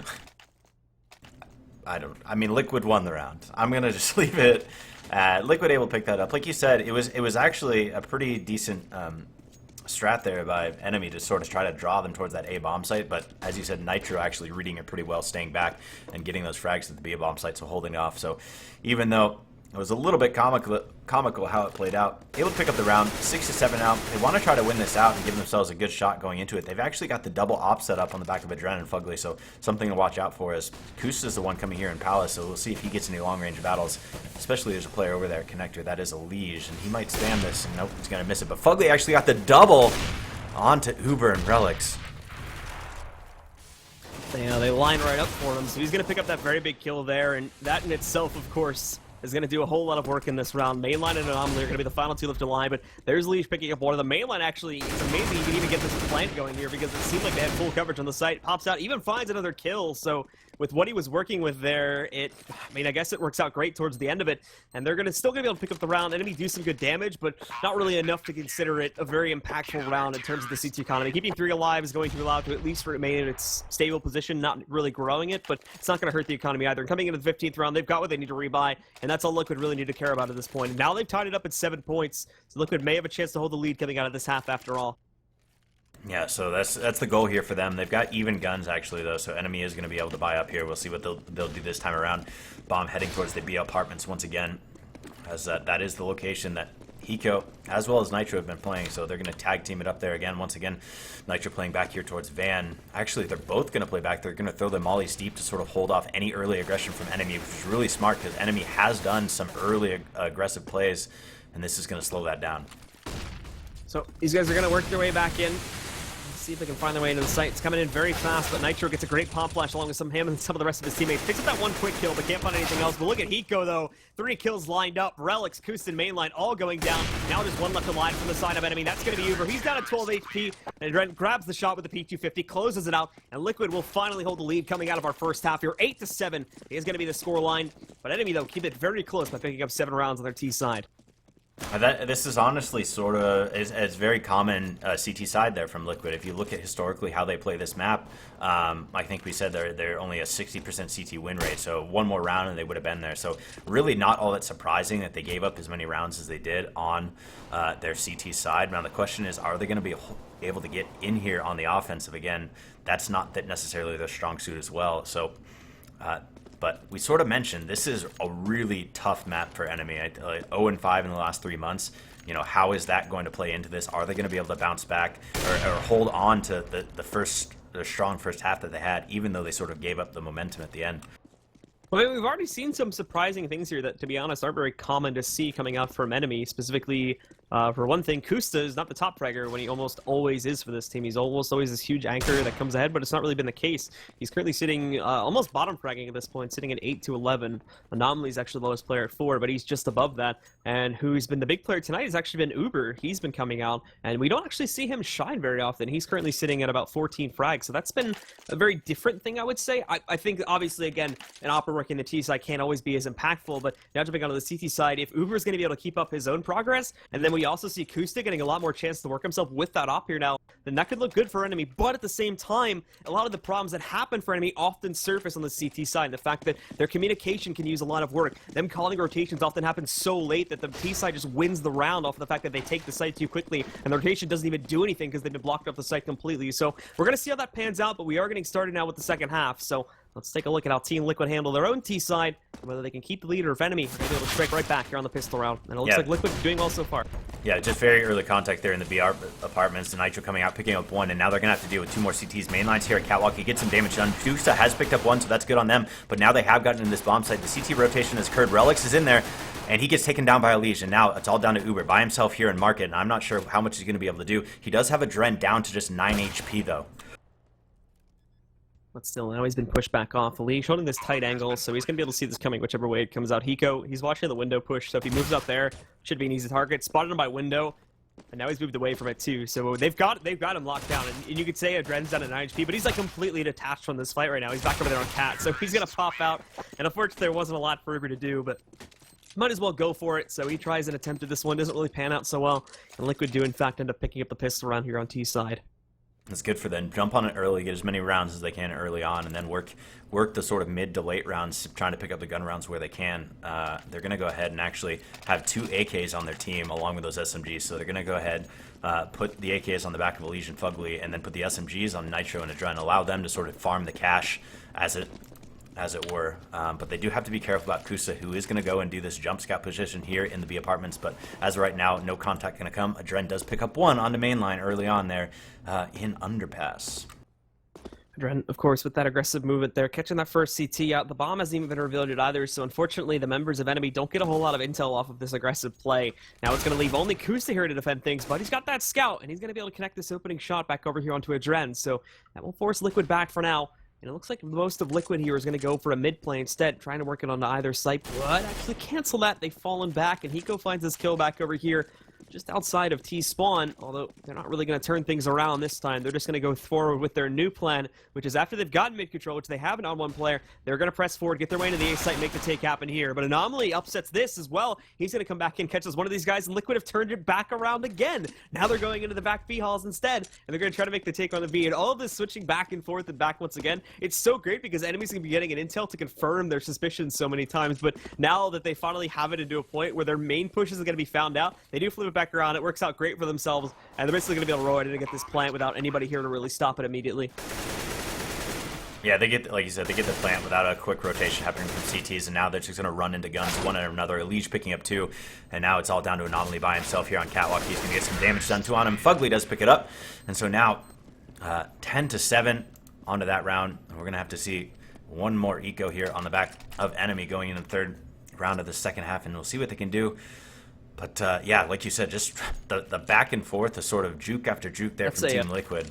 That's a strat roulette strat, man. Yeah. You have to go back and forth between sites. Every time you kill somebody, you turn around and go to the other one. That's exactly what they did. Works out great, as you can see.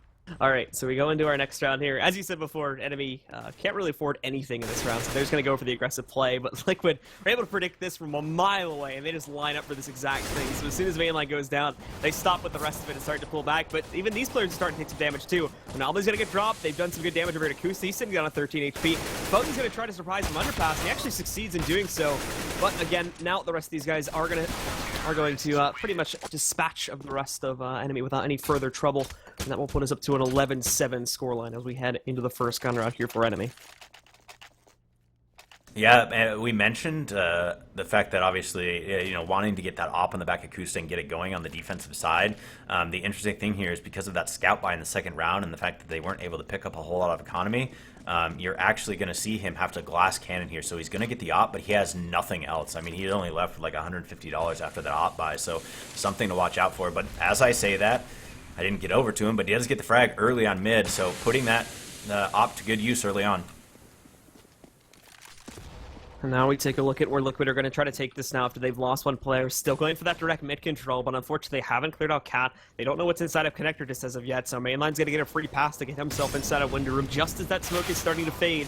The rest of Liquid, they finally find a trade, and there's going to be Fugly too popping out. Able to pick off Mainline, so they've cleared out middle. Now trying to transition things over here inside of Connector, and one player in Palace waits to move himself in. Members of enemy moving completely in the wrong positions here. All you've got is really Relics back over here sitting below Tetris. The pop flash does work out, and he's going to find the kill on Hiko as he attempts to come outside of Palace, but now he can't really find himself a good position to re-enter on this site. Again, mainly due to limited info, so he's going to try to fall back by T-Ramp, but on another peak, Nitro able to quickly take him down. All you've got left is Anomaly, trying to creep back in from the B site, but he's really got no safe place to work his way back in.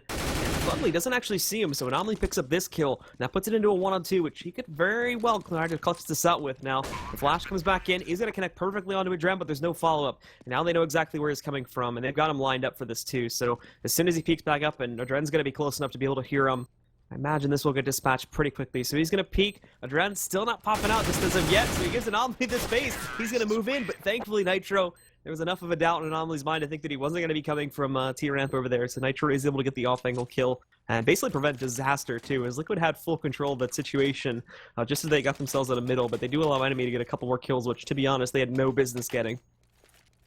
Yeah, that's really the thing, is, you know, the fact that they were able to pick those up is big. Economy-wise, but just a really solid job there by Liquid, like you said, getting down towards mid, and the fact that even though Kusta got that early frag, that he got smoked off, and they basically gave it up entirely. So the fact that he had no armor allowed him to get sprayed down quickly there at stairs, and then I think it was Uber maybe who was there at ladder that got taken down as well. So the fact that they got full mid control basically gave them free reign on the map, but got scarier than it probably should have, as you said. So, now we can see again, enemy tries to go for the mid-choke, and it works out, actually, at least at the beginning of this play here. Anomaly's going to be able to pick up this kill on a Nitro. It holds back the momentum from Liquid. They're not really able to press too far forward on this one, and Relic's even getting some time to investigate what's coming from underpasses. That did throw them off previously. But again, nothing coming from there. It's mainly just a direct play from Liquid, but they can't really find enough frags to justify continuing to press forward, at least with the majority of their players. So they're going to fall back once again and regroup back over here by T-Spawn. Might go for the A take, but it could go either way at this point, to be honest, because we've already seen the fact that it may look like they're going to one side, but then they completely flip it around as soon as they find something that would make them be revealed, essentially. So this might happen right here if they kill Relics, and there we go. So now, are they going to turn around? No, they're just going to go directly for the V-takes. This time is a little bit more straightforward. Yeah, I fully expect them to just go ahead and push through underpass there and loop back and go back and be apartments once again. But nope, they're just going to go ahead and try to take this. They've got Uber as well as, who was that in the bomb site? An Anomaly there, so now they have to deal with that. Uber's in the market, Anomaly's in the bomb site, Kusa coming up towards Catwalk, and they're just going to sort of clean this up as Liquid's trying to get in, but Fugly does return, and now can they get in and get this bomb plant? But they got 2 CTs to deal with and only 10 seconds left. Fugly just gonna have to bust out and try to find these 2 kills. He doesn't have enough time to kill them and plant the bomb to play this back out. They split up now. He's wasting too much time. He's gonna pop out. Can't even get that kill into Uber. Catches one, turning around, looking for the other one, but there's not enough time. Anomaly takes the safe path, holds back. Might end up going down towards the end of it here as he pops out, but nope, he's gonna find that kill anyway. An enemy come out on top. Not gonna be smited just as of yet. They bring things down to a +4 advantage for Liquid. Liquid, though, have got plenty of cash on most of their players left over, but what's even worse for Fugly is that he actually, I think he lets the timer run out before he dies, so he's gonna get no money coming into this round. He only has $1,000, whereas the rest of his team is sitting close between like 4 and 9K in some cases. Yeah, and yeah, I was watching it and I figured that was what was going to happen. You're going to see Nitro go ahead and drop a couple guns. So he actually dropped an AK, a Galil, and about his own AK. So while he's able to do that, their nade, basically non-existent. They only have 2 players with nade, which is going to make an A take next to impossible, which I think is why you're seeing them right now putting a lot of presence here toward B to see if they can get any sort of damage done that way before they try to commit to A sort of dry. They're taking it nice and slow for now here, of course. Liquid, we're going to find this big nade over here that's tossed out. Mainline's looking for the frags too. Adren does actually end up making a lot of noise in hopes of drawing the rotation, because again, this is going to be a fake attempt coming on to B, so they want to be as loud as humanly possible, and it's already working out. Look at how many rotations they've already drawn over, and this is a bit of overreaction from enemy, because they've had problems with rotating in the past, because the takes from their opponents have been so swift, but they're going to move in, and what? Kusta somehow finds not only this frag, but a second one onto Adren. Fugly, he was literally looking right at him, but he doesn't take the shot for some reason, so these guys are going to press their way back in. Nitro, of course, looking to find this player over here sitting underneath the platform. They're going to be able to pick this up, but they found this out, so the rotation's not going to be as slow as I think Liquid were expecting this to be. And oh, Mainline almost has this frag on Nitro as he's jumping down, but he stops shooting too slowly. And there's going to be Kusta now picking up another kill for the CT side. They move in. They're going to be looking for this plan over here. Alish picking up another frag as well here for Liquid, and that'll bring it into a 2-on-2. But thankfully, Nitro's wide out in the open, so Anomaly picks up this kill. And now Alish trying to clutch this out in the 1-on-1, but he's been completely flanked. He doesn't even realize it. So Uber will pick up the final kill, and enemy are going to find a 9th point here as well. It was a good idea there by Liquid, but the problem with that is that their gun battle at B didn't really take any time at all, because I don't think they expected that Kusa was going to be able to get over there with that op, and the fact that he picks up 2 so quickly shuts down any time that take was going to take, and allows enemy to figure it out very quick and just go ahead and get those players rotated through CT spawn. Had they gotten into a gunfight, that would have allowed Liquid to be able to get in and get that bomb plant and get a little bit better positioning, but as it is, not able to do that, so they drop that round. They still lead 12-9, but they're going to be on an eco here. And what's troublesome, again, when you look at enemy, however, despite the fact that, yes, they're coming back down, but these rounds are not really very heavily in their favor when they do win them out. The first one they pick up, they only survive with 1 player, and this one they only survive with 2, despite having control of it for most of the time. There's a couple frags that, quite frankly, should not have happened from the side of Liquid there, so they're just going to go for this rifle. They're just going to go for this this pistol round once again, or this eco round for themselves. They're going to try to pick up as many kills as possible, and as long as they can take out 2 players from enemy, they're going to prevent that economy from growing time and time again. And not only are they going to find a way into the site, they almost get the plant going. Adren picks up this kill over here on the main line, so they do have the site open, but thankfully Kusta, he's got his sights scoped in right on the bomb right now. Not gonna be able to pick up a kill, thankfully, for the hands of Liquid, and now look at their plant going too as they just gets put into a 3-on-3. Yep, and Kusa's got to be very careful about this player who's pushed up on him. He's not going to be aware of that. And Fugly's actually was going to try to jump into market, but he can't find the window, so he does pick up 1, but then gets returned by Uber, and Relix gets 1 of his own onto Dren. And so now it's down to Hiko by himself. He picks up 1. Can he get the second one? No. Relix returns with the P90, and now they're going to get that defused, slowly creeping back into this. But as you said, every single round is so expensive for enemy at this point, only leaving 1 player up this time around. Yeah, so like I was saying before, hopefully a little more clear this time. So long as, like, it's basically right now, it's so long as Liquid pick up 1 round, they're going to break enemy's economy once again, because they have to rebuy on at least 4 players in almost every single round here. So Liquid pick up just 1 of these, then they're immediately going to get probably a second one behind it, because enemy would have to go into at least 1 save, maybe even 2 with how low some of their players are looking. Yeah, I mean, if they were to lose this one, almost guaranteed to have to go to a double save, which would put Liquid in a basically game point situation. So they got to be very careful here. Try not to lose a whole lot of players on this round, especially as Hiko goes ahead and picks up 2. I don't know why Auto Director didn't switch over there. I apologize, but. So Anomaly's going to try to work his way into window room to throw these guys off, but it's actually Mainline doing the bulk of the work right now. Hiko comes in, doesn't spot Relix initially, but Relix too slow on his own reaction, so we're going to see a kill coming out there. Nitro did spot Mainline, was waiting for it to pop out of the smoke, and he's going to be able to pick up this kill too. So most of these guys have been cleared out, and for enemy, like I said before, their economy extremely weak right now, so the best goal for Anomaly would be to save that rifle and all the utilities sitting behind it, so that they're not going to be sitting on a complete full save. as we look at things now, Adren looking to come back in. He gets some good damage back that's over here bad. onto Adren, but he doesn't actually kill him. So now they know where he is, and they can hunt him down too, because Liquid can definitely afford to do this. Yeah, I mean, you look at Liquid. Well, I mean, even Liquid's economy, these rounds have been so close that even their economy is not great, but they are going to get that frag. So, Well, like, there with the win bonus makes it obviously a little bit better, but the fact that they only had so many die this time around is where the economy comes into play for them.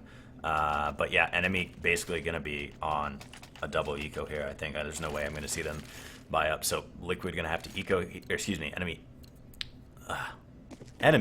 going to eco. Yeah, exactly. Enemy going to eco.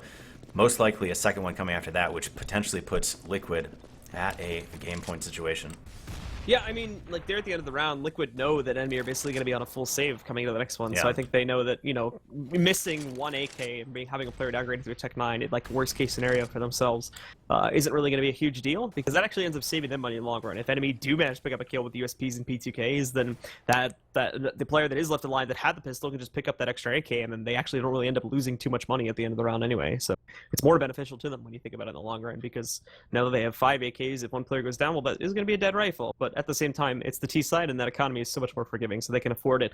And the setup from enemy this time, as we talk about this round, well, this isn't really going to go so well for enemy, unfortunately, because Liquid are coming into the B site. They may be able to hear it and rotate into this, but not only this, the members of enemy actually try to get aggressive to figure out what the hell's going on, and they're going to lose some players in the pros. What? Liquid is actually pulling back right now.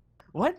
So Go ahead. Oh yeah, I was gonna say, well, so Liquid's doing what they've been doing this entire half, which is trying to pull rotations, which is what they did, but yet they're going back towards it. So now all this information Kusa's gonna get is gonna tell them they're coming that way, but it's not really gonna matter. The low equipment on the enemy side is gonna get sort of raked over here by Liquid.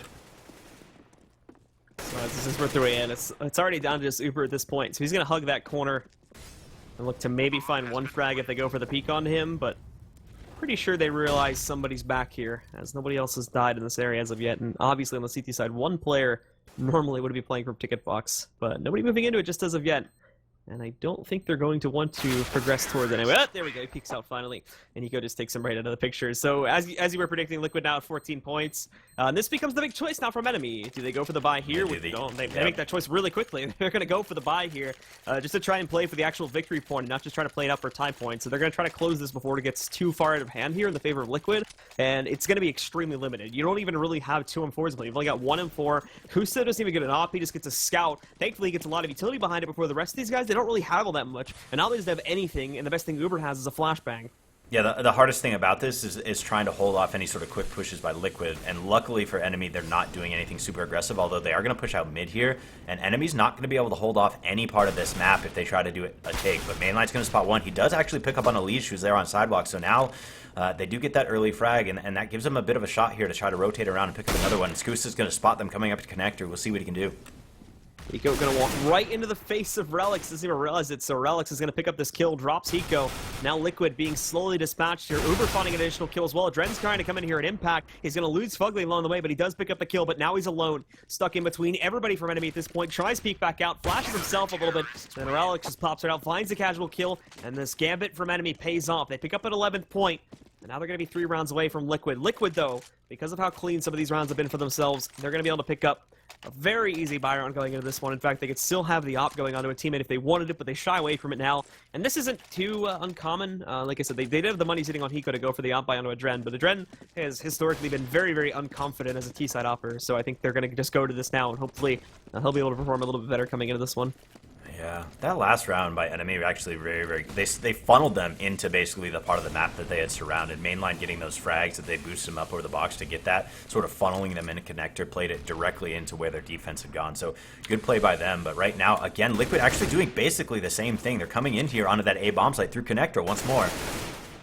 2 kills immediately go by the way of Liquid, however, and enemy now, the most of their players, they aren't even on site trying to resist this plant situation, and Alma's going to rotate in, trying to hold off the push that comes in there through the crawl space. He's going to wait for Elise to pop back in, but he's late on the shot, so now they know somebody's in there, and they can't pick up this kill as yet. Takes 2 to do it, but the inline is going to find this frag, and enemy, they're not even going to try to go for this retake. They're falling back. They're going to look for the save once again, and this is good, too, because had they attempted to do this, and then had they have lost all 3 of these rifles, no matter how many players from Liquid they kill, again, they're on a full eco, so they can't do anything on match point, and they basically hand hand over the match to Liquid, but if they can keep all three of these rifles in play, and that's going to look a lot better for them going into this round, and they may yet be able to stop Liquid from outright winning this game, but Liquid know this themselves, and they too are moving out, trying to find these kills. They go for the flank inside the apartments, but it doesn't work out. Mainline spots it, not going to be able to find a kill, and he's playing safely, but he pops back out there, finds a kill on a Fugly. Uber takes out Hiko. Adren does drop one of them, and that's what matters at the end of it there, as they are only going to break this down to 2 rifles. If they'd kept the third, it probably would have looked a lot better than this. That's a pretty big difference between 2 and 3 rifles, as now you're looking at like one and a half sites being fully defended with rifles, so now you really only have 1 site fully secure with rifles.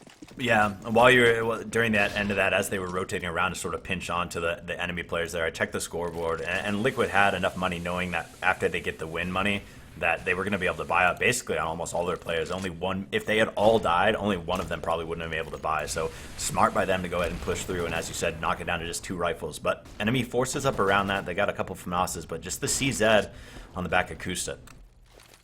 Yeah, and with these rifles in play, they're going to have to come out in a big way. Thankfully, Mainline finding this first kill over here. Ali is trying to find a tap away, and he grabs it there, but again, Anomaly is able to find this trade. Kusta rolling back out into this site too, trying to get up close and personal with some of the members of Liquid, and he's kind of just walking right into it, to be honest. There's Fugly picking up another one, but Kusta's there for the response, and I don't know what Liquid were doing in this round, but they just give enemies so much room to work with here. The calls or something were just not panning out, and now it all goes into the hands of Hiko, but it's going to be fairly futile here. They already know where he is. They're going to pop back out. He does get behind cover, but coming back out, finding this spray onto Uber, but now he's down to 18 HP.